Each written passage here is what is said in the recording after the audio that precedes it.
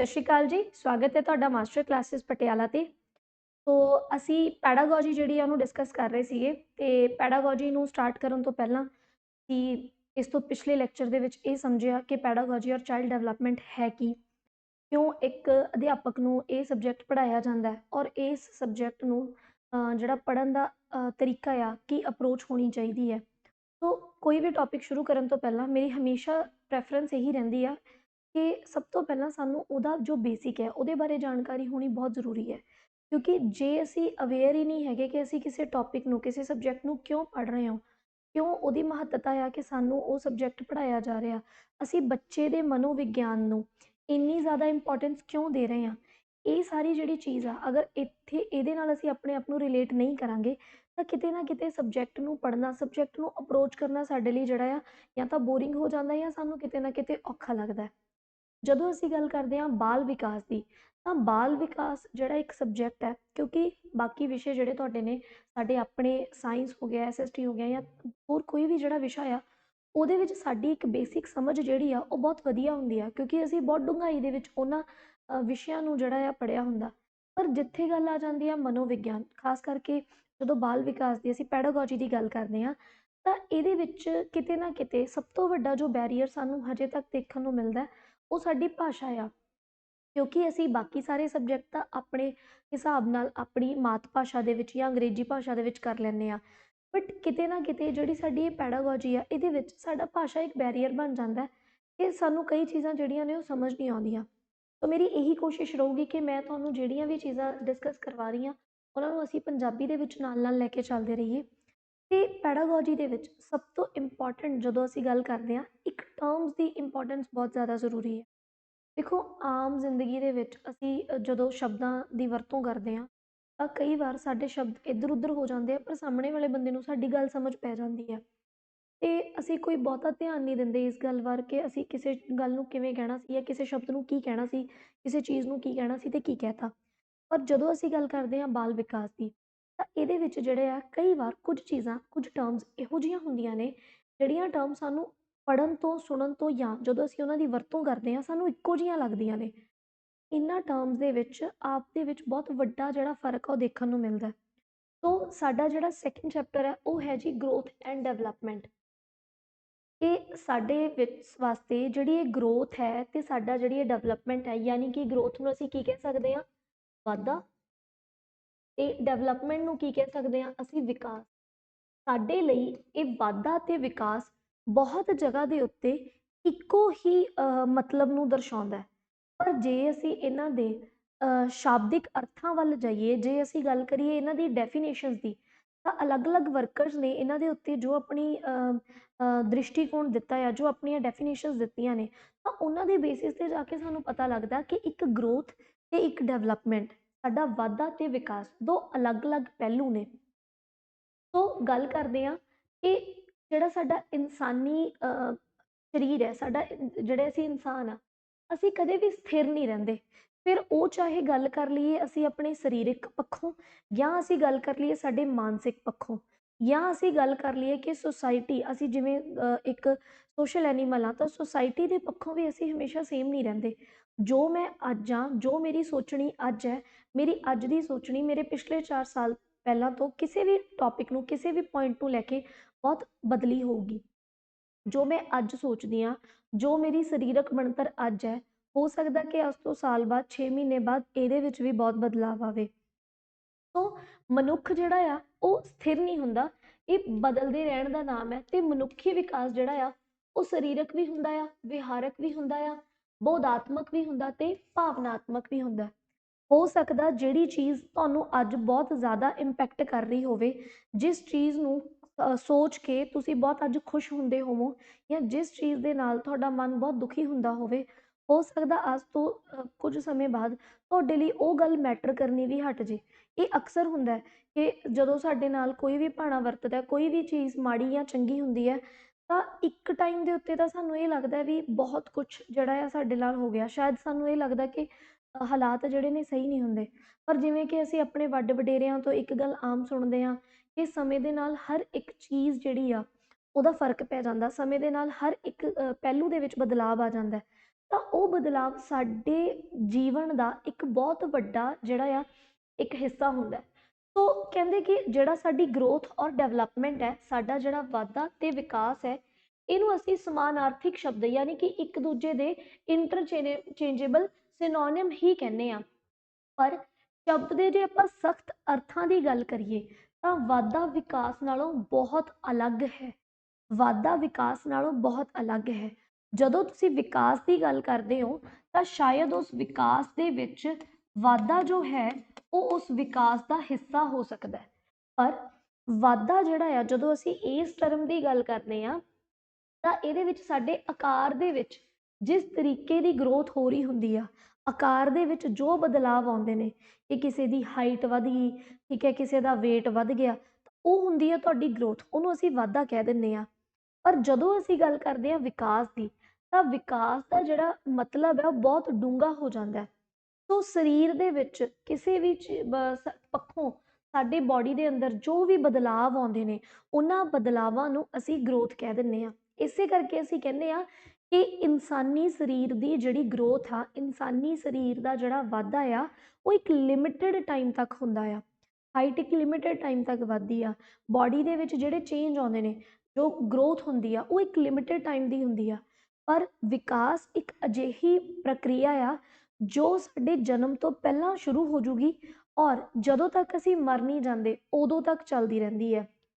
ਸੋ ਇਹ ਬਹੁਤ ਇੰਪੋਰਟੈਂਟ ਗੱਲ ਆ ਜਾਂਦੀ ਹੈ ਕਿ ਇਹਨਾਂ ਦੋ ਟਰਮਸ ਦੇ ਵਿੱਚ ਸਾਨੂੰ ਫਰਕ ਪਤਾ ਹੋਣਾ ਚਾਹੀਦਾ ਹੈ। ਸੋ ਜੇ ਅਸੀਂ ਗੱਲ ਕਰੀਏ ਸਾਡੇ ਵਿਕਾਸ ਦੀ, ਤਾਂ ਕਹਿੰਦੇ ਵਿਕਾਸ ਸ਼ਬਦ ਦੇ ਸਖਤ ਅਰਥਾਂ ਦੇ ਵਿੱਚ ਸ਼ਕਲ, ਰੂਪ, ਬਣਤਰ ਦੇ ਵਿੱਚ ਤਬਦੀਲੀ, ਠੀਕ ਹੈ, ਜਿਹਦੇ ਨਾਲ ਸਾਡੇ ਕੰਮ ਕਰਨ ਦੇ ਵਿੱਚ ਵੀ ਸੁਧਾਰ ਹੋਊਗਾ। ਕੰਮਕਾਰ ਦੇ ਵਿੱਚ ਸੁਧਾਰ ਹੋਣ ਦੇ ਨਾਲ ਕੁਝ ਗੁਣਾਤਮਕ ਤਬਦੀਲੀਆਂ ਵੀ ਆਉਣਗੀਆਂ। ਦੇਖੋ, ਜਦੋਂ ਇੱਕ ਬੱਚਾ ਆਪਣੇ ਛੋਟੇ ਛੋਟੇ ਹੱਥਾਂ ਦੇ ਨਾਲ ਕਿਸੇ ਚੀਜ਼ ਨੂੰ ਚੱਕਣ ਦੀ ਕੋਸ਼ਿਸ਼ ਕਰਦਾ, ਬਹੁਤ ਵਾਰ ਇਹ ਹੁੰਦਾ ਕਿ ਉਹਦੇ ਤੋਂ ਉਹ ਚੀਜ਼ ਚੱਕੀ ਵੀ ਨਹੀਂ ਜਾਂਦੀ, ਕਿਉਂਕਿ ਉਹਦੇ ਹੱਥ ਬੜੇ ਛੋਟੇ ਹੁੰਦੇ ਨੇ। ਹੱਥ ਦਾ ਸਾਈਜ਼, ਹੱਥ ਦੀ ਗਰੋਥ ਯਾਨੀ ਕਿ ਹੱਥ ਦਾ ਜਿਹੜਾ ਵਾਧਾ ਆ ਉਹ ਜ਼ਿਆਦਾ ਨਾ ਹੋਣ ਕਰਕੇ ਹੋ ਸਕਦਾ ਕਿ ਇੱਕ ਅਗਰ ਉਹਨੂੰ ਬਾਲ ਫੜਾਈ ਜਾਵੇ ਤੇ ਉਸ ਬਾਲ ਨੂੰ ਫੜਨ ਦੇ ਵਿੱਚ ਉਹਨੂੰ ਪ੍ਰੋਬਲਮ ਆਵੇ, ਉਹਨੂੰ ਦਿੱਕਤ ਆਵੇ।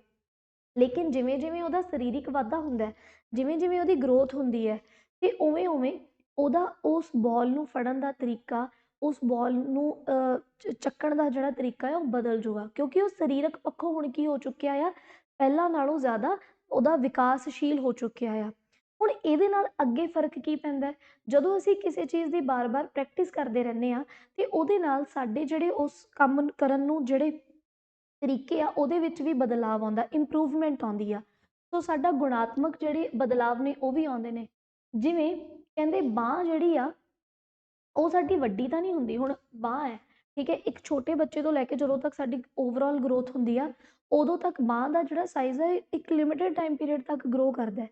ਪਰ ਉਸ ਤੋਂ ਬਾਅਦ ਮੰਨ ਲਓ ਇੱਕ ਬੰਦਾ ਜਿਹੜਾ ਆ ਹਾਰਮੋਨੀਅਮ ਵਜਾਉਣਾ ਸਿੱਖਦਾ, ਪਹਿਲੇ ਦਿਨ ਜਦੋਂ ਆਪਣਾ ਹਾਰਮੋਨੀਅਮ ਵਜਾਉਣਾ ਸਿੱਖੂਗਾ, ਲਗਾਤਾਰ ਹਾਰਮੋਨੀਅਮ ਚਲਾਊਗਾ, ਤਾਂ ਉਹਦੇ ਬਾਂਹ ਦੀਆਂ ਜਿਹੜੀਆਂ ਮਾਸਪੇਸ਼ੀਆਂ ਨੇ ਉਹਨਾਂ ਦੇ ਵਿੱਚ ਦਰਦ ਮਹਿਸੂਸ ਹੋਊਗਾ। ਹੋ ਸਕਦਾ ਕਿ ਉਹ ਬਹੁਤ ਥੋੜ੍ਹੇ ਟਾਈਮ ਪੀਰੀਅਡ ਵਾਸਤੇ ਹੀ ਉਸ ਹਾਰਮੋਨੀਅਮ ਨੂੰ ਵਜਾ ਸਕੇ। ਪਰ ਜਿਵੇਂ ਜਿਵੇਂ ਟਾਈਮ ਪੀਰੀਅਡ ਲੰਘਦਾ ਜਾਊਗਾ, ਉਹ ਪ੍ਰੈਕਟਿਸ ਕਰਦਾ ਜਾਊਗਾ। ਹੁਣ ਉਹਦੀ ਬਾਂਹ ਦਾ ਸਾਈਜ਼ ਤਾਂ ਨਹੀਂ ਵੱਡਾ ਹੋਣ ਲੱਗਿਆ, ਲੇਕਿਨ ਕਿਉਂਕਿ ਉਹਨੇ ਆਪਣੇ ਆਪ ਨੂੰ ਲਗਾਤਾਰ ਉਸ ਚੀਜ਼ ਦੀ ਪ੍ਰੈਕਟਿਸ ਕੀਤੀ, ਜਿਹਦੇ ਵਿੱਚ ਉਹਦੇ ਦਿਮਾਗ ਨੇ ਉਸ ਪ੍ਰਕਿਰਿਆ ਨੂੰ ਜਿਹੜਾ ਆ ਯਾਦ ਰੱਖਿਆ ਲੰਮੇ ਸਮੇਂ ਲਈ, ਤੇ ਹੌਲੀ ਹੌਲੀ ਉਹਦੀਆਂ ਜਿਹੜੀਆਂ ਮਾਸਪੇਸ਼ੀਆਂ ਨੇ ਉਹ ਵੀ ਵਿਕਸਿਤ ਹੋਣ ਲੱਗ ਗਈਆਂ। ਤਾਂ ਇਹਦੇ ਨਾਲ ਕੀ ਹੋਊਗਾ ਕਿ ਇੱਕ ਸਮੇਂ ਬਾਅਦ ਜਿਹੜਾ ਉਹ ਬੱਚਾ ਆ ਉਹ ਬੇਸਿਕਲੀ ਕੀ ਹੋਊਗਾ, ਉਸ ਹਾਰਮੋਨੀਅਮ ਨੂੰ ਵਜਾਉਣ ਵਾਲੇ ਜਾਂ ਕੋਈ ਵੀ ਕੰਮ ਕਰਨ ਵਾਲੇ ਬੜੇ ਆਰਾਮ ਨਾਲ ਕੰਮ ਕਰ ਲੂਗਾ। ਸੋ ਇਹ ਜਿਹੜੀ ਇੱਕ ਬੜੀ ਚੰਗੀ ਐਗਜ਼ਾਮਪਲ ਹੈ ਜਿਹਨੂੰ ਅਸੀਂ ਸਮਝਦੇ ਹਾਂ ਕਿ ਬਈ ਜਿਹੜੀ ਸਾਡੀ ਇੱਕ ਵਿਕਾਸ ਦੀ ਪ੍ਰਕਿਰਿਆ ਆ, ਵਿਕਾਸ ਇੱਕ ਬਹੁਤ ਗੁੰਝਲਦਾਰ ਪ੍ਰਕਿਰਿਆ ਆ। ਜਦਕਿ ਜੇ ਤੁਸੀਂ ਗੱਲ ਕਰੋ ਗਰੋਥ ਦੀ, ਤਾਂ ਗਰੋਥ ਕੰਪੈरेटिवली ਇੱਕ ਇਹੋ ਜਿਹੀ ਪ੍ਰਕਿਰਿਆ ਆ ਜੋ ਇੱਕ ਲਿਮਿਟਡ ਟਾਈਮ ਪੀਰੀਅਡ ਤੱਕ ਹੀ ਹੁੰਦੀ ਆ। ਸੋ ਗਰੋਥ ਔਰ ਡਿਵੈਲਪਮੈਂਟ ਨੂੰ ਅਸੀਂ ਥੋੜ੍ਹਾ ਜਿਹਾ ਡਿਟੇਲ ਦੇ ਵਿੱਚ ਡਿਸਕਸ ਕਰਦੇ ਹਾਂ। ਤਾਂ ਕਹਿੰਦੇ ਗਰੋਥ ਜਿਹੜੀ ਹੁੰਦੀ ਆ ਉਹਨੂੰ ਅਸੀਂ ਡਿਫਾਈਨ ਕਰਦੇ ਹਾਂ ਕਿਸੇ ਬੰਦੇ ਦੀ ਉਮਰ, ਕਿਸੇ ਬੰਦੇ ਦੀ ਹਾਈਟ, ਉਹਦਾ weight ਤੇ ਉਹਦੀਆਂ ਆਦਤਾਂ ਦੇ ਵਿੱਚ, ਠੀਕ ਹੈ। ਜੇ ਅਸੀਂ ਬਾਇਓਲੋਜੀ ਯਾਨੀ ਕਿ ਉਹਦੇ ਜੀਵ ਵਿਗਿਆਨ ਦੀ ਗੱਲ ਕਰੀਏ ਤਾਂ ਗਰੋਥ ਨੂੰ ਮੰਨਿਆ ਜਾਂਦਾ ਹੈ ਸਾਈਜ਼ ਦੇ ਵਿੱਚ ਇਨਕਰੀਜ਼ ਹੋ ਜਾਣਾ, ਫਿਰ ਭਾਵੇਂ ਉਹਦਾ ਕੋਈ ਆਰਗਨ ਹੋਵੇ ਜਾਂ ਉਹਦੀ ਕੋਈ ਕੋਸ਼ਿਕਾ ਯਾਨੀ ਕਿ ਸੈੱਲ। ਹੁਣ ਸਾਡਾ ਓਵਰਆਲ ਜਿਹੜਾ ਸਾਡੀ ਗਰੋਥ ਆ ਉਹ ਕਿਵੇਂ ਹੁੰਦੀ ਆ, ਕਿਉਂਕਿ ਅਸੀਂ ਕੋਸ਼ਿਕਾਵਾਂ ਤੋਂ ਬਣੇ ਹੋਏ ਹਾਂ ਤੇ ਜਿਵੇਂ ਜਿਵੇਂ ਸਾਡੀ ਕੋਸ਼ਿਕਾਵਾਂ ਦਾ ਸਾਈਜ਼ ਵੱਧਦਾ ਆ, ਜਿਵੇਂ ਜਿਵੇਂ ਸਾਡੇ ਅੰਗਾਂ ਦਾ ਜਿਹੜਾ ਆਕਾਰ ਹੈ ਉਹ ਵੱਧਦਾ ਆ, ਉਸੇ ਤਰੀਕੇ ਦੇ ਨਾਲ ਸਾਡੀ ਓਵਰਆਲ ਜਿਹੜੀ ਗਰੋਥ ਹੈ ਉਹ ਵੀ ਹੁੰਦੀ ਹੈ। ਸੋ ਅਗਲੀ ਗੱਲ, ਗਰੋਥ ਜਿਹੜੀ ਆ ਉਹਨੂੰ ਅਸੀਂ ਫੰਡਾਮੈਂਟਲ ਫੰਕਸ਼ਨ ਆਫ ਬੋਡੀ ਵੀ ਕਹਿੰਦੇ ਆ। ਜਦੋਂ ਅਸੀਂ ਜੀਵ ਵਿਗਿਆਨ ਦੀ ਗੱਲ ਕਰਦੇ ਹਾਂ, ਜਿਹਦੇ ਵਿੱਚ ਅਸੀਂ ਇੱਕ ਮਨੁੱਖੀ ਸਰੀਰ ਨੂੰ ਸਮਝਣ ਦੀ ਜਦੋਂ ਕੋਸ਼ਿਸ਼ ਕਰਦੇ ਹਾਂ ਜਾਂ ਹੋਰ ਵੀ ਕਿਸੇ ਜੀਵ ਨੂੰ ਜਦੋਂ ਸਮਝਣ ਦੀ ਕੋਸ਼ਿਸ਼ ਕਰਦੇ ਹਾਂ, ਤਾਂ ਸਾਨੂੰ ਪਤਾ ਲੱਗਦਾ ਕਿ ਉਹਦੇ ਵਿੱਚ ਕੁਝ ਅਜਿਹੇ ਸਿਸਟਮ ਚੱਲਦੇ ਨੇ, ਕੁਝ ਅਜਿਹੀਆਂ ਪ੍ਰਕਿਰਿਆਵਾਂ ਚੱਲਦੀਆਂ ਨੇ ਜਿਹੜੀਆਂ ਉਸ ਜੀਵ ਨੂੰ ਆਪਣੇ ਆਲੇ ਦੁਆਲੇ ਨਾਨ ਲਿਵਿੰਗ ਥਿੰਗਸ ਜਿਹੜੀਆਂ ਨੇ ਉਹਨਾਂ ਤੋਂ ਅਲੱਗ ਕਰਦੀਆਂ ਨੇ। ਸੋ ਉਹਨਾਂ ਦੇ ਵਿੱਚੋਂ ਗਰੋਥ ਵੀ ਜਿਹੜਾ ਆ ਇੱਕ ਬਹੁਤ ਇੰਪੋਰਟੈਂਟ ਇੱਕ ਪ੍ਰਕਿਰਿਆ ਆ, ਜਿਹਦੇ ਕਰਕੇ ਅਸੀਂ ਇਹ ਕਹਿ ਦਿੰਦੇ ਹਾਂ ਕਿ ਸ਼ਾਇਦ ਕਿਤੇ ਨਾ ਕਿਤੇ ਜਦੋਂ ਗਰੋਥ ਦੀ ਗੱਲ ਕਰਦੇ ਹਾਂ ਤਾਂ ਬਹੁਤ ਸਾਰੇ ਜਿਹੜੇ ਨਾਨ ਲਿਵਿੰਗ ਚੀਜ਼ਾਂ ਨੇ ਉਹਨਾਂ 'ਚ ਗਰੋਥ ਦੇਖਣ ਨੂੰ ਨਹੀਂ ਮਿਲਦੀ। ਹਾਲਾਂਕਿ ਗਰੋਥ ਨੂੰ ਲੈ ਕੇ ਜਦੋਂ ਆਪਾਂ ਡੀਪਲੀ ਗੱਲ ਕਰਦੇ ਹਾਂ ਤਾਂ ਸਾਨੂੰ ਇਹ ਵੀ ਪਤਾ ਲੱਗਦਾ ਕਿ ਜਿਵੇਂ ਪਹਾੜ ਨੇ, ਹੈ ਤਾਂ ਉਹ ਨਾਨ ਲਿਵਿੰਗ, ਪਰ ਪਹਾੜਾਂ ਦੀ ਗਰੋਥ ਜਿਹੜੀ ਆ ਹੋ ਰਹੀ ਆ, ਠੀਕ ਹੈ। ਤਾਂ ਗਰੋਥ ਨੂੰ ਪੂਰੇ ਤਰੀਕੇ ਨਾਲ ਇੱਕ ਜੀਵ ਦਾ ਇੱਕ ਬਹੁਤ ਇੰਪੋਰਟੈਂਟ ਹਿੱਸਾ ਵੀ ਉਹਨੂੰ ਨਾਨ ਲਿਵਿੰਗ ਤੋਂ ਅਲੱਗ ਹੀ ਕਰ ਦੇਵੇ, ਇਹਨੂੰ ਪੂਰੇ ਤੌਰ 'ਤੇ ਕੰਸੀਡਰ ਨਹੀਂ ਕੀਤਾ ਜਾ ਸਕਦਾ।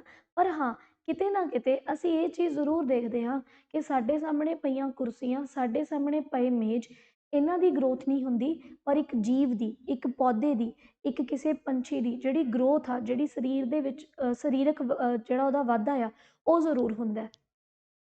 ਅਗਲੀ ਗੱਲ, ਜੇ ਅਸੀਂ ਗੱਲ ਕਰਦੇ ਹਾਂ ਡਿਵੈਲਪਮੈਂਟ ਦੀ, ਤਾਂ ਕਹਿੰਦੇ ਕਿ ਵਿਕਾਸ ਜਿਹੜਾ ਆ ਉਹ ਇੱਕ ਅਜਿਹੀ ਪ੍ਰਕਿਰਿਆ ਆ ਜਿਹਨੂੰ ਪਰਿਭਾਸ਼ਿਤ ਕਿਵੇਂ ਕੀਤਾ ਜਾਂਦਾ ਕਿ ਇੱਕ ਵਿਅਕਤੀ ਦਾ ਭੌਤਿਕ ਵਾਤਾਵਰਣ ਤੇ ਸਮਾਜਿਕ ਕਾਰਕਾਂ ਕਰਕੇ ਉਸ ਦਾ ਵਿਕਾਸ ਹੁੰਦਾ ਆ।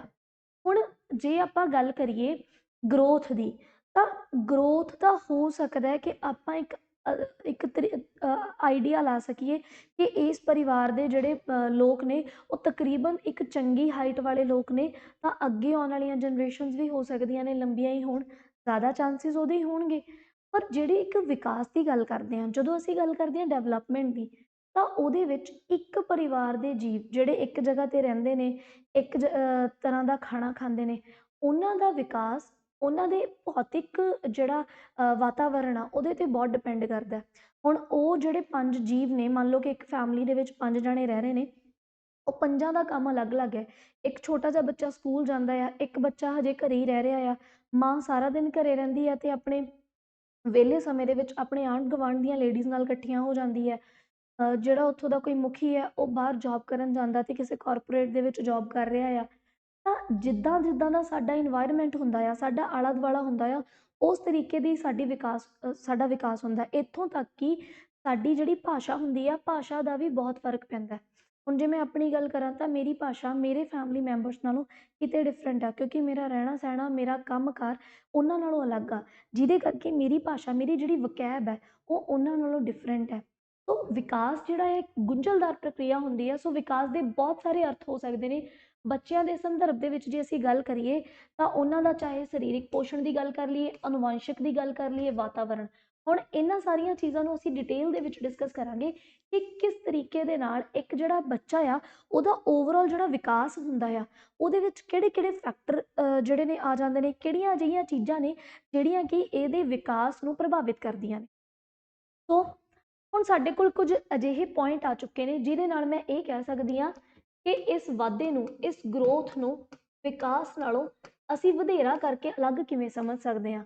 ਸਭ ਤੋਂ ਵੱਡੀ ਗੱਲ ਕਿ ਜਿਹੜੀ ਗਰੋਥ ਹੁੰਦੀ ਆ ਉਹਨੂੰ ਅਸੀਂ ਕਿਸੇ ਵੀ ਇਨਸਾਨ ਦੇ ਭਾਰ, ਏਜ, ਸਾਈਜ਼ ਤੇ ਉਹਦੀਆਂ ਆਦਤਾਂ, ਇਹਨਾਂ ਸਾਰੀਆਂ ਚੀਜ਼ਾਂ ਨੂੰ ਡਿਫਾਈਨ ਕਰਕੇ ਆਇਡੈਂਟੀਫਾਈ ਕਰਦੇ ਹਾਂ ਉਹਦੀ ਗਰੋਥ ਨੂੰ। ਪਰ ਜਦੋਂ ਅਸੀਂ ਗੱਲ ਕਰਦੇ ਹਾਂ ਡਿਵੈਲਪਮੈਂਟ ਦੀ, ਜਦੋਂ ਅਸੀਂ ਗੱਲ ਕਰਦੇ ਹਾਂ ਵਿਕਾਸ ਦੀ, ਤਾਂ ਉਹਦੇ ਵਿੱਚ ਅਸੀਂ ਗੱਲ ਕਰਦੇ ਹਾਂ ਕਿ ਬਈ ਉਸ ਬੰਦੇ ਦੀ ਜੋ ਗਰੋਥ ਹੋ ਰਹੀ ਆ, ਉਹਦੀ ਗਰੋਥ ਨੂੰ ਅਸੀਂ ਕਿਹਦੇ ਨਾਲ ਰਿਲੇਟ ਕਰਦੇ ਹਾਂ? ਉਹਦੇ ਫਿਜ਼ੀਕਲ ਇਨਵਾਇਰਮੈਂਟ ਦੇ ਨਾਲ, ਉਹਦੇ ਸੋਸ਼ਲ ਫੈਕਟਰਸ ਦੇ ਨਾਲ। ਸੋ ਵਿਕਾਸ ਜਿਹੜਾ ਆ ਉਹ ਆਪਣੇ ਆਪ ਦੇ ਵਿੱਚ ਇੱਕ ਬਹੁਤ ਬਰੋਡ, ਇੱਕ ਬਹੁਤ ਆਪਣੇ ਕੋਲ ਇੱਕ ਅਜਿਹੀ ਪ੍ਰਕਿਰਿਆ ਆ ਜਾਂਦੀ ਆ ਜਿਹਦੇ ਵਿੱਚ ਇੱਕ ਬੱਚੇ ਦਾ ਜਨਮ ਤੋਂ ਪਹਿਲਾਂ ਤੋਂ ਹੀ ਜਿਹੜਾ ਆ ਜੋ ਵੀ ਉਹਦੇ ਵਿੱਚ ਡਿਵੈਲਪਮੈਂਟ ਹੋ ਰਹੀ ਹੈ, ਜੋ ਵੀ ਉਹਦੇ ਵਿੱਚ ਵਾਧਾ ਵਿਕਾਸ ਹੋ ਰਿਹਾ, ਉਹ ਸਾਰੀ ਚੀਜ਼ ਨੂੰ ਅਸੀਂ ਪੜ੍ਹਦੇ ਹਾਂ। ਤੇ ਵਿਕਾਸ ਇੱਕ ਅਜਿਹੀ ਪ੍ਰਕਿਰਿਆ ਜੋ ਸਾਰੀ ਉਮਰ, ਤਾਂ ਉਮਰ ਚੱਲਦੀ ਰਹਿੰਦੀ ਹੈ। ਅਗਲਾ ਜਿਹੜਾ ਸਾਡੇ ਕੋਲ ਪੁਆਇੰਟ ਆ ਜਾਂਦਾ ਹੈ, ਕਹਿੰਦੇ ਕਿ ਗਰੋਥ ਇੱਕ ਅਜਿਹਾ ਪ੍ਰੋਸੈਸ ਹੈ ਜਿਹਦੇ ਵਿੱਚ ਅਸੀਂ ਕੁਆਂਟੀਟੇਟਿਵ ਇੰਪਰੂਵਮੈਂਟਸ ਦੇਖਦੇ ਹਾਂ, ਕੁਆਂਟਿਟੀ ਦੀਆਂ, ਠੀਕ ਹੈ। ਇਹਦੇ ਵਿੱਚ ਅਸੀਂ ਮਾਤਰਾਤਮਕ ਸੁਧਾਰ ਦੇਖਦੇ ਹਾਂ। ਅਸੀਂ ਸਿਰਫ ਇਹੀ ਚੀਜ਼ ਦੇਖਦੇ ਹਾਂ ਕਿ ਮਾਤਰਾ ਵਾਈਜ਼ ਜੇ ਅੱਜ ਬੱਚਾ ਜਿਹੜਾ ਆ 4 ਫੁੱਟ ਦਾ ਆ ਤਾਂ ਉਹ ਆਉਣ ਵਾਲੇ ਦਿਨਾਂ ਦੇ ਵਿੱਚ ਪਿਛਲੀ ਹਾਈਟ ਦੇ ਕੰਪੈਰੇਟਿਵਲੀ ਕਿੰਨਾ ਵਧਿਆ। ਲੇਕਿਨ ਜਦੋਂ ਅਸੀਂ ਗੱਲ ਕਰਦੇ ਹਾਂ ਡਿਵੈਲਪਮੈਂਟ ਦੀ, ਇਹਦੇ ਵਿੱਚ ਤੁਸੀਂ ਉਸਦੀ ਕੁਆਲਿਟੀ ਦੀ ਵੀ ਗੱਲ ਕਰਦੇ ਹੋ, ਤੁਸੀਂ ਉਹਦੀ ਕੁਆਂਟਿਟੀ ਦੀ ਵੀ ਗੱਲ ਕਰਦੇ ਹੋ। ਤੁਸੀਂ ਸਿਰਫ ਇਹ ਨਹੀਂ ਦੇਖਦੇ ਕਿ ਉਹਦੀ ਹਾਈਟ ਕਿੰਨੀ ਵਧੀ ਆ, ਤੁਸੀਂ ਇਹ ਵੀ ਦੇਖਦੇ ਹੋ ਕਿ ਉਹਦੀ ਉਮਰ ਦੇ ਮੁਤਾਬਿਕ ਜੋ ਚੀਜ਼ਾਂ ਉਹਨੂੰ ਸਿੱਖਣੀਆਂ ਚਾਹੀਦੀਆਂ ਨੇ, ਜਿਸ ਤਰ੍ਹਾਂ ਦੀ ਉਹਦੀ ਭਾਸ਼ਾ ਹੋਣੀ ਚਾਹੀਦੀ ਆ, ਆਲੇ ਦੁਆਲੇ ਨੂੰ ਲੈ ਕੇ ਉਹਦੀ ਜਿਸ ਤਰ੍ਹਾਂ ਦੀ ਸਮਝ ਹੋਣੀ ਚਾਹੀਦੀ ਆ, ਕਿ ਇਹ ਸਾਰੇ ਪੱਖ ਵੀ ਉਹਦੇ ਵਿੱਚ ਪੂਰੇ ਜਾ ਰਹੇ ਨੇ ਜਾਂ ਨਹੀਂ। ਅਗਲੀ ਗੱਲ, ਗਰੋਥ ਜਿਹੜੀ ਆ ਉਹ ਇੱਕ ਨਿਸ਼ਚਿਤ ਪੱਧਰ ਤੱਕ ਹੀ ਹੁੰਦੀ ਆ, ਇੱਕ ਸਰਟਨ ਲੈਵਲ ਤੱਕ ਹੀ ਲਿਮਿਟਡ ਹੁੰਦੀ ਆ, ਠੀਕ ਹੈ। ਲੇਕਿਨ ਜੇ ਆਪਾਂ ਗੱਲ ਕਰੀਏ ਕਿ ਡਿਵੈਲਪਮੈਂਟ ਹੈ ਤਾਂ ਉਮਰ ਚੱਲਦੀ ਰਹਿੰਦੀ ਆ, ਠੀਕ ਹੈ। ਹੁਣ ਗਰੋਥ ਦੇ ਕੁਝ ਕੁ ਪੱਖ, ਕਿਉਂਕਿ ਜਦੋਂ ਤੁਸੀਂ ਉਮਰ ਦੀ ਗੱਲ ਕਰਦੇ ਹੋ ਤਾਂ ਉਮਰ ਤਾਂ ਉਦੋਂ ਤੱਕ ਵੱਧਦੀ ਰਹੂਗੀ ਜਦੋਂ ਤੱਕ ਇੱਕ ਇਨਸਾਨ ਦੀ ਮੌਤ ਨਹੀਂ ਹੋ ਜਾਂਦੀ। ਪਰ ਜੇ ਆਪਾਂ ਗੱਲ ਕਰੀਏ ਕਿ ਏਜ ਨੂੰ ਡਿਵੈਲਪਮੈਂਟ ਗਿਣ ਲੈਣਾ ਚਾਹੀਦਾ ਤਾਂ ਨਹੀਂ, ਕਿਉਂਕਿ ਉਮਰ ਤਾਂ ਜਸਟ ਇੱਕ ਨੰਬਰ ਵੱਧ ਰਿਹਾ। ਕਈ ਲੋਕ ਇਹੋ ਜਿਹੇ ਹੁੰਦੇ ਨੇ ਜਿਹਨਾਂ ਦੀ ਉਮਰ ਬਹੁਤ ਵੱਧ ਜਾਂਦੀ ਹੈ ਪਰ ਉਹਨਾਂ ਦਾ ਵਿਕਾਸ ਨਹੀਂ ਹੋਇਆ ਹੁੰਦਾ, ਠੀਕ ਹੈ। ਉਹ ਉਵੇਂ ਹੀ ਬੱਚਿਆਂ ਵਾਂਗੂ ਹਰਕਤਾਂ ਕਰਦੇ ਨੇ, ਉਹਨਾਂ ਦੀ ਸੋਚਣੀ, ਉਹਨਾਂ ਦਾ ਲਹਿਜ਼ਾ ਬਿਲਕੁਲ ਇੱਕ 5 ਸਾਲ ਦੇ ਬੱਚੇ ਜਿੰਨਾ ਹੁੰਦਾ। ਸੋ ਇਹ ਸਾਰੀਆਂ ਜਿਹੜੀਆਂ ਚੀਜ਼ਾਂ ਹੁੰਦੀਆਂ ਨੇ, ਇਹਨਾਂ ਦੇ ਵਿੱਚ ਫਰਕ ਜਾਣਨਾ ਜਿਹੜਾ ਆ ਉਹ ਬਹੁਤ ਜ਼ਿਆਦਾ ਕਈ ਵਾਰ ਔਖਾ ਹੋ ਜਾਂਦਾ। ਅਗਲੀ ਗੱਲ, ਜਿਹੜੀ ਸਾਡੀ ਗਰੋਥ ਹੁੰਦੀ ਆ ਉਹਦੇ ਵਿੱਚ ਸੈਲੂਲਰ ਚੇਂਜਸ ਆਉਂਦੇ ਨੇ। ਸੈਲੂਲਰ ਚੇਂਜਸ ਦਾ ਮਤਲਬ ਕੋਸ਼ਿਕਾਵਾਂ ਦੇ ਵਿੱਚ ਬਦਲਾਵ। ਸੋ ਕੋਸ਼ਿਕਾ ਦੇ ਵਿੱਚ ਜੋ ਵੀ ਬਦਲਾਵ ਆ ਰਹੇ ਨੇ, ਠੀਕ ਹੈ, ਕਿ ਉਹਦੀ ਜਿਹੜੇ, ਜਿਵੇਂ ਆਪਾਂ ਇੱਕ ਆਮ ਗੱਲ ਕਰਦੇ ਹੁੰਦੇ ਹਾਂ ਕਿ ਇੱਕ ਬੱਚਿਆਂ ਦਾ ਜਦੋਂ ਜਨਮ ਹੁੰਦਾ ਆ ਉਦੋਂ ਹੱਡੀਆਂ ਦੀ ਗਿਣਤੀ ਜ਼ਿਆਦਾ ਹੁੰਦੀ ਆ, ਫਿਰ ਉਹ ਬੱਚਾ ਜਦੋਂ ਵੱਡਾ ਹੋਣ ਲੱਗ ਜਾਂਦਾ ਉਹਦੀ ਹੱਡੀਆਂ ਦੀ ਗਿਣਤੀ ਘੱਟ ਜਾਂਦੀ ਹੈ। ਇਹਦਾ ਮਤਲਬ ਸਰੀਰਕ ਪੱਖੋਂ ਜਿਹੜੇ ਉਹਦੇ ਵਿੱਚ ਬਦਲਾਵ ਆਏ ਨੇ ਉਹ ਸਾਰੇ ਦੇ ਸਾਰੇ ਗਰੋਥ ਦੇ ਵਿੱਚ ਆ ਜਾਂਦੇ ਨੇ, ਠੀਕ ਹੈ। ਬਹੁਤ ਸਾਰੇ ਇਹੋ ਜਿਹੇ ਚੇਂਜਸ ਹੁੰਦੇ ਨੇ। ਜਦੋਂ ਅਸੀਂ ਗਰੋਥ ਦੀ ਗੱਲ ਕਰਦੇ ਹਾਂ ਤਾਂ ਸਾਨੂੰ ਤਕਰੀਬਨ ਆਈਡੀਆ ਹੁੰਦਾ ਆ ਵੀ ਇੰਨੇ ਕੁ ਸਾਲ ਦਾ ਜਿਹੜਾ ਬੱਚਾ ਆ ਉਹਦੀ ਐਵਰੇਜ ਹਾਈਟ, ਉਹਦਾ ਐਵਰੇਜ ਵੇਟ ਕਿੰਨਾ ਕੁ ਹੋਣਾ ਚਾਹੀਦਾ ਆ। ਪਰ ਜਦੋਂ ਅਸੀਂ ਗੱਲ ਕਰਦੇ ਹਾਂ ਡਿਵੈਲਪਮੈਂਟ ਦੀ, ਇਹ ਇੱਕ ਡਿਪੈਂਡੈਂਟ ਆਰਗੇਨਾਈਜੇਸ਼ਨ ਆ ਗਰੋਥ ਦੇ ਉੱਤੇ। ਕਹਿਣ ਦਾ ਮਤਲਬ ਕੀ ਆ, ਜ਼ਰੂਰੀ ਨਹੀਂ ਹੁੰਦਾ ਕਿ ਇੱਕ ਜਗ੍ਹਾ ਤੇ ਇੱਕ ਘਰੋਂ ਜੰਮੇ ਹੋਏ ਜਿਹੜੇ ਬੱਚੇ ਨੇ ਉਹਨਾਂ ਦੀ ਡਿਵੈਲਪਮੈਂਟ ਇੱਕੋ ਤਰ੍ਹਾਂ ਦੀ ਹੋਵੇ। ਮੰਨ ਲਓ ਇੱਕ ਜਗ੍ਹਾ ਦੇ ਉੱਤੇ ਦੋ ਬੱਚਿਆਂ ਦਾ ਜਨਮ ਹੁੰਦਾ ਤੇ ਜਨਮ ਤੋਂ ਬਾਅਦ ਉਸ ਤੋਂ ਬਾਅਦ ਉਹਨਾਂ ਬੱਚਿਆਂ ਨੂੰ ਦੋ ਅਲੱਗ-ਅਲੱਗ ਜਗ੍ਹਾ ਦੇ ਉੱਤੇ ਭੇਜ ਦਿੱਤਾ ਜਾਂਦਾ। ਹੁਣ ਇੱਕ ਬੱਚਾ, ਜਿਵੇਂ ਕਿ ਇਹਦੇ ਨਾਲ ਰਿਲੇਟਡ ਆਪਾਂ ਇੱਕ ਸਟੋਰੀ ਸੁਣਦੇ ਹੁੰਦੇ ਸੀ ਕਿ ਦੋ ਤੋਤੇ ਸੀਗੇ, ਇੱਕ ਤੋਤੇ ਨੂੰ ਸਾਧੂ ਲੈ ਗਏ ਤੇ ਇੱਕ ਤੋਤਾ ਜਿਹੜਾ ਆ ਉਹ ਡਾਕੂਆਂ ਕੋਲ ਸੀਗਾ। ਤੇ ਚਾਹੇ ਉਹ ਤੋਤੇ ਜਿਹੜੇ ਨੇ ਉਹ ਇੱਕ ਮਾਂ ਦੇ ਹੀ ਜਾਏ ਸੀਗੇ, ਪਰ ਉਹਦਾ ਇਨਵਾਇਰਮੈਂਟ ਅਲੱਗ ਸੀਗਾ ਜਿਹਦੇ ਕਰਕੇ ਉਹਨੇ ਸਾਧੂਆਂ ਵਾਂਗੂ ਇੱਕ ਮਿੱਠੀ ਬਾਣੀ ਬੋਲਣੀ ਸਿੱਖ ਲਈ, ਤੇ ਦੂਜਾ ਜਿਹੜਾ ਡਾਕੂਆਂ ਨਾਲ ਰਹਿੰਦਾ ਸੀ ਉਹ ਗਾਲਾਂ ਹੀ ਕੱਢੀ ਜਾਂਦਾ ਸੀ। ਤੋ ਕਹਿਣ ਦਾ ਮਤਲਬ ਕੀ ਹੁੰਦਾ ਹੈ ਕਿ ਜਿਹੜੀ ਵਿਕਾਸ ਹੈ ਨਾ ਉਹ ਆਪਣੇ ਆਪ ਦੇ ਵਿੱਚ ਇੱਕ ਸੰਗਠਨਾਤਮਕ ਵਿਕਾਸ ਦਾ ਮਤਲਬ ਕੀ ਹੁੰਦਾ ਕਿ ਬਈ ਵਾਤਾਵਰਣ ਦਾ ਬਹੁਤ ਵੱਡਾ ਪ੍ਰਭਾਵ ਪਊਗਾ, ਠੀਕ ਹੈ।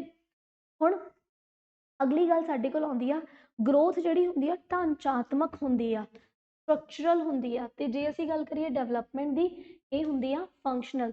ਸੋ ਕਾਰਜਸ਼ੀਲ ਤੇ ਢਾਂਚਾਗਤ ਦੇ ਵਿੱਚ ਕੀ ਫਰਕ ਹੁੰਦਾ? ਦੇਖੋ, ਜੇ ਅਸੀਂ ਗੱਲ ਕਰੀਏ ਕਿ ਇੱਕ ਵਿਅਕਤੀ ਜਿਹੜਾ ਆ ਸਰੀਰ ਪੱਖੋਂ ਚੰਗਾ ਭਾਰ ਹੈ ਉਹਦਾ, ਠੀਕ ਹੈ, ਨਰੋਇਆ ਸਰੀਰ ਹੈ ਉਹਦਾ, ਚੰਗਾ ਕੱਦ ਕਾਠ ਹੈ, ਪਰ ਮੰਨ ਲਓ ਕਿ ਉਸ ਵਿਅਕਤੀ ਦੀ ਉਮਰ ਜਿਹੜੀ ਆ 20 ਸਾਲ ਹੈ, ਲੇਕਿਨ ਉਹਦਾ ਜਿਹੜਾ ਦਿਮਾਗ ਹੈ, ਦਿਮਾਗ ਦੇ ਵਿੱਚ ਵਿਕਾਸ ਨਾ ਹੋਣ ਕਰਕੇ ਉਹ ਆਪਣੇ ਆਪ ਨੂੰ ਇੱਕ 8 ਸਾਲ ਦਾ ਬੱਚਾ ਹੀ ਮੰਨਦਾ। ਸੋ ਜਦੋਂ ਤੁਸੀਂ ਗੱਲ ਕਰਦੇ ਹੋ ਇੱਕ ਸਟਰਕਚਰ ਦੀ, ਤੁਸੀਂ ਕਹਿੰਦੇ ਹੋ ਕਿ ਅੱਜ ਤੋਂ 20 ਸਾਲ ਪਹਿਲਾਂ ਜਦੋਂ ਇਹਦਾ ਜਨਮ ਹੋਇਆ ਸੀ ਉਸ ਸਥਿਤੀ ਦੇ ਨਾਲ ਜੇ ਇਹਨੂੰ ਕੰਪੇਅਰ ਕਰੀਏ, ਜਾਂ ਜਦੋਂ ਇਹ 15 ਸਾਲ ਦਾ ਸੀ ਉਦੋਂ ਜਦੋਂ ਅਸੀਂ ਕੰਪੇਅਰ ਕਰੀਏ ਤਾਂ ਸਰੀਰ ਦੇ ਵਿੱਚ ਇੱਕ ਚੰਗਾ ਜਿਹੜਾ ਆ ਵਾਧਾ ਦੇਖਣ ਨੂੰ ਮਿਲਿਆ।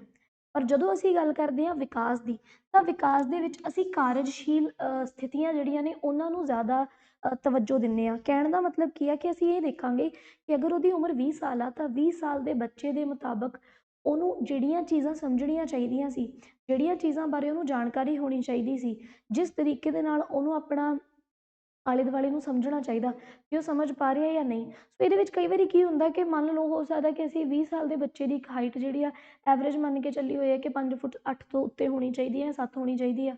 ਹੋ ਸਕਦਾ ਕਿ ਇੱਥੇ ਇੱਕ ਵਿਅਕਤੀ ਜਿਹੜਾ ਆ ਉਹਦੀ ਹਾਈਟ ਜਿਹੜੀ ਆ 4 ਫੁੱਟ 10 ਹੀ ਰਹਿ ਜਾਂਦੀ ਹੋਵੇ, ਜਾਂ ਉਹਦਾ ਭਾਰ ਜਿਹੜਾ ਆ ਉਹ ਬਹੁਤ ਘੱਟ ਹੋਵੇ, ਪਰ ਉਹਦੀ ਓਵਰਆਲ ਬਾਕੀ ਜਿਹੜੀ ਉਹਦੇ ਵਿਕਾਸ ਦੇ ਜਿਹੜੇ ਹਿੱਸੇ ਨੇ, ਮਤਲਬ ਕਿ ਉਹਦਾ ਇੱਕ ਦਿਮਾਗ ਜਿਹੜਾ ਹੈ ਉਹ ਆਪਣੀ ਉਮਰ ਦੇ ਮੁਤਾਬਿਕ ਉਸੇ ਤਰੀਕੇ ਨਾਲ ਹੀ ਕੰਮ ਕਰ ਰਿਹਾ ਹੈ। ਸੋ ਉਹ ਸਾਰੀਆਂ ਚੀਜ਼ਾਂ ਜਿਹੜੀਆਂ ਨੇ ਅਸੀਂ ਡਿਵੈਲਪਮੈਂਟ ਦੇ ਵਿੱਚ ਦੇਖਦੇ ਹਾਂ।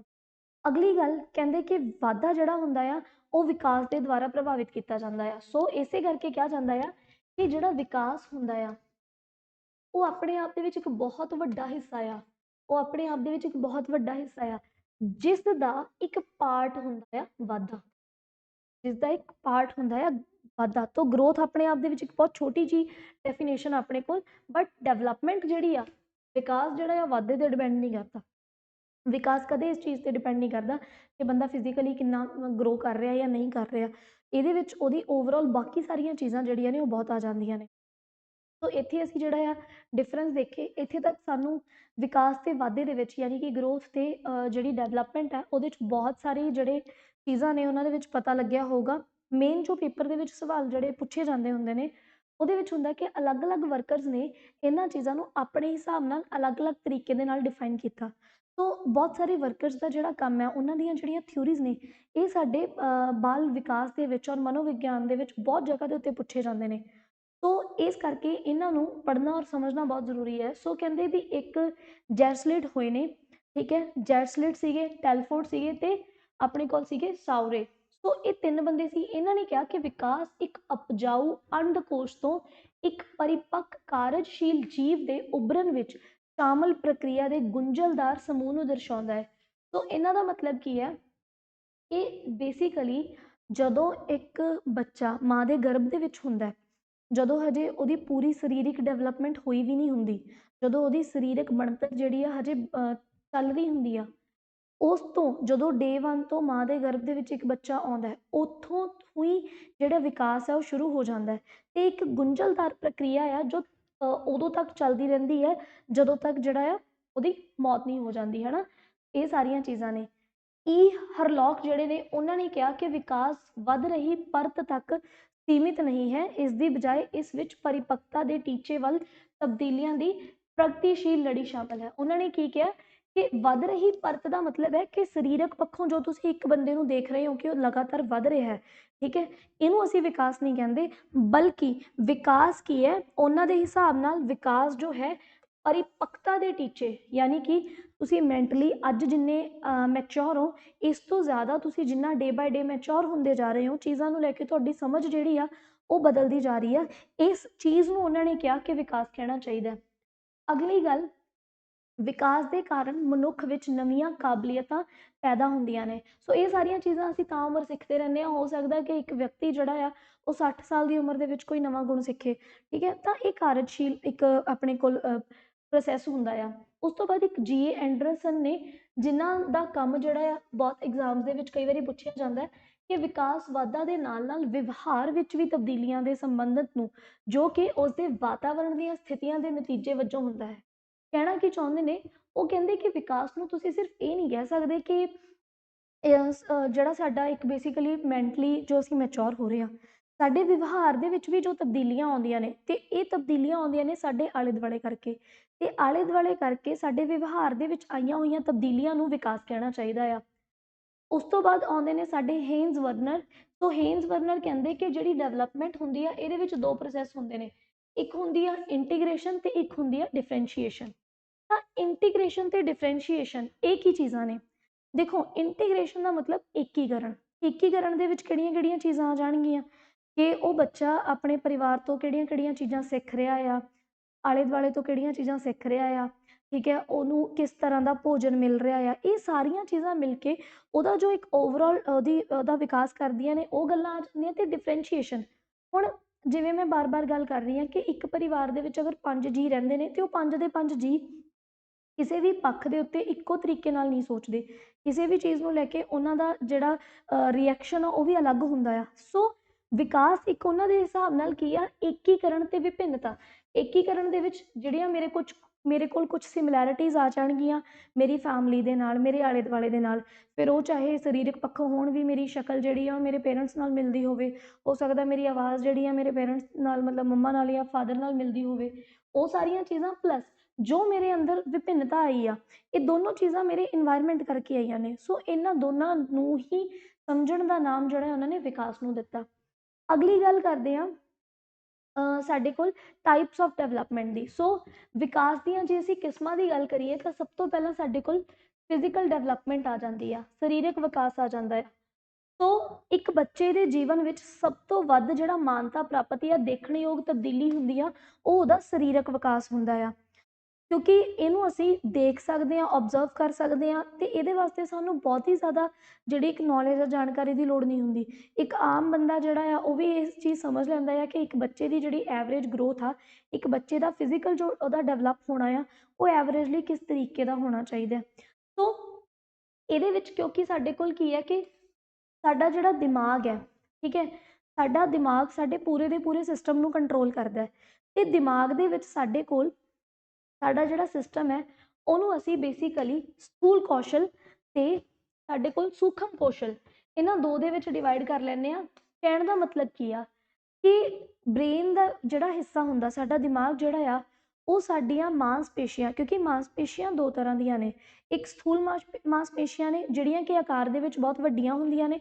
ਔਰ ਇੱਕ ਮਾਸਪੇਸ਼ੀਆਂ ਜਿਹੜੀਆਂ ਨੇ ਸੂਖਮ ਮਾਸਪੇਸ਼ੀਆਂ ਹੁੰਦੀਆਂ ਨੇ ਜਿਹੜੀਆਂ ਕਿ ਸਾਡੀਆਂ ਉਂਗਲਾਂ ਹੋ ਗਈਆਂ ਜਾਂ ਬਰੀਕੀ ਦੇ ਵਿੱਚ ਜਿਵੇਂ ਸਾਡੀਆਂ ਅੱਖਾਂ ਅਸੀਂ ਝਪਕਦੇ ਹਾਂ ਤਾਂ ਉਹਨਾਂ ਦੇ ਵਿੱਚ ਜਿਹੜੀਆਂ ਮਾਸਪੇਸ਼ੀਆਂ ਡਿਵੈਲਪ ਹੁੰਦੀਆਂ ਨੇ ਉਹ ਮਾਸਪੇਸ਼ੀਆਂ ਨੂੰ ਅਸੀਂ ਸੂਖਮ ਮਾਸਪੇਸ਼ੀਆਂ ਕਹਿੰਦੇ ਹਾਂ ਹੁਣ ਦੇਖੋ ਕਿ ਇੱਕ ਬੱਚਾ ਜਿਹੜਾ ਜਦੋਂ ਡਿਵੈਲਪ ਹੁੰਦਾ ਆ ਫਿਜ਼ੀਕਲੀ ਜਦੋਂ ਇੱਕ ਬੱਚੇ ਦੀ ਡਿਵੈਲਪਮੈਂਟ ਹੁੰਦੀ ਆ ਤਾਂ ਸਭ ਤੋਂ ਪਹਿਲਾਂ ਉਹਦੇ ਜਿਹੜੇ ਗਰੋਸ ਮੋਟਰ ਸਕਿੱਲਸ ਹੁੰਦੀਆਂ ਨੇ ਗਰੋਸ ਮੋਟਰ ਸਕਿੱਲਸ ਮਤਲਬ ਕਿ ਸਾਡੇ ਕੋਲ ਜਿਹੜੀਆਂ ਨੇ ਸਥੂਲ ਕੌਸ਼ਲ ਸ਼ਾਮਲ ਹੈ ਸਥੂਲ ਕੌਸ਼ਲ ਦਾ ਮਤਲਬ ਕੀ ਹੈ ਪਹਿਲਾਂ ਉਹ ਆਪਣੀਆਂ ਵੱਡੀਆਂ ਮਾਸਪੇਸ਼ੀਆਂ ਨੂੰ ਵਰਤਣਾ ਸਿੱਖੂਗਾ ਇੱਕ ਬੱਚੇ ਦੇ ਸਰੀਰ ਦੇ ਵਿੱਚ ਹਿਲਜੁਲ ਜਿਹੜੀ ਆ ਉਹ ਉਹਦੇ ਜਨਮ ਤੋਂ ਬਾਅਦ ਸ਼ੁਰੂ ਹੋ ਜਾਂਦੀ ਹੈ ਸੋ ਹਿਲਜੁਲ ਦੇ ਦੌਰਾਨ ਉਹ ਕੀ ਕਰਦਾ ਆਪਣੀ ਪੂਰੀਆਂ ਲੱਤਾਂ ਬਾਹਾਂ ਨੂੰ ਹਿਲਾ ਰਿਹਾ ਹੁੰਦਾ ਆ ਹੌਲੀ ਹੌਲੀ ਫਿਰ ਉਹ ਬੈਠਣਾ ਸਿੱਖਦਾ ਤਾਂ ਬੈਠਣ ਤੋਂ ਬਾਅਦ ਰੇਂਗਣ ਤੋਂ ਬਾਅਦ ਉਸ ਤੋਂ ਬਾਅਦ ਮਤਲਬ ਰਿੜਨਾ ਤੇ ਉਸ ਤੋਂ ਬਾਅਦ ਤੁਰਨਾ ਜਿਹੜਾ ਆ ਇਹਦੇ 'ਚ ਕੀ ਹੁੰਦਾ ਕਿ ਸਭ ਤੋਂ ਪਹਿਲਾਂ ਜਿਹੜੀਆਂ ਸਥੂਲ ਮਾਸਪੇਸ਼ੀਆਂ ਹੁੰਦੀਆਂ ਨੇ ਉਹ ਪਾਰਟੀਸਪੇਟ ਕਰਦੀਆਂ ਨੇ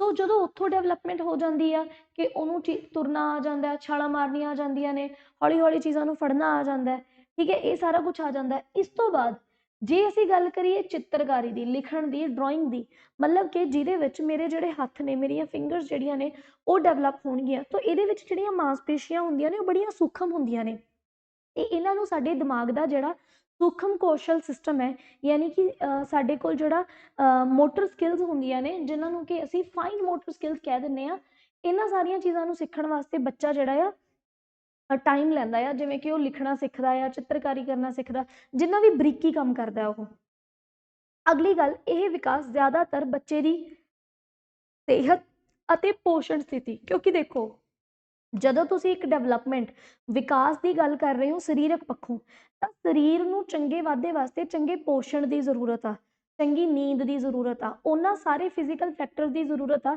ਜਿਨ੍ਹਾਂ ਫੈਕਟਰਸ ਦੇ ਇਨਫਲੂਐਂਸ ਦੇ ਵਿੱਚ ਆ ਕੇ ਜਿਨ੍ਹਾਂ ਚੀਜ਼ਾਂ ਦੇ ਪ੍ਰਭਾਵ ਦੇ ਵਿੱਚ ਆ ਕੇ ਇੱਕ ਬੱਚੇ ਦਾ ਜਿਹੜਾ ਸਰੀਰ ਆ ਉਹਦੇ ਵਿੱਚ ਓਵਰਆਲ ਡਿਵੈਲਪਮੈਂਟ ਹੋ ਸਕੇ ਜਿਵੇਂ ਅਗਰ ਅਸੀਂ ਬੱਚੇ ਨੂੰ ਲਗਾਤਾਰ ਸਿਰਫ ਇੱਕ ਚੰਗਾ ਪੋਸ਼ਣ ਦੇ ਰਹੇ ਹਾਂ ਸਹੀ ਸਮੇਂ ਦੇ ਉੱਤੇ ਬੱਚੇ ਨੂੰ ਸਕੂਲ ਦੇ ਵਿੱਚ ਨਹੀਂ ਉਹ ਕਰ ਰਹੇ ਸਹੀ ਸਮੇਂ ਦੇ ਵਿੱਚ ਅਸੀਂ ਇੱਕ ਵਿਦਿਆਰਥੀ ਨੂੰ ਜਿਹੜਾ ਆ ਨਹੀਂ ਸਮਝਾ ਪਾ ਰਹੇ ਕਿ ਉਹਨੂੰ ਕਿਸ ਤਰੀਕੇ ਦੇ ਨਾਲ ਚੀਜ਼ਾਂ ਕਰਨੀਆਂ ਚਾਹੀਦੀਆਂ ਨੇ ਉਹਦੀ ਸਹੀ ਉਮਰ ਕੀ ਹੈ ਸੋ ਇਹ ਸਾਰੀਆਂ ਜਿਹੜੀਆਂ ਚੀਜ਼ਾਂ ਹੁੰਦੀਆਂ ਨੇ ਉਹ ਸਾਰੀਆਂ ਸਾਡੀਆਂ ਫਿਜ਼ੀਕਲ ਡਿਵੈਲਪਮੈਂਟ ਦੇ ਵਿੱਚ ਆ ਜਾਂਦੀਆਂ ਨੇ ਅਗਲੀ ਡਿਵੈਲਪਮੈਂਟ ਆਉਂਦੀ ਹੈ ਤੁਹਾਡੀ ਕੋਗਨੀਟਿਵ ਡਿਵੈਲਪਮੈਂਟ ਜਿਹਨੂੰ ਕਿ ਅਸੀਂ ਕਹਿੰਦੇ ਹਾਂ ਬੋਧਾਤਮਕ ਵਿਕਾਸ ਤਾਂ ਇਹ ਬੋਧਾਤਮਕ ਵਿਕਾਸ ਬੇਸਿਕਲੀ ਕੀ ਆ ਕਹਿੰਦੇ ਇਹ ਇਸ ਗੱਲ ਦੇ ਉੱਤੇ ਕੇਂਦਰ ਕਰਦਾ ਹੈ ਕਿ ਬੱਚੇ ਜਾਣਕਾਰੀ ਨੂੰ ਕਿਵੇਂ ਸਿੱਖਦੇ ਤੇ ਕਿਵੇਂ ਉਹਦੇ ਉੱਤੇ ਪ੍ਰਤੀਕਿਰਿਆ ਕਰਦੇ ਰਹੇ ਸੋ ਜਿਵੇਂ ਜਿਵੇਂ ਇੱਕ ਬੱਚੇ ਦੀ ਉਮਰ ਵੱਧਦੀ ਹੈ ਉਹ ਆਪਣੀਆਂ ਇੰਦਰੀਆਂ ਜਿਵੇਂ ਕਿ ਦੇਖਣਾ ਸੁਣਨਾ ਛੂਹਣਾ ਸੁੰਘਣਾ ਤੇ ਚੱਖਣਾ ਇਹਨਾਂ ਸਾਰੀਆਂ ਚੀਜ਼ਾਂ ਦੀ ਵਰਤੋਂ ਕਰਕੇ ਆਪਣੇ ਵਾਤਾਵਰਨ ਨੂੰ ਸਮਝਣ ਦੀ ਕੋਸ਼ਿਸ਼ ਕਰਦੇ ਨੇ ਉਹ ਆਪਣੇ ਦਿਮਾਗ ਦੇ ਵਿੱਚ ਜਾਣਕਾਰੀ ਨੂੰ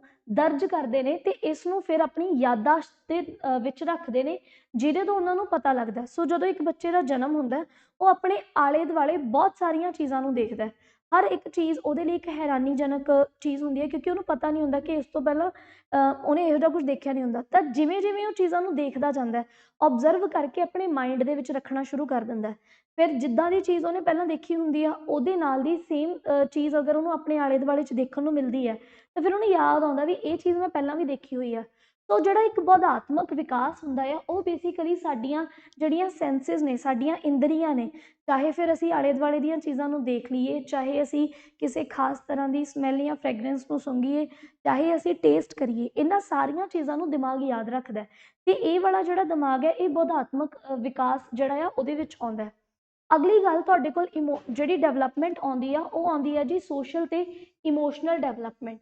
ਹੁਣ ਇਹਦੇ ਵਿੱਚ ਕੀ ਹੁੰਦਾ, ਦੇਖੋ ਇੱਕ ਬੱਚੇ ਦਾ ਜਦੋਂ ਜਨਮ ਹੁੰਦਾ ਤਾਂ ਉਸ ਸਮੇਂ ਬੱਚਾ ਜਿਹੜਾ ਆ ਪੂਰੇ ਤੌਰ ਦੇ ਉੱਤੇ ਆਪਣੇ ਪਰਿਵਾਰ ਦੇ ਉੱਤੇ ਹੀ ਡਿਪੈਂਡ ਕਰਦਾ। ਉਹਨੂੰ ਆਲੇ ਦੁਆਲੇ ਉਹਨੂੰ ਇੱਕ ਕਮਰੇ ਦੇ ਵਿੱਚ ਰੱਖਿਆ ਜਾਂਦਾ ਕੁਛ ਮਹੀਨਿਆਂ ਤੱਕ, ਉਸ ਤੋਂ ਬਾਅਦ ਹੌਲੀ ਹੌਲੀ ਉਹਨੂੰ ਘਰ ਦੇ ਵਿੱਚ, ਫਿਰ ਹੌਲੀ ਹੌਲੀ ਉਹਨੂੰ ਅਸੀਂ ਥੋੜ੍ਹਾ ਬਹੁਤ ਘਰੋਂ ਬਾਹਰ ਲੈ ਕੇ ਜਾਣਾ ਸ਼ੁਰੂ ਕਰ ਦਿੰਦੇ ਹਾਂ। ਤਾਂ ਇਹਦੇ ਨਾਲ ਕੀ ਹੁੰਦਾ ਕਿ ਬੱਚੇ ਦਾ ਜੋ ਸਰੀਰਕ ਵਿਕਾਸ ਹੁੰਦਾ, ਸਰੀਰਕ ਵਿਕਾਸ ਦੇ ਨਾਲ ਨਾਲ ਜਿਹੜਾ ਉਹਦਾ ਬੌਧਾਤਮਕ ਵਿਕਾਸ ਹੁੰਦਾ, ਉਸ ਤੋਂ ਬਾਅਦ ਜਿਹੜੀ ਤੀਸਰਾ ਆਪਾਂ ਕਹਿ ਦਈਏ ਕਿ ਇੱਕ ਸਟੈਪ ਆ ਜਾਂਦਾ, ਤੀਸਰੀ ਜਿਹੜੀ ਪ੍ਰਕਿਰਿਆ ਆਉਂਦੀ ਆ ਉਹ ਆਉਂਦੀ ਆ ਉਹਦਾ ਸਮਾਜ ਦੇ ਵਿੱਚ ਵਿਚਰਨਾ ਤੇ ਉਹਦਾ ਆਪਣੇ ਇਮੋਸ਼ਨਲੀ ਉਹਦਾ ਜਿਹੜਾ ਆ ਵਿਕਾਸ ਹੋਣਾ।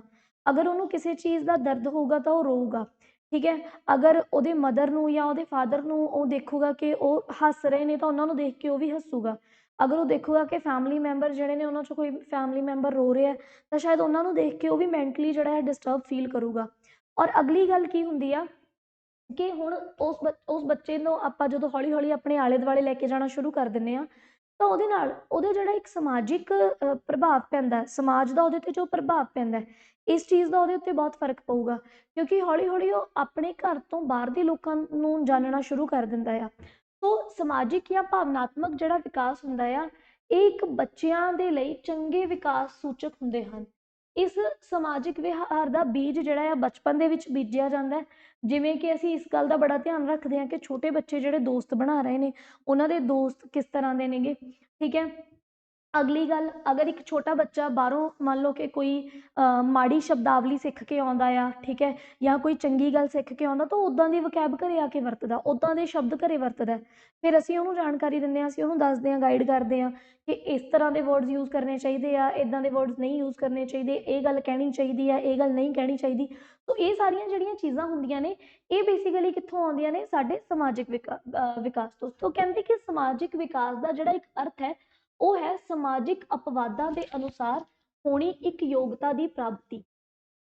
ਜਿੱਦਾਂ ਦਾ ਤੁਹਾਡਾ ਆਲਾ ਦੁਆਲਾ ਹੋਊਗਾ ਉਸੇ ਤਰੀਕੇ ਦੇ ਨਾਲ ਤੁਹਾਡੇ ਅੰਦਰ ਯੋਗਤਾ ਆਊਗੀ। ਮੰਨ ਲਓ ਕਿ ਅਸੀਂ ਇੱਕ ਇਹੋ ਜਿਹੀ ਜਗ੍ਹਾ ਦੇ ਉੱਤੇ ਰਹਿ ਰਹੇ ਹਾਂ ਜਿੱਥੋਂ ਦੇ ਜਿਹੜੇ ਲੋਕ ਨੇ ਉਹ ਬੱਚਿਆਂ ਦੇ ਉੱਤੇ ਬੜਾ ਧਿਆਨ ਦਿੰਦੇ ਨੇ। ਮੰਨ ਲਓ ਕਿ ਸਾਡੇ ਆਂਢ ਗੁਆਂਢ ਦੇ ਲੋਕ ਅਜਿਹੇ ਨੇ ਜਿਹੜੇ ਕਿ ਇੱਕ ਬੱਚੇ ਨੂੰ ਸਾਫ਼ ਸੁਥਰਾ ਰੱਖਣ ਦੇ ਵਿੱਚ, ਇੱਕ ਬੱਚੇ ਨੂੰ ਸਹੀ ਸਮੇਂ ਦੇ ਵਿੱਚ ਸਹੀ ਗਾਈਡੈਂਸ ਦੇਣ ਦੇ ਵਿੱਚ, ਉਸ ਬੱਚੇ ਨੂੰ ਰੋਜ਼ ਕਿਸੇ ਮੰਦਰ ਜਾਂ ਗੁਰਦੁਆਰੇ ਲੈ ਕੇ ਜਾ ਰਹੇ ਨੇ, ਠੀਕ ਹੈ, ਉਹਨੂੰ ਚੰਗੀ ਸ਼ਬਦਾਵਲੀ ਸਿਖਾ ਰਹੇ ਨੇ, ਸ਼ਾਮ ਨੂੰ ਉਹਨੂੰ ਕਿਸੇ ਪਾਰਕ ਦੇ ਵਿੱਚ ਲੈ ਕੇ ਜਾ ਰਹੇ ਨੇ, ਤਾਂ ਉਹਦਾ ਪ੍ਰਭਾਵ ਅਗਰ ਉੱਥੇ ਕੋਈ ਇੱਕ ਘਰ ਅਜਿਹਾ ਆ ਜਿਹੜਾ ਕਿ ਆਪਣੇ ਬੱਚੇ ਵੱਲ ਧਿਆਨ ਨਹੀਂ ਵੀ ਦੇ ਰਿਹਾ ਇਨੀਸ਼ੀਅਲੀ, ਤਾਂ ਉਸ ਚੀਜ਼ ਦੇ ਉੱਤੇ ਵੀ ਪ੍ਰਭਾਵ ਪਊਗਾ ਕਿ ਆਲੇ ਦੁਆਲੇ ਅਗਰ 4 ਘਰ ਅਜਿਹੇ ਨੇ ਕਿ ਬੱਚਿਆਂ ਦੇ ਉੱਤੇ ਬੜਾ ਧਿਆਨ ਰੱਖ ਰਹੇ ਨੇ ਤਾਂ ਦੂਸਰਾ ਜਿਹੜਾ ਇੱਕ ਘਰ ਬਚਿਆ ਹੋਇਆ ਉਹ ਵੀ ਇਸੇ ਤਰੀਕੇ ਦੇ ਨਾਲ ਕਰਨਾ ਸ਼ੁਰੂ ਕਰ ਦਿੰਦਾ। ਸੋ ਇਹਦੇ ਵਿੱਚ ਕੀ ਹੁੰਦਾ ਆ, ਅੱਛਾ ਕਈ ਵਾਰ ਕੀ ਹੁੰਦਾ ਕਿ ਜਦੋਂ ਬੱਚਾ ਹਜੇ ਵੱਡਾ ਹੋ ਰਿਹਾ ਹੁੰਦਾ ਤਾਂ ਕਈ ਵਾਰ ਉਹ ਆਪਣੀਆਂ ਭਾਵਨਾਵਾਂ ਨੂੰ ਨਿਯੰਤਰਿਤ ਕਰਨਾ ਜਾਂ ਪ੍ਰਬੰਧਨ ਕਰਨ ਦੀ ਜਿਹੜੀ ਯੋਜਨਾ ਆ ਇਹ ਨਹੀਂ ਸਿੱਖ ਪਾਉਂਦਾ। ਮਤਲਬ ਅਗਰ ਉਹ ਕਿਤੇ ਬਾਹਰ ਬੈਠਾ ਆ ਉਹ ਉੱਥੇ ਵੀ ਉਵੇਂ ਰਿਐਕਟ ਕਰੂ, ਜਿਵੇਂ ਕਿ ਆਪਾਂ ਆਲੇ ਦੁਆਲੇ ਦੇਖਦੇ ਹਾਂ ਕਿ ਕਈ ਵਾਰੀ ਬੱਚੇ ਜਿਹੜੇ ਨੇ ਮਾਰਕੀਟ ਦੇ ਵਿੱਚ, ਪਬਲਿਕ ਪਲੇਸਿਸ ਦੇ ਵਿੱਚ ਵੀ ਸੇਮ ਉਸੇ ਤਰੀਕੇ ਨਾਲ ਰਿਐਕਟ ਕਰ ਰਹੇ ਹੁੰਦੇ ਨੇ ਜਿਵੇਂ ਉਹ ਘਰੇ ਕਰਦੇ ਨੇ। ਤਾਂ ਇਨੀਸ਼ੀਅਲੀ ਬੱਚੇ ਨੂੰ ਇਸ ਗੱਲ ਦਾ ਨਹੀਂ ਪਤਾ ਹੁੰਦਾ ਕਿ ਜਦੋਂ ਮੈਂ ਆਪਣੇ ਸਮਾਜ ਦੇ ਵਿੱਚ ਵਿਚਰਨਾ ਆ ਉਸ ਸਮੇਂ ਦੇ ਉੱਤੇ ਮੇਰਾ ਜਿਹੜਾ ਇੱਕ ਸਮਾਜ ਦੇ ਨਾਲ ਇੰਟਰੈਕਟ ਕਰਨ ਦਾ ਤਰੀਕਾ ਹੋਣਾ ਚਾਹੀਦਾ, ਮੇਰੀ ਭਾਸ਼ਾ ਜਿਹੜੀ ਹੋਣੀ ਚਾਹੀਦੀ ਆ ਉਹ ਕਿਸ ਤਰੀਕੇ ਦੀ ਹੋਣੀ ਚਾਹੀਦੀ ਆ। ਸੋ ਇਹ ਸਾਰੀ ਚੀਜ਼ਾਂ ਦੇ ਉੱਤੇ ਹੌਲੀ ਹੌਲੀ ਡਿਵੈਲਪਮੈਂਟ ਹੁੰਦੀ ਆ। ਅਸੀਂ ਉਸ ਬੱਚੇ ਨੂੰ ਗਾਈਡ ਕਰਦੇ ਹਾਂ ਕਿ ਜਦੋਂ ਤੁਸੀਂ ਘਰੇ ਰਹਿ ਰਹੇ ਹੋ ਤੁਸੀਂ ਐਵੇਂ ਬੋਲ ਰਹੇ ਹੋ, ਕੋਈ ਦਿੱਕਤ ਨਹੀਂ ਹੈ, ਜਦੋਂ ਬਾਹਰ ਜਾ ਰਹੇ ਹੋ ਆਲੇ ਦੁਆਲੇ ਵਾਲੇ ਲੋਕਾਂ ਨਾਲ ਗੱਲਬਾਤ ਕਰ ਰਹੇ ਹੋ ਉਸ ਸਮੇਂ ਤੁਹਾਨੂੰ ਕਿਵੇਂ ਗੱਲ ਕਰਨੀ ਚਾਹੀਦੀ ਆ। ਅਸੀਂ ਉਹਨੂੰ ਸਿਖਾਉਂਦੇ ਹਾਂ ਗ੍ਰੀਟਿੰਗਸ ਕਰਨਾ, ਅਸੀਂ ਉਹਨੂੰ ਕਹਿੰਦੇ ਹਾਂ ਕਿ ਆਪਣੇ ਤੋਂ ਛੋਟੇ ਦਾ ਧਿਆਨ ਰੱਖਣਾ। ਇਹ ਸਾਰੀਆਂ ਜਿਹੜੀਆਂ ਚੀਜ਼ਾਂ ਨੇ ਇਹ ਇੱਕ ਤੁਹਾਡੇ ਵਿਕਾਸ ਦਾ ਹਿੱਸਾ ਆ ਜਾਂਦੀਆਂ ਨੇ। ਅਗਲੀ ਗੱਲ ਕਹਿੰਦੇ ਇਹ ਬਹੁਤ ਮਹੱਤਵਪੂਰਨ ਹੁੰਦਾ ਕਿ ਬੱਚੇ ਆਪਣੇ ਸ਼ੁਰੂਆਤੀ ਬਚਪਨ ਵਿੱਚ ਉਹਨਾਂ ਲੋਕਾਂ ਦੇ ਨਾਲ ਘਿਰੇ ਹੋਏ ਹੋਣ ਜੋ ਕਿ ਭਾਵਨਾਤਮਕ ਤੌਰ ਦੇ ਉੱਤੇ ਪਰਿਪੱਕ ਤੇ ਸਥਿਰ ਹੋਣ ਤੇ ਆਪਣੀਆਂ ਭਾਵਨਾਵਾਂ ਦਾ ਪ੍ਰਬੰਧਨ ਕਰਨ ਦੇ ਯੋਗ ਹੋਣ। ਇਹ ਇੱਕ ਬਹੁਤ ਜ਼ਿਆਦਾ ਇੰਪੋਰਟੈਂਸ ਹੁੰਦੀ ਹੈ ਕਿਉਂਕਿ ਇੱਕ ਬੱਚਾ ਜਿਹੜਾ ਆ ਉਹ ਉਸ ਪੁੰਗਰੇ ਹੋਏ ਪੌਦੇ ਵਰਗਾ ਹੁੰਦਾ ਜਿਹਨੂੰ ਹਜੇ ਕਿਸੇ ਵੀ ਚੀਜ਼ ਬਾਰੇ ਜਾਣਕਾਰੀ ਨਹੀਂ ਹੁੰਦੀ। ਇਸੇ ਤਰ੍ਹਾਂ ਕਿ ਜਿਹੜੇ ਮਤਲਬ ਜਦੋਂ ਇੱਕ ਬੀਜ ਤੋਂ ਇੱਕ ਪੌਦਾ ਪੁੰਗਰਦਾ ਆ, ਅਗਰ ਉਸ ਸਮੇਂ ਉਹਨੂੰ ਸਹੀ ਇਨਵਾਇਰਮੈਂਟ ਨਾ ਮਿਲੇ, ਅਗਰ ਉਹਨੂੰ ਉਸ ਸਮੇਂ ਸਹੀ ਤਾਪਮਾਨ, ਸਹੀ ਪਾਣੀ ਨਾ ਮਿਲੇ ਤਾਂ ਉਹ ਉੱਥੇ ਹੀ ਮਰ ਜਾਂਦਾ। ਪਰ ਜਦੋਂ ਉਹ ਮੈਚੋਰ ਹੋ ਜਾਂਦਾ ਆ, ਜਦੋਂ ਇੱਕ ਵੱਡੇ ਟਰੀ, ਇੱਕ ਵੱਡੇ ਰੁੱਖ ਦਾ ਰੂਪ ਲੈ ਲੈਂਦਾ, ਫਿਰ ਚਾਹੇ ਆਲੇ ਦੁਆਲੇ ਦੀਆਂ ਕੰਡੀਸ਼ਨਸ ਜਿੰਨੀਆਂ ਮਰਜ਼ੀ ਹਾਰਸ਼ ਹੋਣ, ਜਿੰਨੀਆਂ ਮਰਜ਼ੀ ਮਾੜੀਆਂ ਕੰਡੀਸ਼ਨਸ ਹੋਣ, ਪਰ ਉਹ ਝੱਲ ਲੈਂਦਾ। ਤਾਂ ਇੱਕ ਬੱਚਾ ਜਿਹੜਾ ਆ ਕੋਰੇ ਕਾਗਜ਼ ਵਰਗਾ ਹੁੰਦਾ ਕਈ ਵਾਰ ਕੀ ਹੁੰਦਾ ਕਿ ਜਿਸ ਸਮਾਜ ਦੇ ਵਿੱਚ, ਜਿਸ ਪਰਿਵਾਰ ਦੇ ਵਿੱਚ ਇੱਕ ਬੱਚੇ ਦਾ ਜਿਹੜਾ ਆ ਜਨਮ ਹੋ ਜਾਂਦਾ ਹੈ, ਇੱਕ ਬੱਚੇ ਦਾ ਵਿਕਾਸ ਹੋ ਰਿਹਾ ਹੁੰਦਾ, ਉੱਥੇ ਆਲੇ ਦੁਆਲੇ ਦੀਆਂ ਚੀਜ਼ਾਂ, ਲੋਕਾਂ ਦਾ ਜਿਹੜਾ ਆਪਸੀ ਜਿਹੜਾ ਇੱਕ ਰਿਸ਼ਤਾ ਹੁੰਦਾ ਆ, ਉਹ ਕੋਈ ਬਹੁਤ ਸਹੀ ਤਰੀਕੇ ਦਾ ਨਹੀਂ ਚੱਲ ਰਿਹਾ ਹੁੰਦਾ। ਉਹ ਇਹ ਨਹੀਂ ਦੇਖਦੇ ਕਿ ਇੱਕ ਬੱਚੇ ਦੀ ਪ੍ਰੈਜ਼ੈਂਸ ਦੇ ਵਿੱਚ ਅਸੀਂ ਮਤਲਬ ਅਪਸ਼ਬਦ ਵਰਤ ਰਹੇ ਹਾਂ, ਅਸੀਂ ਇੱਕ ਦੂਜੇ ਨੂੰ ਗੁੱਸਾ ਦਿਖਾ ਰਹੇ ਹਾਂ, ਅਸੀਂ ਆਪਣੇ ਤੋਂ ਵੱਡੇ ਦੀ ਰਿਸਪੈਕਟ ਨਹੀਂ ਕਰ ਰਹੇ। ਉਹ ਸਾਰੀਆਂ ਚੀਜ਼ਾਂ ਜਦੋਂ ਅਸੀਂ ਬੱਚੇ ਦੇ ਸਾਹਮਣੇ ਪਰਫੋਰਮ ਕਰਦੇ ਹਾਂ, ਤੇ ਬੱਚਾ ਉਹਨਾਂ ਚੀਜ਼ਾਂ ਤੋਂ ਹੀ ਸਿੱਖਦਾ ਹੈ, ਕਿਉਂਕਿ ਉਹਨੇ ਜੋ ਦੇਖਣਾ, ਉਹਨੇ ਉਸੇ ਚੀਜ਼ ਨੂੰ ਓਬਜ਼ਰਵ ਕਰਨਾ ਤੇ ਉਸੇ ਤਰੀਕੇ ਨਾਲ ਬਿਹੇਵ ਕਰਨਾ ਆ। ਸੋ ਇਹ ਚੀਜ਼ ਬਹੁਤ ਜ਼ਿਆਦਾ ਜ਼ਰੂਰੀ ਹੁੰਦੀ ਆ ਕਿ ਇਹ ਬਹੁਤ ਇੰਪੋਰਟੈਂਟ ਗੱਲ ਆ ਕਿ ਜਦੋਂ ਇੱਕ ਬੱਚਾ ਜਿਹੜਾ ਆ ਆਪਣੇ ਬਿਲਕੁਲ ਇਨੀਸ਼ੀਅਲ ਬਚਪਨ ਦੇ ਦਿਨਾਂ ਦੇ ਵਿੱਚ ਆ, ਉਦੋਂ ਦੇ ਆਲੇ ਦੁਆਲੇ ਅਜਿਹੇ ਲੋਕ ਰਹਿਣ ਜਿਨ੍ਹਾਂ ਦਾ ਆਪਣੀਆਂ ਭਾਵਨਾਵਾਂ ਦਾ ਪ੍ਰਬੰਧਨ ਕਰਨ ਦੇ ਉੱਤੇ ਇੱਕ ਬਹੁਤ ਵੱਡਾ ਕੰਟਰੋਲ ਹੋਣਾ ਚਾਹੀਦਾ ਹੈ। ਅਗਰ ਉਹੀ ਬੱਚਿਆਂ ਵਾਂਗੂ ਬਿਹੇਵ ਕਰ ਰਹੇ ਨੇ, ਉਹਨਾਂ ਨੂੰ ਇਹ ਨਹੀਂ ਪਤਾ ਲੱਗ ਰਿਹਾ ਕਿ ਕਦੋਂ ਉਹ ਜ਼ਿੱਦ ਕਰ ਰਹੇ ਨੇ ਤੇ ਉਹਨਾਂ ਨੂੰ ਇੱਕ ਬੱਚਾ ਓਬਜ਼ਰਵ ਕਰ ਰਿਹਾ, ਤਾਂ ਓਬਵੀਅਸਲੀ ਉੱਥੇ ਬੱਚੇ ਦੀ ਜਿਹੜੀ ਓਵਰਆਲ ਡਿਵੈਲਪਮੈਂਟ ਆ, ਉਹਦੇ 'ਤੇ ਇੱਕ ਮਾੜਾ ਪ੍ਰਭਾਵ ਪੈਂਦਾ। ਅਗਲੀ ਗੱਲ, ਜੇ ਅਸੀਂ ਗੱਲ ਕਰੀਏ ਭਾਸ਼ਾ ਦੇ ਵਿਕਾਸ ਦੀ, ਤਾਂ ਭਾਸ਼ਾ ਇੱਕ ਅਜਿਹੀ ਚੀਜ਼ ਹੈ ਜਿਹੜੀ ਕਿ ਤਾਉਮਰ ਬੰਦੇ ਦੀ ਬਦਲਦੀ ਰਹਿੰਦੀ ਆ। ਬੱਚਾ ਸਭ ਤੋਂ ਪਹਿਲਾਂ ਆਪਣੇ ਪਰਿਵਾਰ ਤੋਂ ਸਿੱਖਦਾ ਆ, ਜਿਵੇਂ ਉਹਦੇ ਆਲੇ ਦੁਆਲੇ ਦੇ ਲੋਕ, ਅਸੀਂ ਸਭ ਤੋਂ ਪਹਿਲਾਂ ਉਹਨੂੰ ਇੱਕ ਇੱਕ ਵਰਡ ਸਿਖਾਉਂਦੇ ਹਾਂ। ਅਸੀਂ ਉਹਨੂੰ ਦੱਸਦੇ ਹਾਂ ਵੀ ਇਹਨੂੰ ਪੱਖਾ ਕਹਿਣਾ ਹੈ, ਇਹਨੂੰ ਚੇਅਰ ਕਹਿਣਾ ਹੈ, ਆ ਤੇਰੇ ਪਾਪਾ ਨੇ, ਆ ਤੇਰੇ ਮੰਮਾ ਨੇ, ਇਸ ਤਰ੍ਹਾਂ ਦੀਆਂ ਚੀਜ਼ਾਂ ਸਿਖਾਉਂਦੇ ਹਾਂ। ਫਿਰ ਹੌਲੀ ਹੌਲੀ ਬੱਚਾ ਜਿਹੜਾ ਆ, ਜਿਹੜੀ ਭਾਸ਼ਾ ਆਪਣੇ ਘਰ ਦੇ ਵਿੱਚ ਸੁਣਦਾ ਆ, ਉਸੇ ਭਾਸ਼ਾ ਨੂੰ ਬੋਲਣ ਲੱਗ ਜਾਂਦਾ। ਸੋ ਜਿਹੜੀ ਭਾਸ਼ਾ ਦਾ ਵਿਕਾਸ ਹੈ, ਸੰਚਾਰ ਦੇ ਵੱਖ-ਵੱਖ ਤਰੀਕੇ ਹੁੰਦੇ ਨੇ, ਚਾਹੇ ਲਿਖਣਾ ਹੋਵੇ, ਚਾਹੇ ਬੋਲਣਾ ਹੋਵੇ, ਚਾਹੇ ਕਿਸੇ ਨੂੰ ਇਸ਼ਾਰੇ ਕਰਨੇ ਹੋਣ, ਚਾਹੇ ਠੀਕ ਹੈ ਭਾਸ਼ਾ ਹੋਵੇ। ਸੋ ਇਹਦੇ ਨਾਲ ਅਸੀਂ ਇੱਕ ਦੂਜੇ ਦੇ ਨਾਲ ਇੰਟਰੈਕਟ ਕਰਦੇ ਹਾਂ। ਸੋ ਸਭ ਤੋਂ ਵੱਡਾ ਜਿਹੜਾ ਸਾਡੇ ਕੋਲ ਸੰਚਾਰ ਹੈ, ਉਹ ਭਾਸ਼ਾ ਆ, ਜਿਹਦੇ ਨਾਲ ਮੈਂ ਆਪਣੇ ਮਨ ਦੀ ਕਿਸੇ ਵੀ ਤਰ੍ਹਾਂ ਦੀ ਫੀਲਿੰਗ ਨੂੰ, ਮੈਂ ਆਪਣੇ ਮਨ ਦੀ ਕਿਸੇ ਵੀ ਭਾਵਨਾ ਨੂੰ ਕਿਸੇ ਵੀ ਵਿਅਕਤੀ ਦੇ ਨਾਲ ਸ਼ੇਅਰ ਕਰ ਸਕਦੀ ਹਾਂ। ਸੋ ਭਾਸ਼ਾ ਦਾ ਜਿਹੜਾ ਵਿਕਾਸ ਹੈ, ਉਹ ਰੁਕਦਾ ਨਹੀਂ ਹੈ। ਭਾਸ਼ਾ ਲਗਾਤਾਰ ਜਿਹੜੀ ਆ ਬਦਲਦੀ ਰਹਿੰਦੀ ਹੈ। ਤੁਸੀਂ ਇਹ ਚੀਜ਼ ਨੋਟ ਕੀਤੀ ਹੋਣੀ ਆ ਕਿ ਅੱਜ ਵੀ ਜਦੋਂ ਅਸੀਂ 3-4 ਦਿਨ ਮੰਨ ਲਓ ਕਿ ਕਿਸੇ ਅਜਿਹੇ ਵਿਅਕਤੀ ਦੇ ਕੰਟੈਕਟ ਦੇ ਵਿੱਚ ਆ ਜਾਈਏ ਜਿਹਦੀ ਭਾਸ਼ਾ ਸਾਡੇ ਨਾਲੋਂ ਬਹੁਤ ਅਲੱਗ ਹੋਵੇ, ਤਾਂ ਕਿਤੇ ਨਾ ਕਿਤੇ 2-3 ਸ਼ਬਦ ਅਜਿਹੇ ਹੋਣਗੇ ਹੀ ਹੋਣਗੇ ਜਿਹੜੇ ਅਸੀਂ ਉਹਦੀ ਭਾਸ਼ਾ ਵਾਲੇ ਬੋਲਣੇ ਸ਼ੁਰੂ ਕਰ ਦਾਂਗੇ। ਉਹਦੀ ਡੇਲੀ ਰੂਟੀਨ ਦੇ ਵਿੱਚ ਜਿਹੜੇ ਵਰਡਸ ਅਸੀਂ ਬਾਰ-ਬਾਰ ਰਿਪੀਟ ਉਹ ਤੋਂ ਸੁਣਦੇ ਹਾਂ, ਜਾਂ ਤਾਂ ਅਸੀਂ ਬੋਲਣੇ ਸ਼ੁਰੂ ਕਰ ਦਾਂਗੇ ਜਾਂ ਸਾਡੇ ਕੁਝ ਸ਼ਬਦਾਂ ਨੂੰ ਉਹ ਬੋਲਣਾ ਸ਼ੁਰੂ ਕਰ ਦੂਗਾ। ਸੋ ਇਹ ਸਾਰੀ ਜਿਹੜੀ ਚੀਜ਼ ਹੁੰਦੀ ਹੈ, ਇਹ ਤੁਹਾਡੀ ਇੱਕ ਭਾਸ਼ਾ ਦੇ ਵਿਕਾਸ ਦੇ ਵਿੱਚ ਆ ਜਾਂਦੀ ਆ।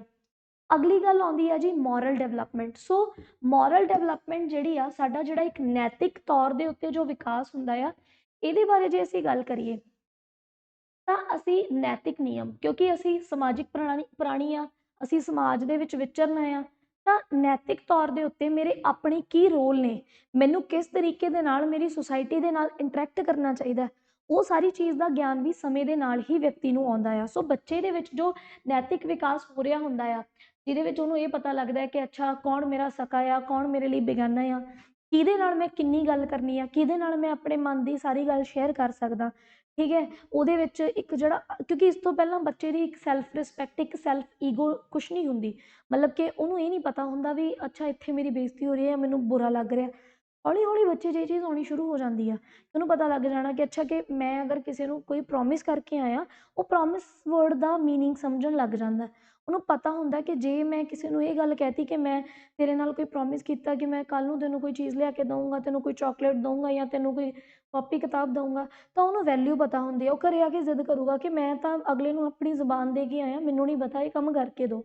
ਸੋ ਜਿਹੜਾ ਉਹਦਾ ਇੱਕ ਨੈਤਿਕ ਵਿਕਾਸ ਹੁੰਦਾ ਆ, ਉਹ ਹੋਣ ਲੱਗ ਜਾਂਦਾ। ਅਤੇ ਨੈਤਿਕ ਵਿਕਾਸ ਜਿਹੜਾ ਆ, ਬੱਚੇ ਉਦੋਂ ਤੱਕ ਨੈਤਿਕ ਨਿਰਣੇ ਨਹੀਂ ਕਰ ਸਕਦੇ ਜਦੋਂ ਤੱਕ ਬੋਧਾਤਮਕ ਪਰਿਪੱਕਤਾ ਦੇ ਇੱਕ ਖਾਸ ਪੱਧਰ ਨੂੰ ਪ੍ਰਾਪਤ ਨਹੀਂ ਕਰ ਲੈਂਦੇ। ਸੋ ਇੱਕ ਛੋਟਾ ਬੱਚਾ ਜਿਹੜਾ ਹੁੰਦਾ ਹੈ, ਉਹ ਇਸ ਤਰੀਕੇ ਦਾ ਨਹੀਂ ਹੁੰਦਾ ਕਿ ਉਹ ਬਹੁਤ ਜ਼ਿਆਦਾ ਮੋਰਲੀ ਡਿਵੈਲਪ ਹੋ ਜਾਵੇ। ਉਹਨੂੰ ਨਹੀਂ ਪਤਾ ਹੁੰਦਾ ਕਿ ਮੇਰੀ ਮੋਰਲ, ਮੇਰੀ ਨੈਤਿਕ ਵੈਲਿਊ ਕੀ ਆ ਆਪਣੇ ਆਲੇ ਦੁਆਲੇ ਦੇ ਵਿੱਚ। ਉਹ ਬੱਚਾ ਜਿਸ ਤਰ੍ਹਾਂ ਦੀ ਭਾਸ਼ਾ ਬੋਲ ਰਿਹਾ, ਜੇ ਤੁਸੀਂ ਉਹਨੂੰ ਟੋਕੋਗੇ, ਉਹ ਬੱਚਾ ਕਹੂਗਾ ਮੈਂ ਬੋਲ ਰਿਹਾ ਫਿਰ ਕੀ, ਤੁਹਾਨੂੰ ਕੀ ਹੋ ਰਿਹਾ। ਇਸ ਤਰ੍ਹਾਂ ਦੀਆਂ ਗੱਲਾਂ ਅਸੀਂ ਆਮ ਸੁਣਦੇ ਹਾਂ ਬੱਚਿਆਂ ਤੋਂ, ਕਿਉਂਕਿ ਜਦੋਂ ਤੱਕ ਇੱਕ ਬੱਚਾ ਇਹ ਕਹਿ ਰਿਹਾ ਵੀ ਤੁਹਾਨੂੰ ਕੀ ਹੈ, ਮੈਂ ਜਿਵੇਂ ਮਰਜ਼ੀ ਬੋਲਾਂ ਜਾਂ ਮੈਂ ਜਿਵੇਂ ਮਰਜ਼ੀ ਰਹਾਂ, ਉਹਨੂੰ ਇਹ ਨਹੀਂ ਪਤਾ ਕਿ ਉਹਦੇ ਉਸ ਤਰੀਕੇ ਦੇ ਨਾਲ ਬੋਲਣ ਦੇ ਨਾਲ ਜਾਂ ਉਹਦੇ ਉਸ ਤਰੀਕੇ ਦੇ ਨਾਲ ਜੀਵਨ ਸ਼ੈਲੀ ਨੂੰ ਚਲਾਉਣ ਦੇ ਨਾਲ ਤੁਹਾਡੇ 'ਤੇ ਜਾਂ ਤੁਹਾਡੇ ਆਲੇ ਦੁਆਲੇ ਦੇ ਲੋਕਾਂ 'ਤੇ, ਉਸ ਬੱਚੇ ਦੇ ਆਲੇ ਦੁਆਲੇ ਦੇ ਉੱਤੇ ਉਹਦਾ ਕੀ ਪ੍ਰਭਾਵ ਪੈਣਾ। ਸੋ ਇਹ ਡਿਵੈਲਪਮੈਂਟ ਵੀ ਹੌਲੀ ਹੌਲੀ ਹੁੰਦੀ ਆ। ਅੱਗੇ ਹੁਣ ਅਸੀਂ ਜੇ ਗੱਲ ਕਰੀਏ ਕਿ ਕਿਹੜੇ ਇਹੋ ਜਿਹੇ ਫੈਕਟਰ ਨੇ, ਕਿਹੜੇ ਅਜਿਹੇ ਕਾਰਕ ਨੇ ਜਿਹੜੇ ਕਿ ਸਾਡੀ ਗਰੋਥ ਅਤੇ ਡਿਵੈਲਪਮੈਂਟ ਨੂੰ ਪ੍ਰਭਾਵਿਤ ਕਰਦੇ ਨੇ। ਸੋ ਬਹੁਤ ਸਾਰੀਆਂ ਚੀਜ਼ਾਂ ਤਾਂ ਅਸੀਂ ਇੱਥੇ ਹੀ ਡਿਸਕਸ ਕਰ ਲਈਆਂ ਕਿ ਸਾਡਾ ਜਿਹੜਾ ਆਲਾ ਦੁਆਲਾ ਆ, ਇਹਦਾ ਇੱਕ ਬਹੁਤ ਵੱਡਾ ਪ੍ਰਭਾਵ ਹੁੰਦਾ। ਪਰ ਇਸ ਤੋਂ ਇਲਾਵਾ ਵੀ ਹੋਰ ਬਹੁਤ ਇੰਪੋਰਟੈਂਟ ਫੈਕਟਰਸ ਹੁੰਦੇ ਨੇ, ਬਹੁਤ ਅਜਿਹੇ ਕਾਰਕ ਹੁੰਦੇ ਨੇ ਜਿਨ੍ਹਾਂ ਦਾ ਪ੍ਰਭਾਵ ਸਿੱਧੇ ਜਾਂ ਅਸਿੱਧੇ ਤੌਰ ਦੇ ਉੱਤੇ ਸਾਡੀ ਡਿਵੈਲਪਮੈਂਟ ਦੇ ਉੱਤੇ, ਸਾਡੇ ਵਿਕਾਸ ਦੇ ਉੱਤੇ ਜਾਂ ਵਾਧੇ ਦੇ ਉੱਤੇ ਹੁੰਦੇ ਨੇ। ਸੋ ਇਹਦੇ ਵਿੱਚ ਸਭ ਤੋਂ ਪਹਿਲਾ ਜਿਹੜਾ ਪੁਆਇੰਟ ਹੁੰਦਾ ਜੀ ਸਾਡੀ ਹੈਰੀਡਿਟੀ। ਸੋ ਹੈਰੀਡਿਟੀ ਬੇਸਿਕਲੀ ਕੀ ਆ, ਇੱਕ ਬਾਇਓਲੋਜੀਕਲ ਟਰਮ ਹੁੰਦੀ ਆ, ਠੀਕ ਹੈ, ਜਿਹਦੇ ਵਿੱਚ ਕੀ ਹੁੰਦਾ ਕਿ ਸਾਡੇ ਫਿਜ਼ੀਕਲ ਤੇ ਸੋਸ਼ਲ ਕਰੈਕਟਰਿਸਟਿਕ ਫੀਚਰ ਜਿਹੜੇ ਨੇ ਉਹ ਪੇਰੈਂਟਸ ਤੋਂ ਆਫਸਪ੍ਰਿੰਗ ਯਾਨੀ ਕਿ ਬੱਚਿਆਂ ਦੇ ਵਿੱਚ ਆ ਜਾਂਦੇ ਨੇ। ਕਹਿਣ ਦਾ ਮਤਲਬ ਕੀ ਆ ਕਿ ਖਾਨਦਾਨੀ ਬੇਸਿਕਲੀ ਕੀ ਆ, ਜੀਵ ਵਿਗਿਆਨ ਦਾ ਇੱਕ ਅਜਿਹੀ ਪ੍ਰਕਿਰਿਆ ਆ ਜੋ ਕਿ ਸਰੀਰਕ ਤੇ ਸਮਾਜਿਕ ਵਿਸ਼ੇਸ਼ਤਾ ਦਾ ਪ੍ਰਸਾਰਣ ਮਾਪਿਆਂ ਤੋਂ ਬੱਚੇ ਤੱਕ ਕਰਦੀ ਹੈ। ਸੋ ਜਿਵੇਂ ਆਪਾਂ ਆਮ ਤੌਰ ਤੇ ਕਹਿ ਦਿੰਦੇ ਆ ਕਿ ਬੱਚੇ ਦਾ ਜਿਹੜਾ ਰੂਪ ਰੇਖਾ ਆ, ਬੱਚੇ ਦਾ ਰੰਗ ਢੰਗ ਜਿਹੜਾ ਆ, ਉਹਦੀ ਹਾਈਟ ਜਿਹੜੀ ਆ ਉਹ ਆਪਣੇ ਪੇਰੈਂਟਸ ਨਾਲ ਮੈਚ ਕਰਦੀ ਆ। ਸੋ ਇਹਦੇ ਤੇ ਤਾਂ ਸਿੱਧੇ ਸਿੱਧੇ ਤੌਰ ਦੇ ਉੱਤੇ ਜੋ ਉਹਨੂੰ ਆਪਣੇ ਵੱਡ ਵਡੇਰਿਆਂ ਤੋਂ, ਆਪਣੇ ਦਾਦੇ ਪੜਦਾਦਿਆਂ ਤੋਂ, ਆਪਣੇ ਪੇਰੈਂਟਸ ਤੋਂ ਜੋ ਚੀਜ਼ ਜੀਨਸ ਦੀ ਫਾਰਮ ਦੇ ਵਿੱਚ, ਕਿਉਂਕਿ ਸਾਡੇ ਜਿਹੜੀ ਬੇਸਿਕਲੀ ਰੀਪਰੋਡਕਸ਼ਨ ਹੁੰਦੀ ਆ ਹੈ ਨਾ, ਉਹਦੇ ਵਿੱਚ ਕੀ ਆ ਕਿ ਸਾਡਾ DNA, ਸਾਡੀਆਂ ਕੋਸ਼ਿਕਾਵਾਂ ਦੇ ਵਿੱਚ ਸਾਡਾ ਜਿਹੜਾ DNA ਹੁੰਦਾ ਆ, ਸਾਡਾ ਜੈਨੇਟਿਕ ਮਟੀਰੀਅਲ ਹੁੰਦਾ ਆ, ਉਹ ਗੁਣਸੂਤਰ ਇੱਕ ਜਗ੍ਹਾ ਤੋਂ ਦੂਸਰੀ ਜਗ੍ਹਾ ਜਾਂਦੇ ਨੇ।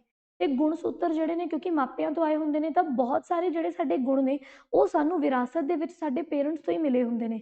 ਅਕਸਰ ਬਹੁਤ ਜਗ੍ਹਾ ਦੇ ਉੱਤੇ ਹੁੰਦਾ ਕਿ ਬੱਚਿਆਂ ਦੀ ਜਿਹੜੀ ਆਵਾਜ਼ ਹੁੰਦੀ ਆ ਆਪਣੇ ਪੇਰੈਂਟਸ ਵਰਗੀ ਹੁੰਦੀ ਆ, ਜਿਹੜਾ ਇੱਕ ਮੜੰਗਾ ਹੁੰਦਾ ਆ ਉਹ ਪੇਰੈਂਟਸ ਵਰਗਾ ਹੁੰਦਾ। ਸੋ ਸਭ ਤੋਂ ਵੱਡਾ ਇੰਪੋਰਟੈਂਸ ਤਾਂ ਜਿਹੜਾ ਆ ਉਹ ਹੈਰੀਡਿਟੀ ਦਾ ਆ ਜਾਂਦਾ ਆ। ਅਗਲੀ ਗੱਲ ਆ ਜਾਂਦੀ ਹੈ ਜੀ ਇਨਵਾਇਰਮੈਂਟ ਦੀ। ਸੋ ਇਨਵਾਇਰਮੈਂਟ ਤੁਹਾਡਾ ਆਲਾ ਦੁਆਲਾ ਤਾਂ ਇੱਕ ਬਹੁਤ ਜ਼ਿਆਦਾ ਜ਼ਰੂਰੀ ਜਿਹੜਾ ਰੋਲ ਹੈ ਅਦਾ ਕਰਦਾ ਹੈ ਗਰੋਥ ਦੇ ਵਿੱਚ ਵੀ ਅਤੇ ਡਿਵੈਲਪਮੈਂਟ ਦੇ ਵਿੱਚ ਵੀ। ਫਿਰ ਚਾਹੇ ਉਹ ਗੱਲ ਹੋਵੇ ਫਿਜ਼ੀਕਲ ਦੀ, ਚਾਹੇ ਗੱਲ ਹੋਵੇ ਉਹ ਮਨੋਵਿਗਿਆਨਕ ਪਾਸੇ ਦੀ। ਕਿ ਵਾਤਾਵਰਣ ਦੇ ਵਿੱਚ ਬੇਸਿਕਲੀ ਕੀ ਹੁੰਦਾ ਆ ਕਿ ਦੇਖੋ, ਮੰਨ ਲਓ ਕਿ ਇੱਕ ਬੱਚੇ ਨੂੰ ਜਿਵੇਂ ਹੁਣ ਅਸੀਂ ਆਮ ਹੀ ਦੇਖਦੇ ਹਾਂ ਕਿ ਪੇਰੈਂਟ ਸੇਮ ਹੁੰਦੇ ਨੇ, 2-3 ਭੈਣ ਭਰਾ ਹੁੰਦੇ ਨੇ, ਉਹਨਾਂ ਦੋਨਾਂ ਤਿੰਨਾਂ ਭੈਣ ਭਰਾਵਾਂ ਦੀ ਹਾਈਟ ਦੇ ਵਿੱਚ, ਬਣਤਰ ਦੇ ਵਿੱਚ ਬਹੁਤ ਫਰਕ ਹੁੰਦਾ, ਸਰੀਰਕ ਬਣਤਰ ਦੇ ਵਿੱਚ ਕਈ ਵਾਰੀ ਬਹੁਤ ਫਰਕ ਹੁੰਦਾ ਆ।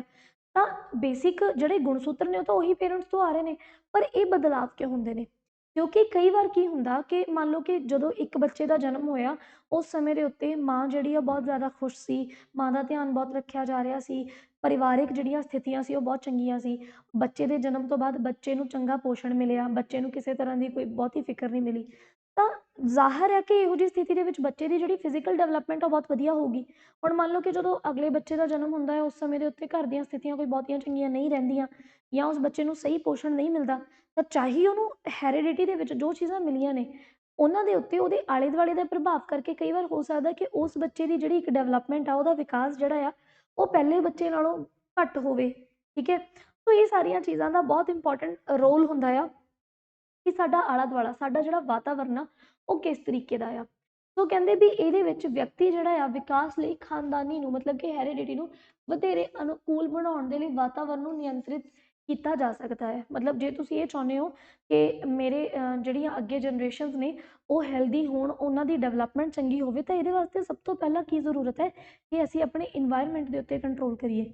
ਇਹ ਬਹੁਤ ਜ਼ਰੂਰੀ ਹੁੰਦਾ ਕਿ ਜਦੋਂ ਇੱਕ ਪਰਿਵਾਰ ਦੇ ਵਿੱਚ ਕਿਸੇ ਬੱਚੇ ਦਾ ਜਨਮ ਹੁੰਦਾ ਆ, ਤਾਂ ਹੁਣ ਅਸੀਂ ਆਪਣੀ ਬੋਲਣੀ ਚਾਲਣੀ ਤੋਂ ਲੈ ਕੇ, ਅਸੀਂ ਆਪਣੇ ਟਾਈਮ ਟੇਬਲਸ ਤੋਂ ਲੈ ਕੇ ਹਰ ਇੱਕ ਆਦਤ ਨੂੰ ਬੜੇ ਧਿਆਨ ਦੇ ਨਾਲ ਜਿਹੜਾ ਆ ਉਹਦੇ ਵਿੱਚ ਬਦਲਾਵ ਕਰੀਏ। ਕਿਉਂਕਿ ਜੋ ਚੀਜ਼ਾਂ ਅੱਜ ਅਸੀਂ ਪਰਫੋਰਮ ਕਰ ਰਹੇ ਹਾਂ, ਅਲਟੀਮੇਟਲੀ ਉਸ ਬੱਚੇ ਨੇ ਵੱਡੇ ਹੁੰਦੇ ਹੁੰਦੇ ਉਹੀ ਚੀਜ਼ਾਂ ਸਿੱਖਣੀਆਂ ਹੁੰਦੀਆਂ ਨੇ।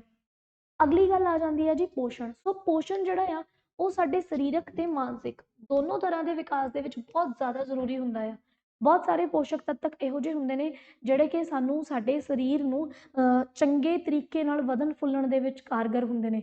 ਬਹੁਤ ਅਜਿਹੇ ਪੋਸ਼ਕ ਤੱਤ ਹੁੰਦੇ ਨੇ ਜਿਹੜੇ ਕਿ ਸਾਡੇ ਦਿਮਾਗ ਵਾਸਤੇ, ਦਿਮਾਗ ਦੀ ਡਿਵੈਲਪਮੈਂਟ ਵਾਸਤੇ ਬਹੁਤ ਜ਼ਰੂਰੀ ਹੁੰਦੇ ਨੇ। ਸੋ ਇੱਕ ਚੰਗਾ ਜਿਹੜਾ ਪੋਸ਼ਣ ਹੈ ਉਹ ਬਹੁਤ ਜ਼ਿਆਦਾ ਜ਼ਰੂਰੀ ਹੋ ਜਾਂਦਾ, ਕਿਉਂਕਿ ਜੇ ਤੁਸੀਂ ਇੱਕ ਬੱਚੇ ਨੂੰ ਮਤਲਬ ਬੱਚੇ ਨੂੰ ਹੈਰੀਡਿਟੀ ਦੇ ਵਿੱਚ ਚੰਗੇ ਜੀਨਸ ਮਿਲੇ ਹੋਏ ਨੇ, ਇੱਕ ਬੱਚੇ ਨੂੰ ਤੁਸੀਂ ਚੰਗਾ ਫਿਜ਼ੀਕਲ ਇਨਵਾਇਰਮੈਂਟ ਦੇਤਾ ਕਿ ਤੁਹਾਡੇ ਘਰ ਦੇ ਜਿਹੜੇ ਹਾਲਾਤ ਨੇ, ਤੁਹਾਡੇ ਘਰ ਦੇ ਜਿੰਨੇ ਜੀਅ ਨੇ ਉਹ ਚੰਗਾ ਬੋਲਦੇ ਨੇ, ਠੀਕ ਹੈ, ਸਹੀ ਟਾਈਮ ਟੇਬਲ ਆ ਉਹਨਾਂ ਦਾ, ਪਰ ਅਗਰ ਨਿਊਟ੍ਰੀਸ਼ਨ ਬੱਚੇ ਨੂੰ ਸਹੀ ਨਹੀਂ ਮਿਲ ਰਿਹਾ, ਅਗਰ ਉਸ ਬੱਚੇ ਨੂੰ ਸੰਤੁਲਿਤ ਆਹਾਰ ਨਹੀਂ ਮਿਲ ਰਿਹਾ, ਤਾਂ ਕਿਤੇ ਨਾ ਕਿਤੇ ਜਿਹੜੀ ਉਹਦੀ ਓਵਰਆਲ ਡਿਵੈਲਪਮੈਂਟ ਆ ਉਹਦੇ ਉੱਤੇ ਇੱਕ ਨੈਗੇਟਿਵ ਜਿਹਾ ਪ੍ਰਭਾਵ ਜ਼ਰੂਰ ਪਊਗਾ। ਅਗਲੀ ਗੱਲ ਆਉਂਦੀ ਹੈ ਜੀ ਸੈਕਸ। ਸੋ ਲਿੰਗ ਜਿਹੜਾ ਆ ਇਹ ਵੀ ਆਪਣੇ ਆਪ ਦੇ ਵਿੱਚ ਬਹੁਤ ਜ਼ਿਆਦਾ ਜ਼ਰੂਰੀ ਹੁੰਦਾ। ਤੁਸੀਂ ਦੇਖਿਆ ਹੋਣਾ ਕਿ ਇੱਕ ਹੀ ਪਰਿਵਾਰ ਦੇ ਸਕੇ ਭੈਣ ਭਰਾਵਾਂ ਦੇ ਵਿੱਚ ਉਹਨਾਂ ਦੇ ਲਿੰਗ ਕਰਕੇ ਕੁੜੀ ਦੀ ਜਿਹੜੀ ਭਾਸ਼ਾ ਹੋਊਗੀ, ਕੁੜੀ ਦਾ ਜਿਹੜਾ ਲਹਿਜ਼ਾ ਹੋਊਗਾ ਉਹ ਬੜਾ ਅਲੱਗ ਹੋਊਗਾ ਇੱਕ ਮੁੰਡੇ ਨਾਲੋਂ। ਚਾਹੇ ਉਹ ਸਕੇ ਭੈਣ ਭਰਾ ਨੇ, ਉਹਨਾਂ ਨੂੰ ਇੱਕੋ ਜਿਹਾ ਖਾਣਾ ਮਿਲ ਰਿਹਾ ਆ, ਉਹ ਇੱਕੋ ਤਰੀਕੇ ਦੇ ਨਾਲ ਰਹਿੰਦੇ ਨੇ, ਪਰ ਉਹਨਾਂ ਦੀ ਬੋਲਣੀ ਚਾਲਣੀ, ਉਹਨਾਂ ਦਾ ਤੁਰਨਾ ਫਿਰਨਾ, ਕੱਪੜਿਆਂ ਨੂੰ ਲੈ ਕੇ ਉਹਨਾਂ ਦੀ ਜਿਹੜੀ ਪਸੰਦ ਹੁੰਦੀ ਆ, ਹਰ ਇੱਕ ਚੀਜ਼ ਦੇ ਵਿੱਚ ਸਾਨੂੰ ਬਹੁਤ ਸਾਰੀ ਵਿਭਿੰਨਤਾ ਦੇਖਣ ਨੂੰ ਮਿਲਦੀ ਆ। ਹੁਣ ਇਹਦੇ ਉੱਤੇ ਵੀ ਬਹੁਤ ਜ਼ਿਆਦਾ ਇਨਫਲੂਐਂਸ ਪੈਂਦਾ ਆ ਕਿ ਦੇਖੋ, ਜਿਹੜਾ ਇੱਕ ਲੜਕਾ ਆ, ਠੀਕ ਹੈ, ਉਹਦੀ ਬਾਇਓਲੋਜੀ ਜਿਹੜੀ ਆ ਉਹ ਇਸ ਤਰ੍ਹਾਂ ਦੀ ਹੁੰਦੀ ਆ। ਦੂਸਰੀ ਗੱਲ, ਇੰਟਰੈਕਸ਼ਨ। ਹੁਣ ਉਹਦੇ ਦੋਸਤ ਉੱਦਾਂ ਦੇ ਹੋਣਗੇ, ਉਹ ਬਾਹਰ ਜ਼ਿਆਦਾ ਆਊਗਾ ਜਾਊਗਾ ਤਾਂ ਉਹਦੀ ਭਾਸ਼ਾ ਵੀ ਉੱਦਾਂ ਦੀ ਹੋਊਗੀ, ਉਹਦੀ ਰਹਿਣੀ ਸਹਿਣੀ ਉੱਦਾਂ ਦੀ ਹੋਊਗੀ। ਇੱਕ ਕੁੜੀ ਜਿਹੜੀ ਆ, ਅਗਰ ਉਹ ਘਰੋਂ ਬਹੁਤਾ ਜ਼ਿਆਦਾ ਬਾਹਰ ਜਾਣਾ ਨਹੀਂ ਪਸੰਦ ਕਰਦੀ, ਉਹਦਾ ਜਿਹੜਾ ਫਰੈਂਡ ਸਰਕਲ ਆ ਬੜਾ ਲਿਮਿਟਡ ਹੈ, ਫਰੈਂਡ ਸਰਕਲ ਵੀ ਮੰਨ ਲਓ ਉਹਦੀ ਆਪਣੀ ਕੋਈ ਰਿਸ਼ਤੇਦਾਰ, ਉਹਦੀਆਂ ਕਜ਼ਨਸ ਨੇ ਜਾਂ ਉਹਦੇ ਆਲੇ ਦੁਆਲੇ ਦੀ ਕੋਈ ਇੱਕ ਅੱਧੀ ਸਹੇਲੀ ਆ, ਤਾਂ ਉਹਦੀ ਭਾਸ਼ਾ ਜਿਹੜੀ ਆ ਉਹ ਪਰਿਵਾਰ ਦੇ ਬਹੁਤ ਨੇੜੇ ਵਾਲੀ ਭਾਸ਼ਾ ਜੀ ਹੁੰਦੀ ਆ। ਉਹਦੀ ਰਹਿਣੀ ਸਹਿਣੀ ਜਿਹੜੀ ਆ ਉਹ ਬੜੀ ਸਿੰਪਲ ਜਿਹੀ ਹੋਊਗੀ। ਤਾਂ ਇਹ ਸਾਰੀਆਂ ਜਿਹੜੀਆਂ ਚੀਜ਼ਾਂ ਹੁੰਦੀਆਂ ਨੇ, ਜਾਂ ਵਾਈਸ ਵਰਸਾ, ਕਿਸੇ ਵੀ ਤਰੀਕੇ ਨਾਲ ਅਸੀਂ ਇਹਨੂੰ ਦੇਖ ਸਕਦੇ ਹਾਂ। ਤਾਂ ਲਿੰਗ ਜਿਹੜਾ ਹੁੰਦਾ ਆ, ਇਹਦੇ ਉੱਤੇ ਬਹੁਤ ਫਰਕ ਪੈਂਦਾ। ਜਿਵੇਂ ਆਪਾਂ ਆਮ ਤੌਰ 'ਤੇ ਇੱਕ ਗੱਲ ਸੁਣਦੇ ਹੁੰਦੇ ਹਾਂ ਜਦੋਂ ਆਪਾਂ ਹਾਈਟ ਦੀ ਗੱਲ ਕਰਦੇ ਹਾਂ ਕਿ ਕੁੜੀਆਂ ਜਿਹੜੀਆਂ ਨੇ ਉਹ 12-15 ਸਾਲ ਦੀ ਏਜ ਤੱਕ ਲਗਾਤਾਰ ਵੱਧਦੀਆਂ ਰਹਿੰਦੀਆਂ ਨੇ, ਮੁੰਡੇ ਜਿਹੜੇ ਨੇ ਉਹ ਇੱਕਦਮ ਹੀ ਹਾਈਟ ਖਿੱਚ ਕੇ ਲੈ ਕੇ ਜਾਂਦੇ ਨੇ। ਵੀ ਉਹ ਪਹਿਲਾਂ ਭਾਵੇਂ ਜਿਹੜਾ ਭਰਾ ਹੈ ਉਹ ਭੈਣ ਨਾਲੋਂ ਭਾਵੇਂ ਪਹਿਲਾਂ ਕਿਉਂ ਨਾ ਛੋਟਾ ਹੋਵੇ, ਪਰ ਉਸ ਤੋਂ ਬਾਅਦ ਇੱਕਦਮ ਗਰੋ ਕਰੂਗਾ, ਇੱਕਦਮ ਹੀ ਹਾਈਟ ਖਿੱਚ ਕੇ ਲੈ ਜਾਊਗਾ। ਸੋ ਉਹਨਾਂ ਦੀ ਜਿਹੜੀ ਇੱਕ ਬਣਤਰ ਆ, ਜੋ ਸਰੀਰਕ ਬਣਤਰ ਆ, ਉਹ ਇਸੇ ਤਰੀਕੇ ਦੀ ਆ। ਸੋ ਇਹ ਇੱਕ ਬਹੁਤ ਇੰਪੋਰਟੈਂਟ ਫਰਕ ਪੈ ਜਾਂਦਾ ਆ ਕਿ ਜਦੋਂ ਅਸੀਂ ਗਰੋਥ ਦੀ ਜਾਂ ਡਿਵੈਲਪਮੈਂਟ ਦੀ ਗੱਲ ਕਰਦੇ ਹਾਂ, ਕਿ ਲਿੰਗ ਬਹੁਤ ਵੱਡਾ ਰੋਲ ਆ। ਔਰ ਅਗਲੀ ਗੱਲ, ਲਿੰਗ ਨੂੰ ਲੈ ਕੇ ਜਿਹੜੀ ਸਾਡੀ ਸੁਸਾਇਟੀ ਆ, ਇਹਨੇ ਵੀ ਆਪਣੇ ਜਿਹੜੇ ਇੱਕ ਸਟੈਂਡਰਡਸ ਨੇ ਉਹ ਬੜੇ ਅਲੱਗ ਰੱਖੇ ਹੋਏ ਨੇ। ਕੁੜੀਆਂ ਦੇ ਨਾਲ ਲੋਕ ਅਕਸਰ ਜਿਵੇਂ ਸੌਫਟਲੀ ਗੱਲ ਕਰਦੇ ਨੇ, ਬॉयਜ਼ ਨਾਲ ਕਈ ਵਾਰੀ ਰੂਡਲੀ ਗੱਲ ਕਰ ਲੈਂਦੇ ਨੇ। ਅਸੀਂ ਬॉयਜ਼ ਨੂੰ ਬੜਾ ਰੂਡਲੀ ਜਾਂ ਬਿਹੇਵ ਕਰਦੇ ਹਾਂ, ਗਰਲਸ ਦੇ ਨਾਲ ਬੜਾ ਸੌਫਟਲੀ ਜਾਂ ਬਿਹੇਵ ਕਰਦੇ ਹਾਂ, ਜਾਂ ਕਿਸੇ ਵੀ ਤਰੀਕੇ ਦੇ ਨਾਲ। ਸੋ ਜਿਹੜੇ ਸਾਡੇ ਸੁਸਾਇਟੀ ਦੇ, ਸਾਡੇ ਆਲੇ ਦੁਆਲੇ ਦੇ ਜੋ ਸਟੈਂਡਰਡ ਨੇ ਇੱਕ ਲਿੰਗ ਨੂੰ ਲੈ ਕੇ, ਕਿ ਅਗਰ ਕਿਸੇ ਬੱਚੇ ਨੇ ਕੋਈ ਮੁੰਡਾ ਆ ਅਤੇ ਉਹਨੇ ਕੋਈ ਪਿੰਕ ਕਲਰ ਦੀ ਚੀਜ਼ ਪਸੰਦ ਕਰ ਲਈ, ਤਾਂ ਅਸੀਂ ਉਹਨੂੰ ਨਾਲ ਦੀ ਨਾਲ ਰਿਅਲਾਈਜ਼ ਕਰਾਵਾਂਗੇ ਵੀ ਨਹੀਂ, ਤੂੰ ਮੁੰਡਾ ਆ ਅਤੇ ਤੈਨੂੰ ਪਿੰਕ ਕਲਰ ਨਹੀਂ, ਤੈਨੂੰ ਤਾਂ ਜਿਹੜੇ ਕੁਛ ਡਾਰਕ ਕਲਰ, ਸੋਲਿਡ ਕਲਰ ਜਿਹੜੇ ਨੇ ਉਹ ਪਸੰਦ ਕਰਨੇ ਚਾਹੀਦੇ ਨੇ। ਸੋ ਇਹ ਸਾਰੀਆਂ ਜਿਹੜੀਆਂ ਚੀਜ਼ਾਂ ਹੁੰਦੀਆਂ ਨੇ, ਇਹ ਓਵਰਆਲ ਡਿਵੈਲਪਮੈਂਟ ਦੇ ਉੱਤੇ, ਵਿਕਾਸ ਦੇ ਉੱਤੇ ਬਹੁਤ ਇੰਪੋਰਟੈਂਟ ਜਿਹੜਾ ਆ ਹਿੱਸਾ ਦਿੰਦੀਆਂ ਨੇ। ਅਗਲੀ ਗੱਲ ਆਉਂਦੀ ਆ ਜੀ ਅਰਲੀ ਸਟੀਮੂਲੇਸ਼ਨ ਦੀ। ਇਹ ਬਹੁਤ ਜ਼ਿਆਦਾ ਇੰਪੋਰਟੈਂਟ ਹੈ। ਕਿਉਂ ਇੰਪੋਰਟੈਂਟ ਹੈ? ਕਿਉਂਕਿ ਇਹ ਸਾਡੀ ਅੱਜ ਦੀ ਜ਼ਿੰਦਗੀ ਦੇ ਨਾਲ ਜੁੜੀ ਹੋਈ ਗੱਲ ਹੈ। ਤਾਂ ਜਿਹੜੀ ਸ਼ੁਰੂਆਤੀ ਉਤੇਜਤਾ ਹੁੰਦੀ ਆ, ਉਹਦੇ ਵੱਲ, ਉਸ ਵਾਤਾਵਰਨ ਵਾਲਾ ਜਿਹੜਾ ਬੱਚਾ ਹੋਊਗਾ, ਉਹ ਖਾਨਦਾਨੀ ਜਿਹੜੀਆਂ ਸੰਭਾਵਨਾਵਾਂ ਦੇ ਵਿਕਾਸ ਨੂੰ ਉਤਸ਼ਾਹਿਤ ਕਰਦਾ ਹੈ। ਜਿਵੇਂ ਕਿ ਇੱਕ ਬੱਚੇ ਨਾਲ ਗੱਲ ਕਰਨਾ, ਜਾਂ ਕਹਾਣੀ ਦੀਆਂ ਕਿਤਾਬਾਂ ਵਿੱਚ ਪ੍ਰੀ ਸਕੂਲ ਦੀ ਜਿਹੜੀ ਤਸਵੀਰ ਦਿਖਾਈ ਜਾਂਦੀ ਹੈ, ਉਸ ਦੀ ਸ਼ਬਦਾਂ ਨੂੰ ਸਿੱਖਣ ਦੀ ਜਿਹੜੀ ਦਿਲਚਸਪੀ ਹੈ ਉਹ ਬਹੁਤ ਵੱਧ ਜਾਂਦੀ ਹੈ। ਸੋ ਆਪਾਂ ਦੇਖਦੇ ਹਾਂ ਕਿ ਛੋਟੇ ਬੱਚਿਆਂ ਨੂੰ ਜਦੋਂ ਆਪਾਂ ਕੋਈ ਵੀ ਚੀਜ਼ ਸਿਖਾਉਣੀ ਹੁੰਦੀ ਆ, ਆਪਾਂ ਬੜੇ ਇੰਟਰਸਟਿੰਗ ਦੀਆਂ ਜਿਹੀਆਂ ਚੀਜ਼ਾਂ ਲੈ ਕੇ ਆਉਂਦੇ ਹਾਂ। ਜਿਵੇਂ ਅੱਜ ਕੱਲ੍ਹ ਤਾਂ ਜਿਹੜੀਆਂ ਨੇ ਈ ਬੁੱਕਸ ਆ ਚੁੱਕੀਆਂ ਨੇ, ਅੱਜ ਕੱਲ੍ਹ ਤਾਂ ਇਹੋ ਜਿਹੀਆਂ ਕਿਤਾਬਾਂ ਆ ਚੁੱਕੀਆਂ ਨੇ ਜਿਹੜੀਆਂ ਕਿ ਖੁਦ ਬੋਲਦੀਆਂ ਨੇ। ਤਾਂ ਇਹੋ ਜਿਹੀਆਂ ਚੀਜ਼ਾਂ ਦੇ ਨਾਲ ਕੀ ਹੁੰਦਾ, ਬੱਚਾ ਜਦੋਂ ਉਹਨਾਂ ਦੇ ਨਾਲ ਖਿਡੌਣੇ ਵਾਂਗੂ ਖੇਡਦਾ ਅਤੇ ਉਹਨਾਂ ਤੋਂ, ਜਾਂ ਜਿਹੜੇ ਛੋਟੇ ਬੱਚਿਆਂ ਦੀਆਂ ਕਿਤਾਬਾਂ ਹੁੰਦੀਆਂ ਨੇ ਉਹਨਾਂ 'ਚ ਫੋਟੋਜ਼ ਬਹੁਤ ਅਟਰੈਕਟਿਵ ਹੁੰਦੀਆਂ ਨੇ। ਤਾਂ ਇਹ ਜਿਹੜੀਆਂ ਤਸਵੀਰਾਂ ਨੇ, ਇਹਨਾਂ ਦੇ ਨਾਲ ਬੱਚਾ ਪਹਿਲਾਂ ਆਪਣੇ ਆਪ ਨੂੰ ਜੁੜਿਆ ਹੋਇਆ ਮਹਿਸੂਸ ਕਰਦਾ, ਜਿਹਦੇ ਨਾਲ ਉਹਦੀ ਦਿਲਚਸਪੀ ਬਣਦੀ ਆ ਕਿ ਮੈਂ ਚੀਜ਼ਾਂ ਨੂੰ ਸਿੱਖਾਂ, ਮੈਂ ਇਸ ਕਿਤਾਬ ਨੂੰ ਜ਼ਿਆਦਾ ਤੋਂ ਜ਼ਿਆਦਾ ਪੜ੍ਹਾਂ। ਸੋ ਇਸ ਚੀਜ਼ ਦਾ ਇੰਪੋਰਟੈਂਟ ਰੋਲ ਬਹੁਤ ਹੁੰਦਾ। ਹੁਣ ਅਰਲੀ ਸਟੀਮੂਲੇਸ਼ਨ ਦੇ ਵਿੱਚ ਅੱਜ ਦੇ ਟਾਈਮ ਦੇ ਵਿੱਚ ਜੋ ਸਭ ਤੋਂ ਵੱਡਾ ਰੋਲ ਅਦਾ ਕਰ ਰਿਹਾ, ਉਹ ਕਰ ਰਿਹਾ ਜੀ ਟੀਵੀ ਜਾਂ ਫਿਰ ਮੋਬਾਈਲ। ਬੱਚੇ ਜ਼ਿਆਦਾ ਸਮੇਂ ਜਦੋਂ ਮੋਬਾਈਲ ਵਰਤਦੇ ਨੇ, ਜਦੋਂ ਟੀਵੀ ਦੀ ਵਰਤੋਂ ਕਰਦੇ ਨੇ, ਤਾਂ ਉਸ ਟਾਈਮ ਦੇ ਦੌਰਾਨ ਕੀ ਚੀਜ਼ਾਂ ਵਰਤਦੀਆਂ ਨੇ ਕਿ ਸਮੇਂ ਤੋਂ ਪਹਿਲਾਂ ਹੀ ਉਸ ਬੱਚੇ ਦੇ ਵਿੱਚ ਮੈਚੁਰਿਟੀ ਆ ਜਾਂਦੀ ਆ। ਆਮ ਤੌਰ 'ਤੇ ਅਕਸਰ ਅਸੀਂ ਆਪਸ ਦੇ ਵਿੱਚ ਇਹ ਚੀਜ਼ਾਂ ਨੂੰ ਡਿਸਕਸ ਕਰਦੇ ਹਾਂ ਵੀ ਅੱਜ ਕੱਲ੍ਹ ਦੇ ਜਿਹੜੇ ਬੱਚੇ ਨੇ ਉਹ ਬਹੁਤ ਤੇਜ਼ ਨੇ, ਉਹ ਆਪਣੇ ਸਮੇਂ ਨਾਲੋਂ, ਆਪਣੀ ਉਮਰ ਨਾਲੋਂ ਬਹੁਤ ਜ਼ਿਆਦਾ ਬੇਸਿਕਲੀ ਕੀ ਨੇ, ਡਿਵੈਲਪਡ ਨੇ। ਉਹਨਾਂ ਦੇ ਵਿੱਚ ਵਿਕਾਸ, ਮੈਂਟਲੀ ਤੌਰ 'ਤੇ ਜਿਹੜਾ ਉਹਨਾਂ ਦਾ ਵਿਕਾਸ ਹੁੰਦਾ ਉਹ ਬਹੁਤ ਜ਼ਿਆਦਾ ਪਰਿਪੱਕ ਹੁੰਦੇ ਨੇ। ਉਹਦੇ ਵਾਸਤੇ ਰੀਜ਼ਨ ਕੀ ਆ? ਕਿਉਂਕਿ ਮੋਬਾਈਲ ਨੂੰ ਯੂਜ਼ ਕਰਦੇ ਹੋਏ ਉਹ ਕਈ ਵਾਰ ਇਹੋ ਜਿਹੀਆਂ ਚੀਜ਼ਾਂ ਦੇਖਦੇ ਨੇ, ਇਹੋ ਜਿਹੀ ਵਕੈਬ ਸੁਣਦੇ ਨੇ ਜਿਹੜੀ ਵਕੈਬ ਸ਼ਾਇਦ ਉਹਨਾਂ ਦੀ ਉਮਰ ਦੇ ਲਈ ਬਣੀ ਨਹੀਂ ਸੀ। ਤਾਂ ਇਸ ਕਰਕੇ, ਕਿਉਂਕਿ ਅਰਲੀ ਸਟੀਮੂਲੇਸ਼ਨ ਮਿਲ ਗਿਆ, ਤਾਂ ਉਹਦੇ ਕਰਕੇ ਕੀ ਹੈ ਕਿ ਇੱਕ ਬੱਚਾ ਜਿਹੜਾ ਆ ਉਹ ਆਪਣੀ ਉਮਰ ਤੋਂ ਵਧੇਰਾ ਜਿਹੜਾ ਆ ਡਿਵੈਲਪ ਹੋ ਜਾਂਦਾ ਆ। ਤਾਂ ਇੱਕ ਤਾਂ ਇਹ ਚੀਜ਼ ਆ ਗਈ। ਅਗਲੀ ਗੱਲ ਸਾਡੇ ਕੋਲ ਆਉਂਦੀ ਆ ਕਿ ਸਰੀਰਕ ਤੇ ਮਾਨਸਿਕ ਵਿਕਾਸ ਨੂੰ ਉਤਸ਼ਾਹਿਤ ਕਰਦਾ ਹੈ। ਕਈ ਵਾਰੀ ਕੀ ਹੁੰਦਾ ਕਿ ਹੁਣ ਜਿਵੇਂ ਕਈ ਪੇਰੈਂਟਸ ਤਾਂ ਇੱਕ ਬੱਚੇ ਨੂੰ, ਜਿਵੇਂ ਆਪਾਂ ਕਿਸੇ ਨੂੰ ਇਹ ਚਾਹੁੰਦੇ ਹਾਂ ਵੀ ਹੁਣ ਅਸੀਂ ਆਪਣੇ ਬੱਚੇ ਨੂੰ ਹੈ ਨਾ ਫਰੂਟਸ ਖਵਾਉਣਾ ਚਾਹੁੰਦੇ ਹਾਂ, ਚੰਗੀ ਫੂਡ ਜਿਹੜਾ ਆ ਉਹ ਦੇਣਾ ਚਾਹੁੰਦੇ ਹਾਂ, ਪਰ ਕਈ ਵਾਰੀ ਬੱਚਾ ਜਦੋਂ ਉਸ ਚੀਜ਼ ਨੂੰ ਖਾਣ ਤੋਂ ਮਨਾ ਕਰ ਦਿੰਦਾ ਤਾਂ ਕਈ ਪੇਰੈਂਟਸ ਉਹਨੂੰ ਡਾਂਟ ਦਿੰਦੇ ਨੇ, ਠੀਕ ਹੈ, ਵੀ ਨਹੀਂ, ਤੇਰੇ ਤਾਂ ਸਰੀਰ ਵਾਸਤੇ ਬਹੁਤ ਜ਼ਰੂਰੀ ਹੈ, ਠੀਕ ਹੈ, ਜਿਵੇਂ ਮਰਜ਼ੀ ਖਵਾਈਏ, ਚਾਹੇ 2 ਥੱਪੜ ਮਾਰ ਕੇ ਖਵਾਈਏ, ਬਟ ਇਹਨੂੰ ਖਵਾਉਣਾ ਹੀ ਖਵਾਉਣਾ। ਤਾਂ ਕਈ ਜਿਹੜੇ ਹੁੰਦੇ ਨੇ ਉਹ ਕਹਿੰਦੇ ਨੇ ਕਿ ਨਹੀਂ, ਅਸੀਂ ਨਾ ਇੱਕ ਕੰਮ ਕਰਦੇ ਹਾਂ, ਇਹਨੂੰ ਜਿਹੜੀ ਰੋਟੀ ਖਵਾਉਣੀ ਆ ਜਾਂ ਇਹਨੂੰ ਜਿਹੜੀ ਕੋਈ ਸਬਜ਼ੀ ਸੁਬਜ਼ੀ ਖਵਾਉਣੀ ਆ, ਕੁਛ ਵੀ, ਕੋਈ ਵੀ ਪੋਸ਼ਕ ਤੱਤ ਖਵਾਉਣਾ, ਉਹਨੂੰ ਥੋੜ੍ਹਾ ਡੈਕੋਰੇਟ ਕਰ ਦਿੰਦੇ ਹਾਂ ਜਾਂ ਉਹਦੇ ਨਾਲ ਕੋਈ ਕਹਾਣੀ ਜੋੜ ਦਿੰਦੇ ਹਾਂ। ਤਾਂ ਜਦੋਂ ਬੱਚਾ ਇਹ ਸੁਣਦਾ ਕਿ ਅੱਛਾ ਉਹਦੇ ਕਿਸੇ ਫੇਵਰੇਟ ਸੁਪਰ ਹੀਰੋ ਨੇ ਉਹ ਚੀਜ਼ ਖਾਧੀ ਸੀ ਅਤੇ ਉਹ ਤਾਕਤਵਰ ਹੋ ਗਿਆ ਸੀ, ਉਹ ਬੱਚਾ ਵੀ ਉਵੇਂ ਖਾਣ ਲੱਗ ਜਾਂਦਾ। ਸੋ ਜਿਹੜਾ ਇਹ ਅਰਲੀ ਸਟੀਮੂਲੇਸ਼ਨ ਹੁੰਦਾ ਆ, ਸ਼ੁਰੂਆਤੀ ਜਿਹੜੀ ਉਤੇਜਤਾ ਹੁੰਦੀ ਹੈ, ਇਹ ਵੀ ਉਸ ਬੱਚੇ ਦੀ ਓਵਰਆਲ ਵਿਕਾਸ ਦੇ ਵਿੱਚ ਬਹੁਤ ਜ਼ਿਆਦਾ ਇੰਪੋਰਟੈਂਟ ਰੋਲ ਅਦਾ ਕਰਦੀ ਆ। ਅਗਲਾ ਜਿਹੜਾ ਹੁੰਦਾ ਚਾਈਲਡ ਰੇਅਰਿੰਗ ਪ੍ਰੈਕਟਿਸ, ਬੱਚੇ ਨੂੰ ਪਾਲਣਾ। ਦੇਖੋ ਬੱਚੇ ਦਾ ਜਿਹੜਾ ਜਨਮ ਹੈ, ਠੀਕ ਹੈ, ਬੱਚੇ ਨੂੰ ਜਨਮ ਦੇ ਦੇਣਾ ਇੱਕ ਔਖੀ ਪ੍ਰਕਿਰਿਆ ਆ, ਪਰ ਇੱਕ ਬੱਚੇ ਨੂੰ ਪਾਲਣਾ ਉਸ ਤੋਂ ਵੀ ਜ਼ਿਆਦਾ ਔਖਾ ਹੈ, ਕਿਉਂਕਿ ਜਦੋਂ ਤੁਸੀਂ ਉਹਦਾ ਪਾਲਣ ਪੋਸ਼ਣ ਕਰ ਰਹੇ ਹੋ, ਤੁਹਾਨੂੰ ਖੁਦ ਨੂੰ ਇਸ ਚੀਜ਼ ਦੇ ਬਾਰੇ ਜਾਣਕਾਰੀ ਹੋਣੀ ਬਹੁਤ ਜ਼ਰੂਰੀ ਹੈ। ਫਿਰ ਭਾਵੇਂ ਤੁਸੀਂ ਜਦੋਂ ਇੱਕ ਅਧਿਆਪਕ ਹੋ, ਕਿਉਂਕਿ ਉਹ ਬੱਚਾ ਤੁਹਾਡੇ ਕੋਲ ਚੀਜ਼ਾਂ ਨੂੰ ਸਿੱਖਣ ਆ ਰਿਹਾ, ਤਾਂ ਜਦੋਂ ਤੱਕ ਉਸ ਬੱਚੇ ਦੇ ਮਨੋਵਿਗਿਆਨ ਨੂੰ ਤੁਸੀਂ ਨਹੀਂ ਸਮਝਦੇ, ਤੁਸੀਂ ਇਹ ਨਹੀਂ ਸਮਝਦੇ ਕਿ ਤੁਹਾਡੇ ਵੱਲੋਂ ਕਹੀ ਹੋਈ ਗੱਲ ਦਾ ਉਸ ਬੱਚੇ 'ਤੇ ਕਿਵੇਂ ਪ੍ਰਭਾਵ ਪਊਗਾ, ਤਾਂ ਕਿਤੇ ਨਾ ਕਿਤੇ ਬੱਚੇ ਦੇ ਪਾਲਣ ਪੋਸ਼ਣ ਦੇ ਉੱਤੇ ਇੱਕ ਨੈਗੇਟਿਵ ਜਿਹਾ ਪ੍ਰਭਾਵ ਬਹੁਤ ਪੈਂਦਾ ਆ। ਸੋ ਇਹਦੇ ਵਿੱਚ ਕੀ ਆ ਕਿ ਆਗਿਆਕਾਰੀ, ਹੁਣ ਅਸੀਂ ਅੱਜ ਦੇ ਟਾਈਮ ਦੇ ਵਿੱਚ ਕੀ ਕਰਦੇ ਹਾਂ, ਚਾਹੇ ਬੀਇੰਗ ਟੀਚਰ, ਚਾਹੇ ਬੀਇੰਗ ਪੇਰੈਂਟਸ, ਸਾਡੀ ਮੇਨ ਕੋਸ਼ਿਸ਼ ਹੁੰਦੀ ਹੈ ਕਿ ਸਾਡੇ ਬੱਚੇ ਦੇ ਵਿੱਚ ਕੋਈ ਵੀ ਨੈਗੇਟਿਵ ਗੁਣ ਅਵਗੁਣ ਨਾ ਹੋਵੇ, ਪਰ ਉਹਦੇ ਵਿੱਚ ਔਗੁਣ ਤਾਂ ਨਹੀਂ ਅਸੀਂ ਚਾਹੁੰਦੇ, ਪਰ ਅਸੀਂ ਉਹਦੇ ਸਾਹਮਣੇ ਉਹ ਸਾਰੀਆਂ ਚੀਜ਼ਾਂ ਪਰਫੋਰਮ ਕਰਦੇ ਹਾਂ। ਜਿਵੇਂ ਕਿ ਅਸੀਂ ਉਹਦੇ ਸਾਹਮਣੇ ਬਹੁਤ ਸਾਰਾ ਮੋਬਾਈਲ ਯੂਜ਼ ਕਰਦੇ ਹਾਂ, ਅਸੀਂ ਉਸੇ ਬੱਚੇ ਦੇ ਸਾਹਮਣੇ ਗਾਲੀ ਗਲੋਚ ਕਰਦੇ ਹਾਂ, ਅਸੀਂ ਉਸੇ ਬੱਚੇ ਦੇ ਸਾਹਮਣੇ ਬਾਹਰ ਦਾ ਜਿਹੜਾ ਜੰਕ ਫੂਡ ਆ ਉਹ ਖਾਣਾ ਪ੍ਰੈਫਰ ਕਰਦੇ ਹਾਂ, ਤਾਂ ਹੁਣ ਉਹ ਤੁਹਾਨੂੰ ਦੇਖ ਦੇਖ ਕੇ ਹੀ ਪ੍ਰਭਾਵਿਤ ਹੋ ਰਿਹਾ। ਅਤੇ ਇਹਦੇ ਵਿੱਚ ਕੀ ਆ ਕਿ ਪੇਰੈਂਟਸ ਜਿਹੜੇ ਨੇ ਜਾਂ ਟੀਚਰਸ ਜਿਹੜੇ ਨੇ, ਉਹਨਾਂ ਦਾ ਆਗਿਆਕਾਰੀ ਹੋਣਾ ਬਹੁਤ ਜ਼ਿਆਦਾ ਜ਼ਰੂਰੀ ਹੁੰਦਾ ਆ, ਠੀਕ ਹੈ। ਅਗਲੀ ਗੱਲ, ਜੇ ਮੰਨ ਲਓ ਆਪਾਂ ਕਹਿ ਦਈਏ ਵੀ ਪੇਰੈਂਟਸ ਜਿਹੜੇ ਨੇ ਉਹੀ ਭਾਵਨਾਤਮਕ ਨਿਯੰਤਰਣ ਆਪਣੇ ਉੱਤੇ ਨਹੀਂ ਕਰ ਪਾ ਰਹੇ, ਤਾਂ ਉਹ ਬੱਚੇ ਨੂੰ ਕਿਸ ਤਰੀਕੇ ਨਾਲ ਸਿਖਾਉਣਗੇ, ਅਗਰ ਉਹਨਾਂ ਨੂੰ ਇਹ ਨਹੀਂ ਪਤਾ ਕਿ ਮੈਂ ਘਰ ਦੀ ਚਾਰ ਦੀਵਾਰੀ ਦੇ ਵਿੱਚ ਜਿਵੇਂ ਬੋਲ ਰਿਹਾ, ਮੈਂ ਗਲੀ ਦੇ ਵਿੱਚ ਜਾਂ ਫਿਰ ਮੈਂ ਆਪਣੇ ਆਲੇ ਦੁਆਲੇ ਕਿਸੇ ਪਬਲਿਕ ਪਲੇਸ ਦੇ ਉੱਤੇ ਵੀ ਮੈਂ ਉਵੇਂ ਗੱਲ ਕਰਨੀ ਆ, ਅਗਰ ਉਹ ਖੁਦ ਆਪਣੀਆਂ ਭਾਵਨਾਵਾਂ ਦੇ ਉੱਤੇ ਨਿਯੰਤਰਣ ਕਰਨਾ ਨਹੀਂ ਜਾਣਦੇ, ਬੱਚੇ ਨੂੰ ਕਿਵੇਂ ਸਿਖਾਉਣਗੇ। ਸੋ ਪਾਲਣ ਪੋਸ਼ਣ ਜਿਹੜਾ ਹੁੰਦਾ ਆ, ਓਵਰਆਲ ਜਿਹੜਾ ਆ ਉਹ ਬਹੁਤ ਜ਼ਿਆਦਾ ਇੰਪੋਰਟੈਂਟ ਹੋ ਜਾਂਦਾ ਆ। ਅਗਲੀ ਗੱਲ ਆਉਂਦੀ ਆ ਕਿ ਹਿਊਮਨ ਡਿਵੈਲਪਮੈਂਟ ਦੀ ਸਟੇਜਿਸ ਕਿਹੜੀਆਂ ਕਿਹੜੀਆਂ ਹੁੰਦੀਆਂ ਨੇ। ਸੋ ਇਹਦੇ ਤੋਂ ਕਈ ਵਾਰੀ ਬਹੁਤ ਜਗ੍ਹਾ ਦੇ ਉੱਤੇ ਸਵਾਲ ਪੁੱਛੇ ਜਾਂਦੇ ਨੇ ਕਿ ਕਿਹੜੀਆਂ ਕਿਹੜੀਆਂ ਸਟੇਜਿਸ ਅਜਿਹੀਆਂ ਹੁੰਦੀਆਂ ਨੇ ਜਿਨ੍ਹਾਂ ਦੇ ਉੱਤੇ ਇੱਕ ਜਿਹੜਾ ਬੱਚਾ ਆ ਉਹ ਡਿਵੈਲਪ ਕਰਦਾ। ਤਾਂ ਸਭ ਤੋਂ ਪਹਿਲੀ ਸਟੇਜ ਹੁੰਦੀ ਆ ਇਨਫੈਂਸੀ। ਸੋ ਇਨਫੈਂਸੀ ਬੇਸਿਕਲੀ ਕਿਹੜੀ ਸਟੇਜ ਹੁੰਦੀ ਹੈ, ਜਿਹਦੇ ਵਿੱਚ ਬੱਚਾ ਜਿਹੜਾ ਆ ਉਹ ਜਨਮ ਤੋਂ ਲੈ ਕੇ 18 ਮਹੀਨੇ ਦੀ ਏਜ ਤੱਕ ਨਹੀਂ ਹੋ ਜਾਂਦਾ। ਅਲੱਗ-ਅਲੱਗ ਕਿਤਾਬਾਂ ਦੇ ਵਿੱਚ ਇਹ ਜਿਹੜੀ ਏਜ ਹੁੰਦੀ ਆ ਇਹ ਅਲੱਗ-ਅਲੱਗ ਦਿੱਤੀ ਹੁੰਦੀ ਆ, ਬਟ ਅਸੀਂ ਕੋਸ਼ਿਸ਼ ਇਹ ਕੀਤੀ ਆ ਕਿ ਅਸੀਂ ਡੇਟਾ ਉਹ ਲਈਏ ਜਿਹਨੂੰ ਕਿ ਅਸੀਂ ਇੱਕ ਰੈਫਰੈਂਸ ਕੰਸੀਡਰ ਕਰ ਸਕੀਏ ਸਾਡੇ ਐਗਜ਼ਾਮ ਵਾਸਤੇ।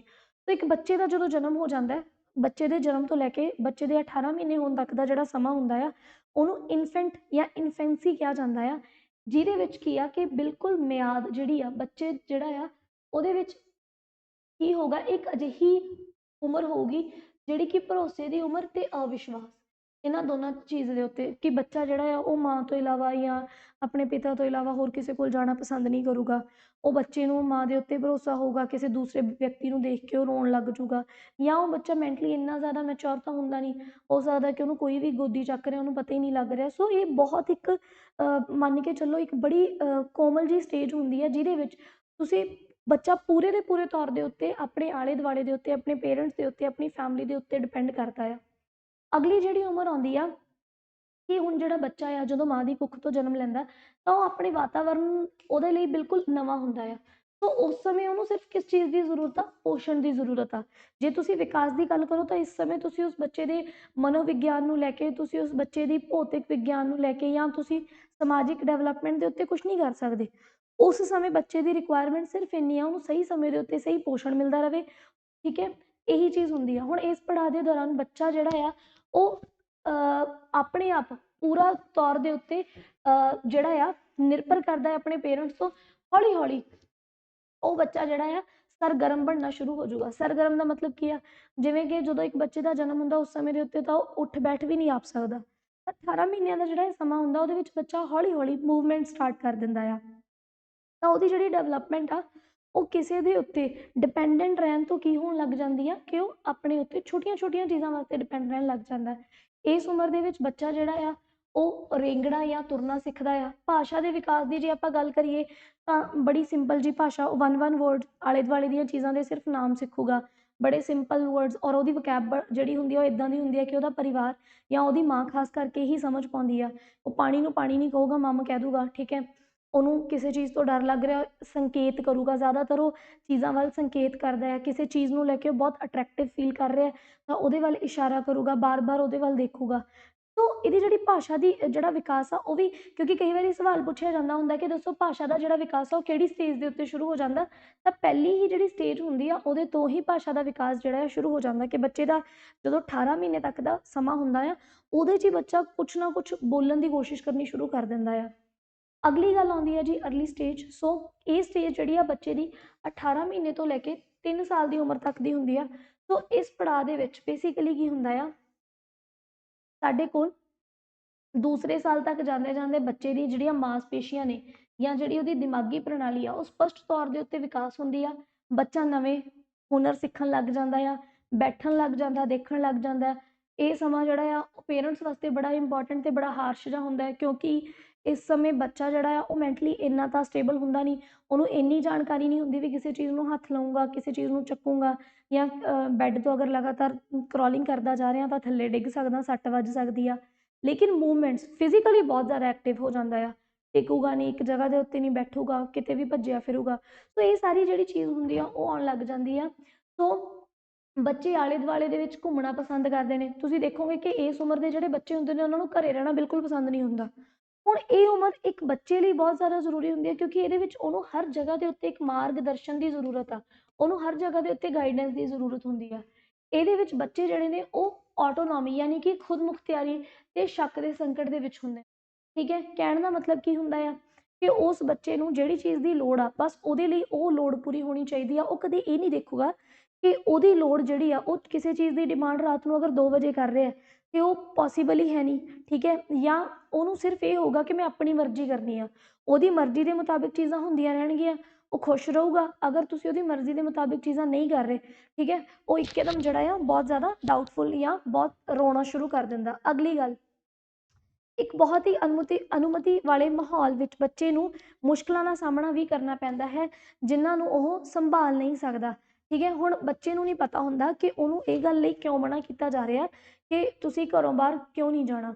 ਉਹਦੇ ਲਈ ਉਸ ਚੀਜ਼ ਨੂੰ ਸਮਝਣਾ ਜਿਹੜਾ ਆ ਬਹੁਤ ਔਖਾ ਹੁੰਦਾ ਕਿ ਮੈਂ ਕੋਈ ਕੰਮ ਕਰਨਾ ਚਾਹੁੰਦਾ, ਮੈਂ ਕੋਈ ਚੀਜ਼ ਚਾਹੁੰਦਾ ਤੇ ਉਹ ਚੀਜ਼ ਮੈਨੂੰ ਮਿਲ ਕਿਉਂ ਨਹੀਂ ਰਹੀ, ਜਾਂ ਉਸ ਕੰਮ ਨੂੰ ਕਰਨ ਵਾਸਤੇ ਮੈਨੂੰ ਮਨਾ ਕਿਉਂ ਕੀਤਾ ਜਾ ਰਿਹਾ। ਸੋ ਇਹ ਉਹਦੇ ਲਈ ਇੱਕ ਕਾਫੀ ਔਖਾ ਜਿਹਾ ਸਮਾਂ ਹੁੰਦਾ ਆ। ਅਗਲੀ ਗੱਲ, ਇਸ ਤਰ੍ਹਾਂ ਜੇ ਨਿਯੰਤਰਣ ਗੰਭੀਰ ਹੈ ਤਾਂ ਬੱਚਾ ਆਪਣੇ ਆਪ ਨੂੰ ਬੇਕਾਰ, ਸ਼ਰਮਨਾਕ ਮਹਿਸੂਸ ਕਰਦਾ ਹੈ। ਹੁਣ ਕਈ ਵਾਰੀ ਕੀ ਹੁੰਦਾ ਹੈ ਕਿ ਇਸ ਉਮਰ ਦੇ ਵਿੱਚ, ਕਿਉਂਕਿ ਸਾਨੂੰ ਪਤਾ ਹੁੰਦਾ ਕਿ ਬੱਚੇ ਦਾ ਚੰਗਾ ਮਾੜਾ ਕੀ ਹੈ, ਬੱਚੇ ਨੂੰ ਸਿਰਫ ਇਹ ਚੀਜ਼ ਪਤਾ ਹੁੰਦੀ ਹੈ ਕਿ ਜੋ ਚੀਜ਼ ਉਹਦੇ ਮਨ 'ਚ ਆ ਰਹੀ ਹੈ, ਜੇ ਉਹਦਾ ਮਨ ਕਰ ਰਿਹਾ ਕਿ ਕਿਸੇ ਉਹਨੂੰ ਕੋਈ ਤਾਰ ਦਿਖੀ ਕਿ ਉਸ ਤਾਰ ਨੂੰ ਤੋੜਨਾ ਚਾਹੁੰਦਾ, ਉਹ ਆਪਣੇ ਮਨ ਦੀ ਕਰਨਾ ਚਾਹੁੰਦਾ। ਹੁਣ ਇਸ ਸਮੇਂ ਦੇ ਦੌਰਾਨ ਕੀ ਹੁੰਦਾ ਕਿ ਲਗਾਤਾਰ ਜਦੋਂ ਉਹਦੇ ਵੱਡੇ, ਉਹਦੇ ਆਲੇ ਦੁਆਲੇ ਦੇ ਲੋਕ ਉਹਨੂੰ ਲਗਾਤਾਰ ਡਾਂਟਦੇ ਰਹਿੰਦੇ ਨੇ, ਉਹਨੂੰ ਹਮੇਸ਼ਾ ਹਰ ਚੀਜ਼ ਤੋਂ ਨਿਖੇਧੀ ਮਿਲਦੀ ਰਹਿੰਦੀ ਆ, ਤਾਂ ਕਈ ਵਾਰ ਬੱਚਾ ਮੈਂਟਲੀ ਲੈਵਲ ਦੇ ਉੱਤੇ ਇਹ ਸੋਚਣ ਲੱਗ ਜਾਂਦਾ ਕਿ ਮੈਂ ਤਾਂ ਬੇਕਾਰ ਹਾਂ, ਮੈਂ ਠੀਕ ਹੈ ਵੀ ਮੈਨੂੰ ਤਾਂ ਹਰ ਜਗ੍ਹਾ ਦੇ ਉੱਤੇ ਡਾਂਟਿਆ ਜਾ ਰਿਹਾ। ਕਈ ਵਾਰ ਬੱਚਾ ਇਸ ਗੱਲ ਨੂੰ ਲੈ ਕੇ ਵੀ ਇਰੀਟੇਟ ਹੋ ਜਾਂਦਾ ਕਿ ਮੈਨੂੰ ਕਿਸੇ ਦੇ ਸਾਹਮਣੇ, ਕਿਸੇ ਬਾਹਰਲੇ ਦੇ ਸਾਹਮਣੇ ਕਿਉਂ ਡਾਂਟਿਆ ਗਿਆ। ਸੋ ਇਹ ਜਿਹੜੀ ਚੀਜ਼ ਹੁੰਦੀ ਆ ਉਹ ਕਈ ਵਾਰ ਕੀ ਕਰਦੀ ਹੈ ਕਿ ਇੱਥੋਂ ਇੱਕ ਇਹੋ ਜਿਹਾ ਬੀਜ ਜਿਹੜਾ ਆ ਉਹ ਪੁੰਗਰਨਾ ਸ਼ੁਰੂ ਹੋ ਜਾਊਗਾ ਕਿ ਜੇ ਤੁਸੀਂ ਧਿਆਨ ਨਾ ਦਿੱਤਾ ਤਾਂ ਬੱਚਾ ਜਿਵੇਂ ਜਿਵੇਂ ਵੱਡਾ ਹੁੰਦਾ ਜਾਊਗਾ ਉਵੇਂ ਉਵੇਂ ਤੁਹਾਡੇ ਤੋਂ ਦੂਰ ਹੁੰਦਾ ਜਾਊਗਾ। ਸੋ ਇੱਕ ਬਹੁਤ ਇੰਪੋਰਟੈਂਟ ਏਜ ਆ ਜਾਂਦੀ ਹੈ ਜਿਹਦੇ ਵਿੱਚ ਅਸੀਂ ਇੱਕ ਬੌਂਡਿੰਗ ਨੂੰ ਵੀ ਮੇਨਟੇਨ ਰੱਖਣ ਦੀ ਕੋਸ਼ਿਸ਼ ਕਰਨੀ ਹੁੰਦੀ ਆ। ਅਗਲੀ ਗੱਲ, ਬੱਚੇ ਦੀਆਂ ਜਿਹੜੀਆਂ ਲੋੜਾਂ ਹੁੰਦੀਆਂ ਨੇ ਉਹ ਵਾਤਾਵਰਨਕ ਕਾਰਨਾਂ ਦਾ ਆਦਰ ਕਰਦੇ ਹੋਏ ਢੁਕਵੀਂ ਮੱਧ ਸਥਿਤੀ ਦੇਖਭਾਲ ਕਰਨ ਵਾਲੇ ਦੇ ਧਿਆਨ ਅਤੇ ਨਿਰੰਤਰ ਧਿਆਨ ਦੀ ਲੋੜ ਹੁੰਦੀ ਹੈ। ਸੋ ਇਹਦੇ ਵਿੱਚ ਕੀ ਹੁੰਦਾ ਕਿ ਬਈ ਉਸ ਬੱਚੇ ਨੂੰ ਕਿਹੜੀ ਕਿਹੜੀ ਚੀਜ਼ ਦੀ ਜ਼ਰੂਰਤ ਆ, ਉਹਦੇ ਵਾਤਾਵਰਨ ਦੇ ਅਕੋਰਡਿੰਗਲੀ। ਕਈ ਵਾਰੀ ਕੀ ਹੁੰਦਾ ਕਿ ਅਸੀਂ ਇਸ ਉਮਰ ਦੇ ਵਿੱਚ, ਕਿਉਂਕਿ ਬੱਚਿਆਂ ਨੂੰ ਜਿਹੜੇ ਕਿੰਡਰਗਾਰਟਨਸ ਹੁੰਦੇ ਨੇ, ਆਲੇ ਦੁਆਲੇ ਦੇ ਜਿਹੜੇ ਛੋਟੇ ਛੋਟੇ ਸਕੂਲਸ ਹੁੰਦੇ ਨੇ ਉਹਨਾਂ ਦੇ ਵਿੱਚ ਭੇਜਣਾ ਸ਼ੁਰੂ ਕਰ ਦਿੰਦੇ ਹਾਂ, ਜਾਂ ਫਿਰ ਅਸੀਂ ਬੱਚੇ ਨੂੰ ਜਿਹੜਾ ਹੈ ਆਪਣੇ ਆਂਢ ਗੁਆਂਢ ਦੇ ਵਿੱਚ ਛੱਡਣਾ ਸ਼ੁਰੂ ਕਰ ਦਿੰਦੇ ਹਾਂ। ਹੁਣ ਉਹ ਬੱਚੇ ਦਾ ਜਿਹੜਾ ਇੱਕ ਔਰਾ ਆ, ਉਹਦਾ ਜਿਹੜਾ ਇੱਕ ਏਰੀਆ ਸੀਗਾ ਉਹ ਅਸੀਂ ਵਧਾਤਾ। ਹੁਣ ਉਹ ਬੱਚਾ ਘਰ ਜੋਗਾ ਨਹੀਂ ਰਿਹਾ, ਉਹ ਆਪਣੇ ਆਲੇ ਦੁਆਲੇ, ਆਪਣੀ ਸੁਸਾਇਟੀ ਦੇ ਵਿੱਚ ਵੀ ਵਿਚਰਨ ਲੱਗ ਗਿਆ। ਹੁਣ ਮੰਨ ਲਓ ਉਹਦੀ ਸੁਸਾਇਟੀ ਦੇ ਵਿੱਚ ਉਹਦੀ ਹੀ ਏਜ ਦਾ ਜਾਂ ਉਸ ਤੋਂ ਆਲੇ ਦੁਆਲੇ ਦੀ ਉਮਰ ਦਾ ਕੋਈ ਬੱਚਾ ਰਹਿ ਰਿਹਾ, ਤਾਂ ਜਿਸ ਤਰ੍ਹਾਂ ਦੇ ਉਹਦੇ ਕੱਪੜੇ ਹੋਣਗੇ, ਜਿਸ ਤਰ੍ਹਾਂ ਦੇ ਉਹਦੇ ਖਿਡੌਣੇ ਹੋਣਗੇ, ਉਹਨਾਂ ਤੋਂ ਉਹ ਬੱਚਾ ਬਹੁਤ ਜ਼ਿਆਦਾ ਪ੍ਰਭਾਵਿਤ ਹੋਊਗਾ। ਤਾਂ ਬੱਚੇ ਦੀ ਲੋੜ ਕੀ ਆ, ਬੱਚੇ ਦੀ ਮਾਨਸਿਕ ਸਥਿਤੀ ਕੀ ਆ, ਇਹਦੇ ਆਧਾਰ ਦੇ ਉੱਤੇ ਇਸ ਸਮੇਂ ਦੇ ਵਿੱਚ ਬੱਚੇ ਦੀ ਲੋੜ ਨੂੰ ਸਹੀ ਸਮੇਂ ਦੇ ਉੱਤੇ ਪੂਰਾ ਕਰਨਾ ਬਹੁਤ ਜ਼ਰੂਰੀ ਹੋ ਜਾਂਦਾ ਹੈ। ਅਗਲੀ ਗੱਲ ਆ ਜਾਂਦੀ ਹੈ ਜੀ, ਅਗਲੀ ਸਟੇਜ ਜਿਹਨੂੰ ਕਿ ਮਿਡਲ ਚਾਈਲਡਹੁੱਡ ਕਿਹਾ ਜਾਂਦਾ ਆ। ਸੋ ਇਹ ਜਿਹੜੀ ਏਜ ਹੁੰਦੀ ਆ ਇਹ ਇੱਕ ਅਜਿਹਾ ਪੜਾਅ ਹੁੰਦਾ ਆ ਜਿਹੜਾ 3 ਤੋਂ ਲੈ ਕੇ 5 ਸਾਲ ਦੀ ਉਮਰ ਤੱਕ ਚੱਲਦਾ ਆ। ਸੋ ਇਹਦੇ ਵਿੱਚ ਕੀ ਹੁੰਦਾ ਕਿ ਬੱਚੇ ਨੂੰ ਸਭ ਤੋਂ ਪਹਿਲਾਂ ਇੱਕ ਸਮੇਂ ਦੇ ਵਿੱਚ ਮਤਲਬ ਸੰਕਟ ਦਾ ਸਾਹਮਣਾ ਕਰਨਾ ਪੈਂਦਾ, ਕਿਉਂਕਿ ਹੁਣ ਇਸ ਬੱਚੇ ਦੇ ਵਿੱਚ ਕੀ ਹੋਊਗਾ, ਕੋਈ ਗਲਤੀ ਕਰੂਗਾ, ਗਲਤੀ ਕਰਨ ਤੋਂ ਬਾਅਦ ਰਿਅਲਾਈਜ਼ ਹੋਊਗਾ ਕਿ ਮੈਂ ਕੁਝ ਗਲਤ ਕਰਤਾ, ਤੇ ਫਿਰ ਉਸ ਗਲਤੀ ਨੂੰ ਲੈ ਕੇ ਉਹਦੇ ਅੰਦਰ ਜਿਹੜਾ ਆ ਇੱਕ ਪਛਤਾਤਾਪ ਕਹਿ ਲਓ ਜਾਂ ਇੱਕ ਗਿਲਟ ਜਿਹੜਾ ਆ ਉਹ ਆਉਣਾ ਸ਼ੁਰੂ ਹੋ ਜਾਂਦਾ। ਉਹਨੂੰ ਆਪਣੇ ਆਪ ਤੋਂ ਲੱਗਣ ਲੱਗ ਜਾਂਦਾ ਵੀ ਮੈਂ ਇਹ ਗਲਤੀ ਕਿਉਂ ਕੀਤੀ।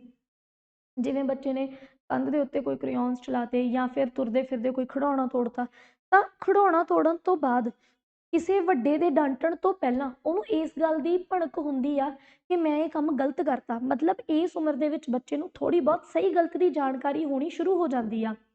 ਅਗਲੀ ਗੱਲ, ਜਦੋਂ ਇੱਕ ਵਾਰੀ ਸੁਤੰਤਰਤਾ ਦੀ ਭਾਵਨਾ ਸਥਾਪਿਤ ਹੋ ਜਾਵੇ, ਬੱਚੇ ਦੇ ਵਿੱਚ ਵੱਖ-ਵੱਖ ਸੰਭਾਵਨਾਵਾਂ ਨੂੰ ਬੱਚਾ ਚਾਹੁੰਦਾ ਹੁੰਦਾ ਅਲੱਗ-ਅਲੱਗ ਚੀਜ਼ਾਂ ਨੂੰ ਕਰਨਾ, ਠੀਕ ਹੈ। ਇਹ ਇਸ ਸਮੇਂ ਵਿੱਚ ਬੱਚੇ ਵਿੱਚ ਨਵੀਆਂ ਚੀਜ਼ਾਂ ਦੀ ਕੋਸ਼ਿਸ਼ ਕਰਨ ਦੀ ਇੱਛਾ ਜਿਹੜੀ ਆ ਉਹ ਆ ਜਾਂਦੀ ਆ। ਸੋ ਕਹਿਣ ਦਾ ਮਤਲਬ ਕੀ ਹੁੰਦਾ ਕਿ ਬੱਚਾ ਜਿਹੜਾ ਆ ਬਹੁਤ ਜ਼ਿਆਦਾ ਐਕਸਾਈਟਡ ਹੋ ਜਾਂਦਾ ਨਵੀਆਂ ਚੀਜ਼ਾਂ ਨੂੰ ਪਰਫੋਰਮ ਕਰਨ ਵਾਸਤੇ।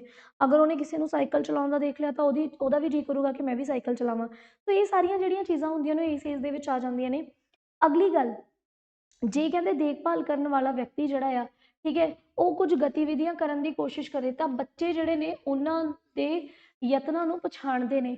ਬੱਚਾ ਇਸ ਟਾਈਮ ਦੇ ਵਿੱਚ ਇਹ ਗੱਲ ਚੰਗੀ ਤਰ੍ਹਾਂ ਜਾਣਦਾ ਹੁੰਦਾ ਕਿ ਸਾਹਮਣੇ ਵਾਲਾ ਵਿਅਕਤੀ ਕੋਈ ਹਰਕਤ ਜਿਹੜੀ ਕਰ ਰਿਹਾ ਹੈ, ਸਾਹਮਣੇ ਵਾਲਾ ਵਿਅਕਤੀ ਜੇ ਕੋਈ ਕੋਸ਼ਿਸ਼ ਕਰ ਰਿਹਾ, ਮਤਲਬ ਕਿ ਜੇ ਤੁਸੀਂ ਉਸ ਬੱਚੇ ਨੂੰ ਇਹ ਕਹਿ ਕੇ ਦਵਾਈ ਖਵਾਉਣ ਦੀ ਕੋਸ਼ਿਸ਼ ਕਰੋਗੇ ਕਿ ਇਹਨੂੰ ਖਾ ਕੇ ਤੁਸੀਂ ਤਾਕਤਵਰ ਹੋ ਜਾਓਗੇ ਜਾਂ ਕੁਛ ਵੀ, ਤਾਂ ਬੱਚੇ ਨੂੰ ਭਲੀ ਭਾਂਤੀ ਪਤਾ ਹੋਊਗਾ ਕਿ ਮੈਨੂੰ ਜਿਹੜਾ ਆ ਇੱਥੇ ਦਵਾਈ ਖਵਾਉਣ ਵਾਸਤੇ, ਮੈਨੂੰ ਠੀਕ ਕਰਨ ਵਾਸਤੇ ਇੱਕ ਬਹਾਨਾ ਜਿਹਾ ਬਣਾਇਆ ਜਾ ਰਿਹਾ। ਉਹ ਤੁਹਾਡੇ ਬਹਾਨਿਆਂ ਨੂੰ ਬੜੇ ਆਰਾਮ ਨਾਲ ਸਮਝ ਜਾਂਦਾ ਆ, ਠੀਕ ਹੈ। ਸੋ ਅਗਲੀ ਗੱਲ ਕੀ ਹੁੰਦੀ ਆ ਕਿ ਜੇਕਰ ਬਾਰ-ਬਾਰ ਕੋਈ ਚੀਜ਼ ਹੋਵੇ, ਜਿਵੇਂ ਕਿ ਮੰਨ ਲਓ ਤੁਸੀਂ ਉਸ ਬੱਚੇ ਦੇ ਸਾਹਮਣੇ ਕਿਸੇ ਪ੍ਰੋਬਲਮ ਨੂੰ ਸੋਲਵ ਕੀਤਾ, ਤੁਸੀਂ ਉਸ ਬੱਚੇ ਦੇ ਸਾਹਮਣੇ ਕਿਸੇ ਸਮੱਸਿਆ ਦਾ ਹੱਲ ਕੀਤਾ, ਉਹ ਉਸ ਚੀਜ਼ ਨੂੰ ਯਾਦ ਰੱਖੂਗਾ ਤੇ ਜਿਹੜੀ ਚੀਜ਼ ਤਰੀਕੇ ਨਾਲ ਤੁਸੀਂ ਉਸ ਸਮੱਸਿਆ ਦਾ ਹੱਲ ਕੀਤਾ ਸੀਗਾ, ਉਹ ਉਸੇ ਤਰੀਕੇ ਦੇ ਨਾਲ ਕਰਨ ਦੀ ਕੋਸ਼ਿਸ਼ ਕਰਦਾ ਹੈ।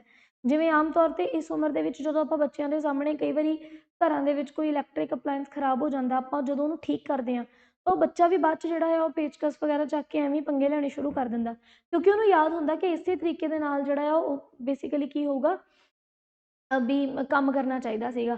ਅਗਲੀ ਗੱਲ ਕੀ ਆ ਕਿ ਇਸ ਸਮੇਂ ਦੇ ਦੌਰਾਨ ਬੱਚੇ ਨੂੰ ਜਿਹੜਾ ਆ ਇਹ ਦੱਸਣਾ ਵੀ ਤੇਰੇ ਹਿਸਾਬ ਨਾਲ ਇਹ ਕੰਮ ਕਰਨਾ ਸਹੀ ਹੈ, ਜਿੱਥੇ ਤੱਕ ਉਹਨੂੰ ਨੁਕਸਾਨ ਨਹੀਂ ਹੋ ਰਿਹਾ ਉੱਥੇ ਉਹਨੂੰ ਅਲਾਓ ਕਰਨਾ ਬਹੁਤ ਜ਼ਰੂਰੀ ਹੈ ਕਿ ਜੇ ਤੂੰ ਆਪਣੀ ਮਰਜ਼ੀ ਦੇ ਮੁਤਾਬਿਕ ਕੁਛ ਕਰਨਾ ਚਾਹੁੰਦਾ ਤਾਂ ਕਰ।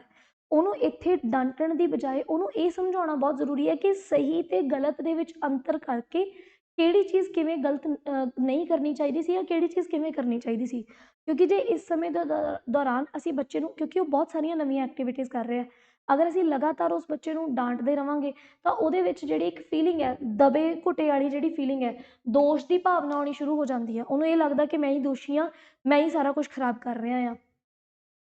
ਅਗਲੀ ਗੱਲ ਆਉਂਦੀ ਹੈ ਜੀ, ਸਾਡਾ ਅਗਲਾ ਫੇਜ਼ ਆਉਂਦਾ ਲੇਟ ਚਾਈਲਡਹੁੱਡ ਦਾ, ਜਿਹੜਾ ਕਿ 5 ਸਾਲ ਤੋਂ 12 ਸਾਲ ਦੀ ਉਮਰ ਤੱਕ ਚੱਲਦਾ ਆ। ਹੁਣ ਇਸ ਪੀਰੀਅਡ ਦੇ ਦੌਰਾਨ ਬੱਚੇ ਦਾ ਜਿਹੜਾ ਧਿਆਨ ਹੈ ਉਹ ਬਹੁਤ ਵੱਧ ਜੂਗਾ, ਠੀਕ ਹੈ। ਉਹਨੂੰ ਨੀਂਦ ਦੀ ਜ਼ਰੂਰਤ ਜਿਹੜੀ ਆ ਉਹ ਪਹਿਲਾਂ ਨਾਲੋਂ ਘੱਟ ਪੈਂਦੀ ਆ, ਠੀਕ ਹੈ। ਹੁਣ ਉਸ ਬੱਚੇ ਦੇ ਵਿੱਚ ਜਿਹੜੀ ਤਾਕਤ ਹੁੰਦੀ ਆ ਉਹ ਵੀ ਵਧਣ ਲੱਗ ਜਾਂਦੀ ਆ। ਹੁਣ ਕਿਉਂਕਿ ਉਹਦੇ ਵਿੱਚ ਤਾਕਤ ਵੱਧ ਰਹੀ ਆ ਤਾਂ ਬੱਚੇ ਦੀ ਜਿਹੜੀ ਯੋਗਤਾ ਆ ਉਹ ਬਿਨਾਂ ਪ੍ਰਵਾਹ ਕੀਤੇ, ਮਤਲਬ ਉਹ ਇਹ ਨਹੀਂ ਦੇਖਦਾ ਕਿ ਮੈਂ ਇਹ ਕੰਮ ਕਰ ਸਕਦਾ ਜਾਂ ਨਹੀਂ, ਉਹਨੇ ਕੋਈ ਚੀਜ਼ ਦੇਖੀ ਉਹਨੇ ਨਾਲ ਦੀ ਨਾਲ ਪਰਫੋਰਮ ਕਰਨੀ ਸ਼ੁਰੂ ਕਰ ਦੇਣੀ ਆ, ਕਿਉਂਕਿ ਹੁਣ ਉਹਦੇ ਵਿੱਚ ਕੀ ਆ, ਫਿਜ਼ੀਕਲੀ ਔਰ ਮੈਂਟਲੀ ਜਿਹੜੀ ਤਾਕਤ ਆ ਉਹ ਵੱਧ ਚੁੱਕੀ ਆ। ਸੋ ਅਗਲੀ ਗੱਲ ਜੇ ਅਸੀਂ ਕਰੀਏ ਕਿ ਇਸ ਸਮੇਂ ਦੇ ਦੌਰਾਨ ਜਿਹੜਾ ਬੱਚਾ ਹੁੰਦਾ ਆ ਉਹ ਇੰਡਸਟਰੀ ਤੇ ਇਨਫੀਰੀਅਰਿਟੀ, ਮਤਲਬ ਕੀ ਆ ਕਿ ਉਹਦੇ ਵਿੱਚ ਦਰਪੇਸ਼ ਦਾ ਸੰਕਟ ਤੇ ਇਹ ਦੋ ਚੀਜ਼ਾਂ ਹੁੰਦੀਆਂ ਨੇ। ਕਹਿਣ ਦਾ ਮਤਲਬ ਕੀ ਹੈ ਕਿ ਉਸ ਬੱਚੇ ਨੂੰ ਇਹ ਲੱਗੂਗਾ ਕਿ ਮੈਂ ਤਾਂ ਸਾਰਾ ਕੁਛ ਆਪਣੀ ਮਰਜ਼ੀ ਦੇ ਮੁਤਾਬਿਕ ਹੀ ਕਰਨਾ ਚਾਹੁੰਦਾ ਹਾਂ, ਠੀਕ ਹੈ। ਮੈਂ ਤਾਂ ਘਰ ਦੇ ਸਿਸਟਮ ਨੂੰ ਆਪਣੇ ਸਮੇਂ ਦੇ ਆਪਣੇ ਅਕੋਰਡਿੰਗਲੀ ਬਦਲਣਾ ਚਾਹੁੰਦਾ, ਪਰ ਕਿਉਂਕਿ ਉਹਨੂੰ ਅਲਾਓ ਨਹੀਂ ਕੀਤਾ ਜਾਂਦਾ, ਚਾਹੇ ਫਿਰ ਗੱਲ ਹੋਵੇ ਉਹਦੇ ਸਕੂਲ ਦੀ, ਚਾਹੇ ਗੱਲ ਹੋਵੇ ਉਹਦੇ ਘਰ ਦੀ, ਤਾਂ ਫਿਰ ਉਹਨੂੰ ਇੱਕ ਇਨਫੀਰੀਅਰ, ਇੱਕ ਛੋਟੇ ਹੋਣ ਦੀ ਜਿਹੜੀ ਫੀਲਿੰਗ ਆ ਉਹ ਆਉਣੀ ਸ਼ੁਰੂ ਹੋ ਜਾਂਦੀ ਆ ਵੀ ਇਹ ਤਾਂ ਮੈਨੂੰ ਛੋਟਾ ਸਮਝਦੇ ਨੇ, ਇਹ ਤਾਂ ਮੈਨੂੰ ਆਹ ਕੰਮ ਨਹੀਂ ਕਰਨ ਦਿੰਦੇ, ਠੀਕ ਹੈ। ਤਾਂ ਇਹ ਜਿਹੜੀ ਫੀਲਿੰਗ ਹੈ ਉਹ ਆਉਣੀ ਸ਼ੁਰੂ ਹੋ ਜਾਂਦੀ ਆ। ਅਗਲੀ ਗੱਲ, ਬੱਚੇ ਦਾ ਜਿਹੜਾ ਮੇਨ ਉਹ ਹੁੰਦਾ ਆ ਕਿ ਉਹ ਇੱਕ ਕੰਪੀਟੈਂਸ, ਮਤਲਬ ਕਿ ਉਹ ਆਪਣੇ ਆਲੇ ਦੁਆਲੇ ਦੇ ਨਾਲ ਹੈ ਨਾ, ਆਪਣੇ ਕਲਾਸ ਦੇ ਵਿੱਚ ਜਿਹੜੇ ਬੱਚੇ ਨੇਗੇ ਉਹਨਾਂ ਦੇ ਨਾਲ ਕੰਪੀਟੀਸ਼ਨ ਕਰਨਾ ਸਟਾਰਟ ਕਰ ਦੂਗਾ। ਉਹਨੂੰ ਇਹ ਹੋਊਗਾ ਕਿ ਜੇ ਉਹ ਰੇਸ ਦੇ ਵਿੱਚ ਹਿੱਸਾ ਲੈ ਰਿਹਾ ਤਾਂ ਉਹ ਪਹਿਲੇ ਨੰਬਰ 'ਤੇ ਆਵੇ, ਅਗਰ ਉਹ ਪੜ੍ਹਾਈ ਕਰ ਰਿਹਾ ਤਾਂ ਇਸ ਤਰੀਕੇ ਨਾਲ ਪੜ੍ਹਾਈ ਕਰੇ ਕਿ ਉਹ ਪਹਿਲੇ ਨੰਬਰ 'ਤੇ ਆਵੇ। ਅਤੇ ਇਸੇ ਸਮੇਂ ਦੇ ਦੌਰਾਨ ਅਸੀਂ ਵੀ ਬੱਚੇ ਨੂੰ ਬਹੁਤ ਜ਼ਿਆਦਾ ਉਤੇਜਿਤ ਕਰਦੇ ਹਾਂ ਕਿ ਤੂੰ ਇੰਨੀ ਜ਼ਿਆਦਾ ਮਿਹਨਤ ਕਰਨੀ ਆ, ਕਿ ਤੂੰ ਆਪਣੇ ਆਲੇ ਦੁਆਲੇ ਤੋਂ ਪਹਿਲੇ ਨੰਬਰ 'ਤੇ ਆਉਣਾ ਚਾਹੀਦਾ ਆ। ਸੋ ਇਹ ਜਿਹੜੀ ਭਾਵਨਾ ਹੁੰਦੀ ਹੈ ਇਸ ਤੋਂ ਪਹਿਲਾਂ ਨਹੀਂ ਹੁੰਦੀ। ਇਸ ਏਜ ਦੇ ਵਿੱਚ ਜਾ ਕੇ ਜਿਹੜਾ ਬੱਚਾ ਆ ਉਹ ਜਿਹੜਾ ਆ ਬਹੁਤ ਜ਼ਿਆਦਾ ਆਪਣੇ ਆਪ ਨੂੰ ਲੈ ਕੇ ਥੋੜ੍ਹਾ ਜਿਹਾ ਧਿਆਨ ਰੱਖਣਾ ਸ਼ੁਰੂ ਕਰ ਦਿੰਦਾ। ਅਗਲੀ ਗੱਲ, ਇਸ ਕੋਸ਼ਿਸ਼ ਵਿੱਚ ਬੱਚਾ ਜਿਹੜਾ ਆ ਸਫਲਤਾ ਅਤੇ ਮਿਹਨਤੀ ਵਿਵਹਾਰ ਸ਼ੁਰੂ ਕਰ ਦਿੰਦਾ ਆ, ਠੀਕ ਹੈ। ਹੁਣ ਅਗਰ ਲਗਾਤਾਰ ਕੰਪੀਟੀਸ਼ਨ ਵੱਧਦਾ ਜਾ ਰਿਹਾ ਤਾਂ ਉਹ ਬੱਚਾ ਕੀ ਹੋਊਗਾ, ਪਹਿਲਾਂ ਉਸ ਬੱਚੇ ਨੂੰ ਪਤਾ ਸੀਗਾ ਕਿ ਅਗਰ ਮੈਂ ਕੋਈ ਚੰਗਾ ਕੰਮ ਕੀਤਾ ਤਾਂ ਮੈਨੂੰ ਕੋਈ ਨਾ ਕੋਈ ਚੀਜ਼ ਮਿਲੂਗੀ, ਹੈ ਨਾ, ਅਤੇ ਉਸ ਲਾਲਚ ਦੇ ਵਿੱਚ ਉਹ ਚੰਗਾ ਕੰਮ ਕਰ ਵੀ ਦਿੰਦਾ ਸੀ। ਹੁਣ ਕੀ ਹੈ ਕਿ ਅਸੀਂ ਕਹਿ ਲਈਏ ਜਾਂ ਉਹਦੀ ਸੁਸਾਇਟੀ ਕਹਿ ਦਈਏ ਜਾਂ ਉਹਦੇ ਆਪਣੇ ਦਿਮਾਗ ਦੇ ਵਿੱਚ ਕੰਪੀਟੀਸ਼ਨ ਇੰਨਾ ਕੁ ਜ਼ਿਆਦਾ ਵੱਧ ਜਾਂਦਾ ਆ ਕਿ ਇੱਕ ਟਾਈਮ ਪੀਰੀਅਡ ਦੇ ਉੱਤੇ ਉਹ ਹਾਰ ਮੰਨ ਲੈਂਦਾ। ਉਹਨੂੰ ਇਹ ਲੱਗਦਾ ਕਿ ਜਿੰਨੀ ਮਰਜ਼ੀ ਮਿਹਨਤ ਕਰ ਲਾਂ ਮੇਰੇ ਤੋਂ ਤਾਂ ਕੁਛ ਹੋਣਾ ਹੀ ਨਹੀਂ, ਮੇਰੇ ਤੋਂ ਤਾਂ ਕੋਈ ਸੈਟਿਸਫਾਈ ਨਹੀਂ ਹੋ ਰਿਹਾ, ਮੈਂ ਖੁਦ ਸੈਟਿਸਫਾਈ ਨਹੀਂ ਹੋ ਰਿਹਾ। ਤਾਂ ਜਿੰਨਾ ਉਹਦਾ ਮਿਹਨਤੀ ਵਿਵਹਾਰ ਸੀਗਾ ਕਿ ਉਹ ਕਿਸੇ ਚੀਜ਼ ਨੂੰ ਬੜਾ ਐਕਸਾਈਟਡ ਹੋ ਕੇ 2-3 ਘੰਟੇ ਲੈ ਕੇ ਬੈਠਾ ਰਹਿੰਦਾ ਸੀ, ਹੁਣ ਉਹ ਚੀਜ਼ ਖਤਮ ਹੋ ਜੂਗੀ। ਇੱਕ ਵਾਰੀ ਕਿਸੇ ਚੀਜ਼ ਨੂੰ ਟਰਾਈ ਕੀਤਾ, ਉਸ ਤੋਂ ਬਾਅਦ ਛੱਡ ਦੂਗਾ।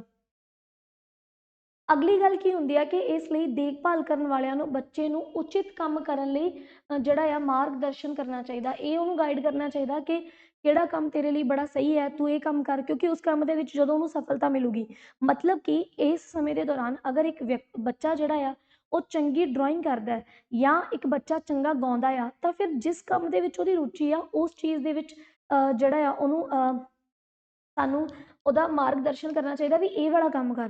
ਹੁਣ ਅਗਰ ਅਸੀਂ ਉਸ ਬੱਚੇ ਤੋਂ ਮੰਨ ਲਓ ਕਿ ਉਹਦੀ ਕੈਪੇਬਿਲਿਟੀ ਪੜ੍ਹਨ ਦੀ ਹੈ ਹੀ ਨਹੀਂ, ਅਸੀਂ ਧੱਕੇ ਨਾਲ ਉਹਨੂੰ ਕਹੀ ਜਾ ਰਹੇ ਹਾਂ ਕਿ ਤੂੰ 24 ਘੰਟੇ ਪੜ੍ਹੀ ਜਾ, ਤਾਂ ਉਹਦੇ ਵਿੱਚ ਇੱਕ ਇਨਫੀਰੀਅਰ ਦੀ ਜਿਹੜੀ ਫੀਲਿੰਗ ਹੈ ਉਹ ਆਉਣੀ ਸ਼ੁਰੂ ਹੋ ਜੂਗੀ। ਅਗਲਾ ਆਉਂਦਾ ਜੀ ਐਡੋਲੈਸੈਂਸ ਤੋਂ। ਇਹ ਆਪਣੇ ਆਪ ਦੇ ਵਿੱਚ ਇੱਕ ਬਹੁਤ ਜਿਹੜੀ ਉਮਰ ਆ ਬਹੁਤ ਇੰਪੋਰਟੈਂਟ ਹੁੰਦੀ ਆ। ਬਾਲਗਪਨ ਵਾਲੀ ਇੱਕ ਏਜ ਹੁੰਦੀ ਆ ਜਿਹੜੀ ਕਿ 12 ਤੋਂ ਲੈ ਕੇ 20 ਸਾਲ ਦੀ ਏਜ ਤੱਕ ਹੁੰਦੀ ਆ। ਇਹਦੇ ਵਿੱਚ ਬੱਚਾ ਆਪਣੇ ਖਿਆਲਾਂ ਦੇ ਵਿੱਚ ਇੱਕ ਰਾਜਾ ਹੁੰਦਾ ਆ। ਉਹਨੂੰ ਇਹ ਲੱਗਦਾ ਕਿ ਪੂਰੀ ਦੀ ਪੂਰੀ ਦੁਨੀਆ ਜਿਹੜੀ ਆ ਮੇਰੇ ਤੋਂ ਇਨਫੀਰੀਅਰ ਆ, ਮੈਂ ਹੀ ਰਾਜਾ ਆ, ਮੈਨੂੰ ਹੀ ਸਾਰੀ ਚੀਜ਼ ਦੀ ਨੌਲੇਜ ਆ। ਔਰ ਉਹ ਇਸ ਏਜ ਦੇ ਵਿੱਚ ਜਾਂਦੇ ਹੋਏ ਆਪਣੇ ਮਾਪਿਆਂ ਦੇ ਨਾਲ, ਆਪਣੇ ਅਧਿਆਪਕਾਂ ਦੇ ਨਾਲ, ਆਪਣੇ ਤੋਂ ਵੱਡ ਵਡੇਰਿਆਂ ਦੇ ਨਾਲ ਜਿਹੜਾ ਇੱਕ ਬਹਿਸਬਾਜ਼ੀ ਸ਼ੁਰੂ ਕਰੂਗਾ, ਕਿਉਂਕਿ ਉਹਨੂੰ ਇਹ ਲੱਗੂਗਾ ਕਿ ਉਹਦੇ ਮਨ ਦੇ ਵਿੱਚ ਚੱਲ ਰਹੇ ਜਿਹੜੇ ਵਿਚਾਰ ਨੇ, ਜੇ ਉਹ ਕਿਸੇ ਚੀਜ਼ ਨੂੰ ਲੈ ਕੇ ਕੋਈ ਹੱਲ ਸੋਚ ਰਿਹਾ ਤਾਂ ਉਹ ਆਪਣੇ ਆਪ ਦੇ ਵਿੱਚ ਬੜਾ ਸਹੀ ਹੈ। ਇਸ ਉਮਰ ਦੇ ਵਿੱਚ ਜਾ ਕੇ ਉਹਦੇ ਆਪਣੇ ਜਿਹੜੇ ਇੱਕ ਉਹਦੀ ਮਾਨਸਿਕ ਸੋਚ ਹੁੰਦੀ ਆ, ਕਿਸੇ ਚੀਜ਼ ਨੂੰ ਲੈ ਕੇ ਉਹਦੇ ਆਪਣੇ ਜਿਹੜੇ ਵਿਊ ਹੁੰਦੇ ਨੇ ਉਹ ਆਉਣੇ ਸ਼ੁਰੂ ਹੋ ਜਾਂਦੇ ਨੇ। ਸੋ ਇਸ ਮਿਆਦ ਦੇ ਦੌਰਾਨ ਵਿਅਕਤੀ ਜਿਹੜਾ ਆ ਉਹ ਜਵਾਨੀ ਨੂੰ ਪ੍ਰਾਪਤ ਕਰਦਾ ਹੈ, ਜਿਸ ਨਾਲ ਉਹਦੇ ਵਿੱਚ ਬਹੁਤ ਸਾਰੇ ਬਦਲਾਵ ਹੁੰਦੇ ਨੇ। ਔਰ ਇਹ ਏਜ ਇਸ ਕਰਕੇ ਵੀ ਬੜੀ ਇੰਪੋਰਟੈਂਟ ਹੁੰਦੀ ਆ ਕਿਉਂਕਿ ਇਹਦੇ ਵਿੱਚ ਉਸਦੀ ਬਾਡੀ ਦੇ ਵਿੱਚ, ਉਹਦੇ ਆਪਣੇ ਸਰੀਰ ਦੇ ਵਿੱਚ ਬਹੁਤ ਸਾਰੇ ਬਦਲਾਵ ਆ ਰਹੇ ਹੁੰਦੇ ਨੇ, ਜਿਨ੍ਹਾਂ ਬਦਲਾਵਾਂ ਬਾਰੇ ਉਹ ਕੋਈ ਬਹੁਤਾ ਅਵੇਅਰ ਨਹੀਂ ਹੁੰਦਾ। ਸੋ ਇਹ ਜਿਹੜੀ ਏਜ ਆ ਇਹਨੂੰ ਤੂਫਾਨ ਅਤੇ ਤਣਾਅ ਦਾ ਦੌਰ ਕਿਹਾ ਜਾਂਦਾ। ਪੇਪਰਾਂ ਦੇ ਵਿੱਚ ਕਈ ਵਾਰੀ ਸਵਾਲ ਪੁੱਛਿਆ ਜਾਂਦਾ ਹੁੰਦਾ ਕਿ ਕਿਹੜੀ ਏਜ ਨੂੰ ਸਟ੍ਰੋਮ ਔਰ ਸਟ੍ਰੈਸ ਦੀ ਲਾਈਫ ਜਿਹੜੀ ਇਹ ਕਹੀ ਜਾਂਦੀ ਹੈ, ਜਾਂ ਇਹ ਕਿਹਨੇ ਕਹੀ ਸੀ। ਸੋ ਸਟੈਨਲੇ ਹਾਲ ਹੋਏ ਨੇ ਇੱਕ, ਜਿਨ੍ਹਾਂ ਨੇ ਕਿਹਾ ਸੀਗਾ ਕਿ ਜਿਹੜੀ ਐਡੋਲੈਸੈਂਸ ਆ, ਜਿਹੜੀ ਇੱਕ ਬਾਲਗਪਨ ਦੀ ਉਮਰ ਹੁੰਦੀ ਆ, ਇਹ ਆਪਣੇ ਆਪ ਦੇ ਵਿੱਚ ਇੱਕ ਤੂਫਾਨ ਤੇ ਤਣਾਅ ਦੀ ਉਮਰ ਹੁੰਦੀ ਆ। ਬੱਚੇ ਦੇ ਵਿੱਚ ਪੋਟੈਂਸ਼ੀਅਲ ਇੰਨਾ ਜ਼ਿਆਦਾ ਆ ਜਾਊਗਾ, ਕੁਛ ਵੀ ਕਰ ਸਕਦਾ, ਤੇ ਕਿਤੇ ਨਾ ਕਿਤੇ ਹਰ ਟਾਈਮ ਪੀਰੀਅਡ ਦੇ ਉੱਤੇ ਡਿਪਰੈਸਿਵ, ਠੀਕ ਹੈ, ਜਿਹੜਾ ਆ ਤਣਾਅ ਜਿਹੜਾ ਆ ਮਹਿਸੂਸ ਕਰਦਾ ਰਹਿੰਦਾ। ਅਗਲੀ ਗੱਲ ਕੀ ਹੁੰਦੀ ਆ ਕਿ ਇਹ ਜਿਹੜੀਆਂ ਤਬਦੀਲੀਆਂ ਆਉਂਦੀਆਂ ਨੇ ਇਹ ਉਹਨੂੰ ਅੰਦਰੋਂ ਉਹਦੀ ਇੱਕ ਪਛਾਣ ਲੱਭਣ ਬਾਰੇ ਜਾਣਕਾਰੀ ਦਿੰਦੀਆਂ ਨੇ, ਜਿਹਦਾ ਮਤਲਬ ਇਹ ਆ ਕਿ ਉਹ ਆਪਣੇ ਆਪ ਨੂੰ ਟੀਚਿਆਂ ਨੂੰ ਸਮਝੂਗਾ। ਅੱਛਾ, ਉਹ ਆਪਣੇ ਆਪ ਨੂੰ ਇਸ ਉਮਰ ਦੇ ਵਿੱਚ ਕਿਸੇ ਲਿੰਗ ਦੇ ਬਹੁਤ ਨੇੜੇ ਮਹਿਸੂਸ ਕਰਦਾ ਆ। ਉਹਨੂੰ ਇੱਥੋਂ ਮਹਿਸੂਸ ਜ਼ਿਆਦਾ ਹੋਣ ਲੱਗ ਜਾਂਦਾ ਕਿ ਜੇ ਉਹ ਇੱਕ ਮੁੰਡਾ ਆ ਤਾਂ ਉਹ ਇੱਕ ਮੁੰਡਾ ਆ, ਠੀਕ ਹੈ, ਤਾਂ ਉਹ ਉੱਦਾਂ ਦੀਆਂ ਹਰਕਤਾਂ ਕਰਨੀਆਂ ਸ਼ੁਰੂ ਕਰ ਦੂਗਾ। ਜੇ ਇੱਕ ਕੁੜੀ ਆ ਤਾਂ ਉਹ ਉਸ ਤਰੀਕੇ ਦੀਆਂ ਹਰਕਤਾਂ ਸ਼ੁਰੂ ਕਰ ਦਿੰਦੀ ਆ, ਕਿਉਂਕਿ ਫਿਜ਼ੀਕਲ ਚੇਂਜਸ ਆ ਰਹੇ ਹੁੰਦੇ ਨੇ, ਠੀਕ ਹੈ। ਸੋ ਇਸ ਉਮਰ ਦੇ ਵਿੱਚ ਜਿਹੜਾ ਆ ਉਹ ਆਪਣੇ ਟੀਚਿਆਂ ਨੂੰ ਸਮਝਣ ਲੱਗ ਜਾਂਦਾ ਆ, ਕੰਮ ਜਾਂ ਪੇਸ਼ੇ ਅੱਗੇ ਜਾ ਕੇ ਕੀ ਕਰਨਾ ਆ, ਜ਼ਿੰਦਗੀ ਨੂੰ ਲੈ ਕੇ ਫਿਊਚਰ ਪਲੈਨਿੰਗ ਜਿਹੜੀ ਆ ਉਹ ਸ਼ੁਰੂ ਹੋ ਜਾਂਦੀ ਹੈ ਇਸ ਉਮਰ ਦੇ ਵਿੱਚ। ਅਗਲੀ ਗੱਲ ਸਾਡੇ ਕੋਲ ਆਉਂਦਾ ਆ 20 ਤੋਂ ਲੈ ਕੇ 30 ਸਾਲ ਦੀ ਉਮਰ, ਜਿਹਨੂੰ ਕਿ ਅਰਲੀ ਅਡਲਟਹੁੱਡ ਕਿਹਾ ਜਾਂਦਾ ਆ। ਸੋ ਇਹ ਜਿਹੜਾ ਪੜਾਅ ਹੁੰਦਾ ਆ ਇਹ ਬਹੁਤ ਜ਼ਿਆਦਾ ਇੰਪੋਰਟੈਂਟ ਆ, ਕਿਉਂਕਿ ਬੱਚਾ ਜਿਹੜਾ ਆ ਉਹ ਹੁਣ ਬੱਚਾ ਨਹੀਂ ਰਿਹਾ ਬਲਕਿ ਬਾਲਗ ਹੋ ਚੁੱਕਿਆ ਆ। ਸੋ ਬਾਲਗ ਹੋਣ ਦੇ ਨਾਤੇ ਵਿਅਕਤੀ ਜਿਹੜਾ ਆ ਸਮਾਜ ਦੇ ਵਿੱਚ ਇੱਕ ਮਜ਼ਬੂਤ ਸਥਾਨ ਲੈਂਦਾ, ਚਾਹੇ ਫਿਰ ਉਹ ਇੱਕ ਕਾਲਜ ਦਾ ਜਿਹੜਾ ਸਟੂਡੈਂਟ ਹੋਵੇ, ਚਾਹੇ ਏਜ ਹੁੰਦੀ ਆ ਉਹਦੀ ਜੋਬ ਕਰਨ ਦੀ। ਸੋ ਆਪਣੀ ਇੱਕ ਜਗ੍ਹਾ ਜਿਹੜੀ ਆਪਣੀ ਇੱਕ ਇੰਪੋਰਟੈਂਸ ਜਿਹੜੀ ਆ ਉਹ ਬੇਸਿਕਲੀ ਸੁਸਾਇਟੀ ਦੇ ਵਿੱਚ ਬਣਾ ਲੈਂਦਾ ਆ। ਆਮ ਤੌਰ ਦੇ ਉੱਤੇ ਜਿਹੜਾ ਸਮਾਜ ਹੁੰਦਾ ਆ ਉਹਦੇ ਵਿੱਚ ਉਹ ਆਪਣਾ ਯੋਗਦਾਨ ਪਾਉਣ ਲੱਗ ਜਾਂਦਾ ਆ ਆਪਣੇ ਪਰਿਵਾਰ ਨੂੰ ਕਾਇਮ ਰੱਖਣ ਲਈ, ਠੀਕ ਹੈ, ਆਪਣੇ ਪਰਿਵਾਰ ਬਾਰੇ ਸੋਚਣਾ ਸ਼ੁਰੂ ਕਰ ਦੂਗਾ, ਠੀਕ ਹੈ, ਅੱਗੇ ਜਾ ਕੇ ਨੌਕਰੀ ਜਾਂ ਮਤਲਬ ਆਪਣੀ ਫੈਮਿਲੀ ਪਲੈਨਿੰਗ ਸ਼ੁਰੂ ਕਰ ਦਿੰਦਾ ਆ। ਅਗਲੀ ਗੱਲ, ਨਵੀਆਂ ਜ਼ਿੰਮੇਦਾਰੀਆਂ ਜਦੋਂ ਆਉਂਦੀਆਂ ਨੇ ਤਾਂ ਇਹ ਜਿਹੜੀ ਉਮਰ ਹੁੰਦੀ ਆ ਸਭ ਤੋਂ ਜ਼ਿਆਦਾ ਨਿਰਾਸ਼ਾਜਨਕ ਉਮਰ ਬਣ ਜਾਂਦੀ ਆ, ਕਿਉਂਕਿ ਬਹੁਤ ਤਰ੍ਹਾਂ ਦੇ ਤਣਾਅ ਜਿਹੜੇ ਨੇ ਉਹ ਆ ਰਹੇ ਹੁੰਦੇ ਨੇ। ਇਸ ਉਮਰ ਦੇ ਵਿੱਚ ਵਿਅਕਤੀ ਜਿਹੜਾ ਆ ਉਹ ਆਪਣੀ ਜਿਹੜੀ ਚੱਲ ਰਹੀ ਚੀਜ਼ਾਂ ਹੁੰਦੀਆਂ ਨੇ ਉਹਨਾਂ ਨੂੰ ਲੈ ਕੇ, ਫਿਊਚਰ ਪਲੈਨਿੰਗ ਨੂੰ ਲੈ ਕੇ, ਤੇ ਪਾਸਟ ਯਾਨੀ ਕਿ ਆਪਣੀ ਫੈਮਿਲੀ ਦੇ ਜਿਹੜੇ ਸੀਨੀਅਰ ਹੋ ਚੁੱਕੇ ਮੈਂਬਰ ਨੇ ਉਹਨਾਂ ਦੀ ਟੈਨਸ਼ਨ ਇੱਕੋ ਸਮੇਂ ਦੇ ਉੱਤੇ ਚੱਕੀ ਫਿਰਦਾ ਹੁੰਦਾ। ਸੋ ਇਸ ਕਰਕੇ ਬੇਸਿਕਲੀ ਇਹਦੇ ਵਿੱਚ ਕੀ ਹੋਊਗਾ ਕਿ ਉਹਦਾ ਆਪਣੇ ਪਰਿਵਾਰ ਦੇ ਨਾਲ ਜੇ ਗੂੜਾ ਰਿਸ਼ਤਾ ਹੋਊਗਾ, ਉਹਨੂੰ ਇਹ ਲੱਗੂਗਾ ਕਿ ਕਿਉਂਕਿ ਇਹ ਉਮਰ ਇੱਕ ਅਜਿਹੀ ਹੁੰਦੀ ਹੈ ਜਿਸ 'ਚ ਬਹੁਤ ਸਾਰੇ ਟੈਂਪਰੇਰੀ ਦੋਸਤ ਮਿਲਦੇ ਨੇ। ਸੋ ਬੱਚਾ ਜਿਹੜਾ ਹੈ ਕਿਤੇ ਨਾ ਕਿਤੇ ਸਮਾਜ ਤੋਂ ਵੀ ਕਿਤੇ ਨਾ ਕਿਤੇ ਸੱਟਾਂ ਖਾ ਕੇ ਵਾਪਸ ਆਉਣੀਆਂ ਸ਼ੁਰੂ ਕਰ ਦਿੰਦਾ ਹੈ ਨਾ। ਅਗਰ ਕਿਸੇ ਦੇ ਕੋਈ ਰਿਲੇਸ਼ਨਸ਼ਿਪਸ ਚੱਲ ਰਹੇ ਨੇ ਉਹਨਾਂ ਦੇ ਵਿੱਚ ਪ੍ਰੋਬਲਮ ਆਉਣ ਲੱਗ ਜੂ, ਤਾਂ ਇਹਦੇ ਵਿੱਚ ਸਭ ਤੋਂ ਇੰਪੋਰਟੈਂਟ ਚੀਜ਼ ਕੀ ਆ ਕਿ ਉਸ ਬੱਚੇ ਦਾ ਆਪਣੇ ਪਰਿਵਾਰ ਦੇ ਨਾਲ ਇੱਕ ਗੂੜਾ ਰਿਸ਼ਤਾ ਹੋਣਾ ਬਹੁਤ ਜ਼ਰੂਰੀ ਆ, ਕਿਉਂਕਿ ਅਲਟੀਮੇਟਲੀ ਪਰਿਵਾਰ ਹੀ ਉਹਦੇ ਕੋਲ ਇੱਕ ਪਰਮਾਨੈਂਟ ਅਜਿਹਾ ਸਾਧਨ ਹੁੰਦਾ ਆ ਜਿਹਦੇ ਨਾਲ ਉਹ ਕਿਸੇ ਵੀ ਤਰ੍ਹਾਂ ਦੀ ਗੱਲ ਕਰ ਸਕਦਾ, ਜਿਹਦੇ ਤੋਂ ਸਮਾਜ ਦੇ ਵਿੱਚੋਂ ਮਿਲੀਆਂ ਹੋਈਆਂ ਕਿਸੇ ਵੀ ਤਰ੍ਹਾਂ ਦੀਆਂ ਕੋਈ ਹਾਨੀਆਂ ਨੇ ਜਾਂ ਕਿਸੇ ਵੀ ਤਰ੍ਹਾਂ ਦੀ ਕੋਈ ਮਾੜੀ ਜਿਹੜੀ ਸਥਿਤੀ ਆ ਉਸ ਚੀਜ਼ ਨੂੰ ਪਰਿਵਾਰ ਹੀ ਉਸ ਚੋਂ ਹਾਲਾਤ ਚੋਂ ਬਾਹਰ ਕੱਢ ਸਕਦਾ ਹੁੰਦਾ। ਅਗਲੀ ਗੱਲ, ਇਸ ਸਥਿਤੀ ਇੱਕ ਸੰਕਟ ਵੱਲ ਲੈ ਜਾਂਦੀ ਹੈ ਜਿਸ ਨੂੰ ਇੰਟੀਮੇਸੀ ਤੇ ਆਈਸੋਲੇਸ਼ਨ। ਵਿਅਕਤੀ ਨੂੰ ਇਸ ਸਮੇਂ ਦੇ ਦੌਰਾਨ ਇਸ ਗੱਲ ਦੀ ਚੰਗੀ ਭਲੀ ਜਾਣਕਾਰੀ ਹੁੰਦੀ ਆ ਕਿ ਉਹਨੇ ਕਿਸ ਤੋਂ ਆਪਣੀ ਜਿਹੜੀ ਜਾਣਕਾਰੀ ਆ, ਆਪਣੀ ਜ਼ਿੰਦਗੀ ਦੇ ਪਹਿਲੂ ਜਿਹੜੇ ਨੇ ਕਿਸ ਵਿਅਕਤੀ ਦੇ ਨਾਲ ਸ਼ੇਅਰ ਕਰਨੇ ਨੇ। ਤੇ ਇਸ ਉਮਰ ਦੇ ਵਿੱਚ ਵਿਅਕਤੀ ਜਿਹੜਾ ਆ ਉਹ ਇਕੱਲਾ ਰਹਿਣਾ ਬੜਾ ਪ੍ਰੈਫਰ ਕਰਦਾ, ਉਹਨੂੰ ਇੱਕ ਆਈਸੋਲੇਸ਼ਨ ਚਾਹੀਦੀ ਹੁੰਦੀ ਆ ਕਿ ਮੈਂ ਪੂਰਾ ਦਿਨ ਲੋਕਾਂ ਦੇ ਨਾਲ ਇੰਟਰੈਕਟ ਰਹਿ ਕੇ ਥੱਕ ਚੁੱਕਿਆ ਆ, ਮੈਂ ਕੁਝ ਸਮਾਂ ਜਿਹੜਾ ਆ ਉਹ ਇਕੱਲੇਪਨ ਦੇ ਵਿੱਚ ਗੁਜ਼ਾਰਨਾ ਚਾਹੁੰਦਾ। ਸੋ ਇਹ ਸਾਰੀਆਂ ਚੀਜ਼ਾਂ ਜਿਹੜੀਆਂ ਨੇ ਉਹ ਇਹਦੇ ਵਿੱਚ ਆ ਜਾਂਦੀਆਂ ਨੇ। ਨੈਕਸਟ, ਮੈਚੋਰ ਅਡਲਟਹੁੱਡ, 30 ਤੋਂ ਲੈ ਕੇ 65 ਸਾਲ ਦੀ ਉਮਰ ਤੱਕ, ਜਿਹਦੇ ਵਿੱਚ ਅਸੀਂ ਜ਼ਿੰਦਗੀ ਨੂੰ ਬਹੁਤ ਹੱਦ ਤੱਕ ਸਮਝ ਚੁੱਕੇ ਹੁੰਦੇ ਹਾਂ, ਮੇਜਰ ਜਿਹੜੀਆਂ ਸਾਡੀਆਂ ਜ਼ਰੂਰਤਾਂ ਹੁੰਦੀਆਂ ਨੇ ਉਹਨਾਂ ਨੂੰ ਪੂਰਾ ਕਰ ਚੁੱਕੇ ਹੁੰਦੇ ਆ, ਅਗਲੀ ਪੀੜ੍ਹੀ ਆ ਚੁੱਕੀ ਹੁੰਦੀ ਆ। ਸੋ ਸਾਡਾ ਜਿਹੜਾ ਮੇਨ ਰੋਲ ਹੁੰਦਾ ਆ ਉਹ ਉਸ ਅਗਲੀ ਪੀੜ੍ਹੀ ਨੂੰ ਗਾਈਡ ਕਰਨ ਦਾ ਰਹਿ ਜਾਂਦਾ ਆ।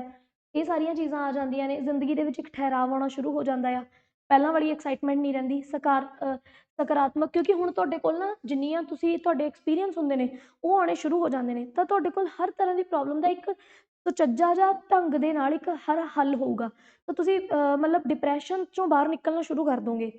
ਠੀਕ ਹੈ, ਅਗਲੀ ਗੱਲ, ਇਹਦੇ ਵਿੱਚ ਅਸੀਂ ਬੱਚਿਆਂ ਨੂੰ ਸਿੱਖਿਆ ਦੇਣ, ਬੱਚਿਆਂ ਦੀ ਦੇਖਭਾਲ ਕਰਨ ਦੇ ਵਿੱਚ ਧਿਆਨ ਜਿਹੜਾ ਆ ਉਹ ਰੱਖਣਾ ਸ਼ੁਰੂ ਕਰ ਦਿੰਦੇ ਆ, ਰੱਬ ਦੇ ਨਾਲ ਬਿਰਤੀ ਲੱਗਣੀ ਸ਼ੁਰੂ ਹੋ ਜੂਗੀ ਇਸ ਏਜ ਦੇ ਵਿੱਚ। ਠੀਕ ਹੈ, ਉਸ ਤੋਂ ਬਾਅਦ ਜਿਹੜੀ ਹੁੰਦੀ ਆ 65 ਸਾਲ ਤੋਂ ਬਾਅਦ ਵਾਲੀ ਉਮਰ, ਓਲਡ ਏਜ ਆ ਗਈ ਜੀ। ਓਲਡ ਏਜ ਇੱਕ ਅਜਿਹੀ ਉਮਰ ਹੁੰਦੀ ਆ ਕਿਉਂਕਿ ਅਸੀਂ ਮੌਤ ਵੱਲ ਨੂੰ ਵੱਧ ਰਹੇ ਹੁੰਦੇ ਹਾਂ, ਜ਼ਿੰਦਗੀ ਦੇ ਸਾਰੇ ਪੜਾਅ ਦੇਖ ਚੁੱਕੇ ਹੁੰਦੇ ਹਾਂ, ਪਰਿਵਾਰ ਦੇ ਵਿੱਚ ਹੁਣ ਸਾਡੀ ਜਿਹੜੀ ਇੱਕ ਜ਼ਰੂਰਤ ਆ ਉਹ ਨਹੀਂ ਰਹਿ ਜਾਂਦੀ, ਸਾਨੂੰ ਸਿਰਫ ਜਿਹੜਾ ਰੋਟੀ ਪਾਣੀ ਆ ਉਹ ਦੇ ਦਿੱਤਾ ਜਾਂਦਾ ਆ, ਸਾਡੀਆਂ ਬੇਸਿਕ ਦੀਆਂ ਜ਼ਰੂਰਤਾਂ ਪੂਰੀਆਂ ਕੀਤੀਆਂ ਜਾਂਦੀਆਂ ਨੇ।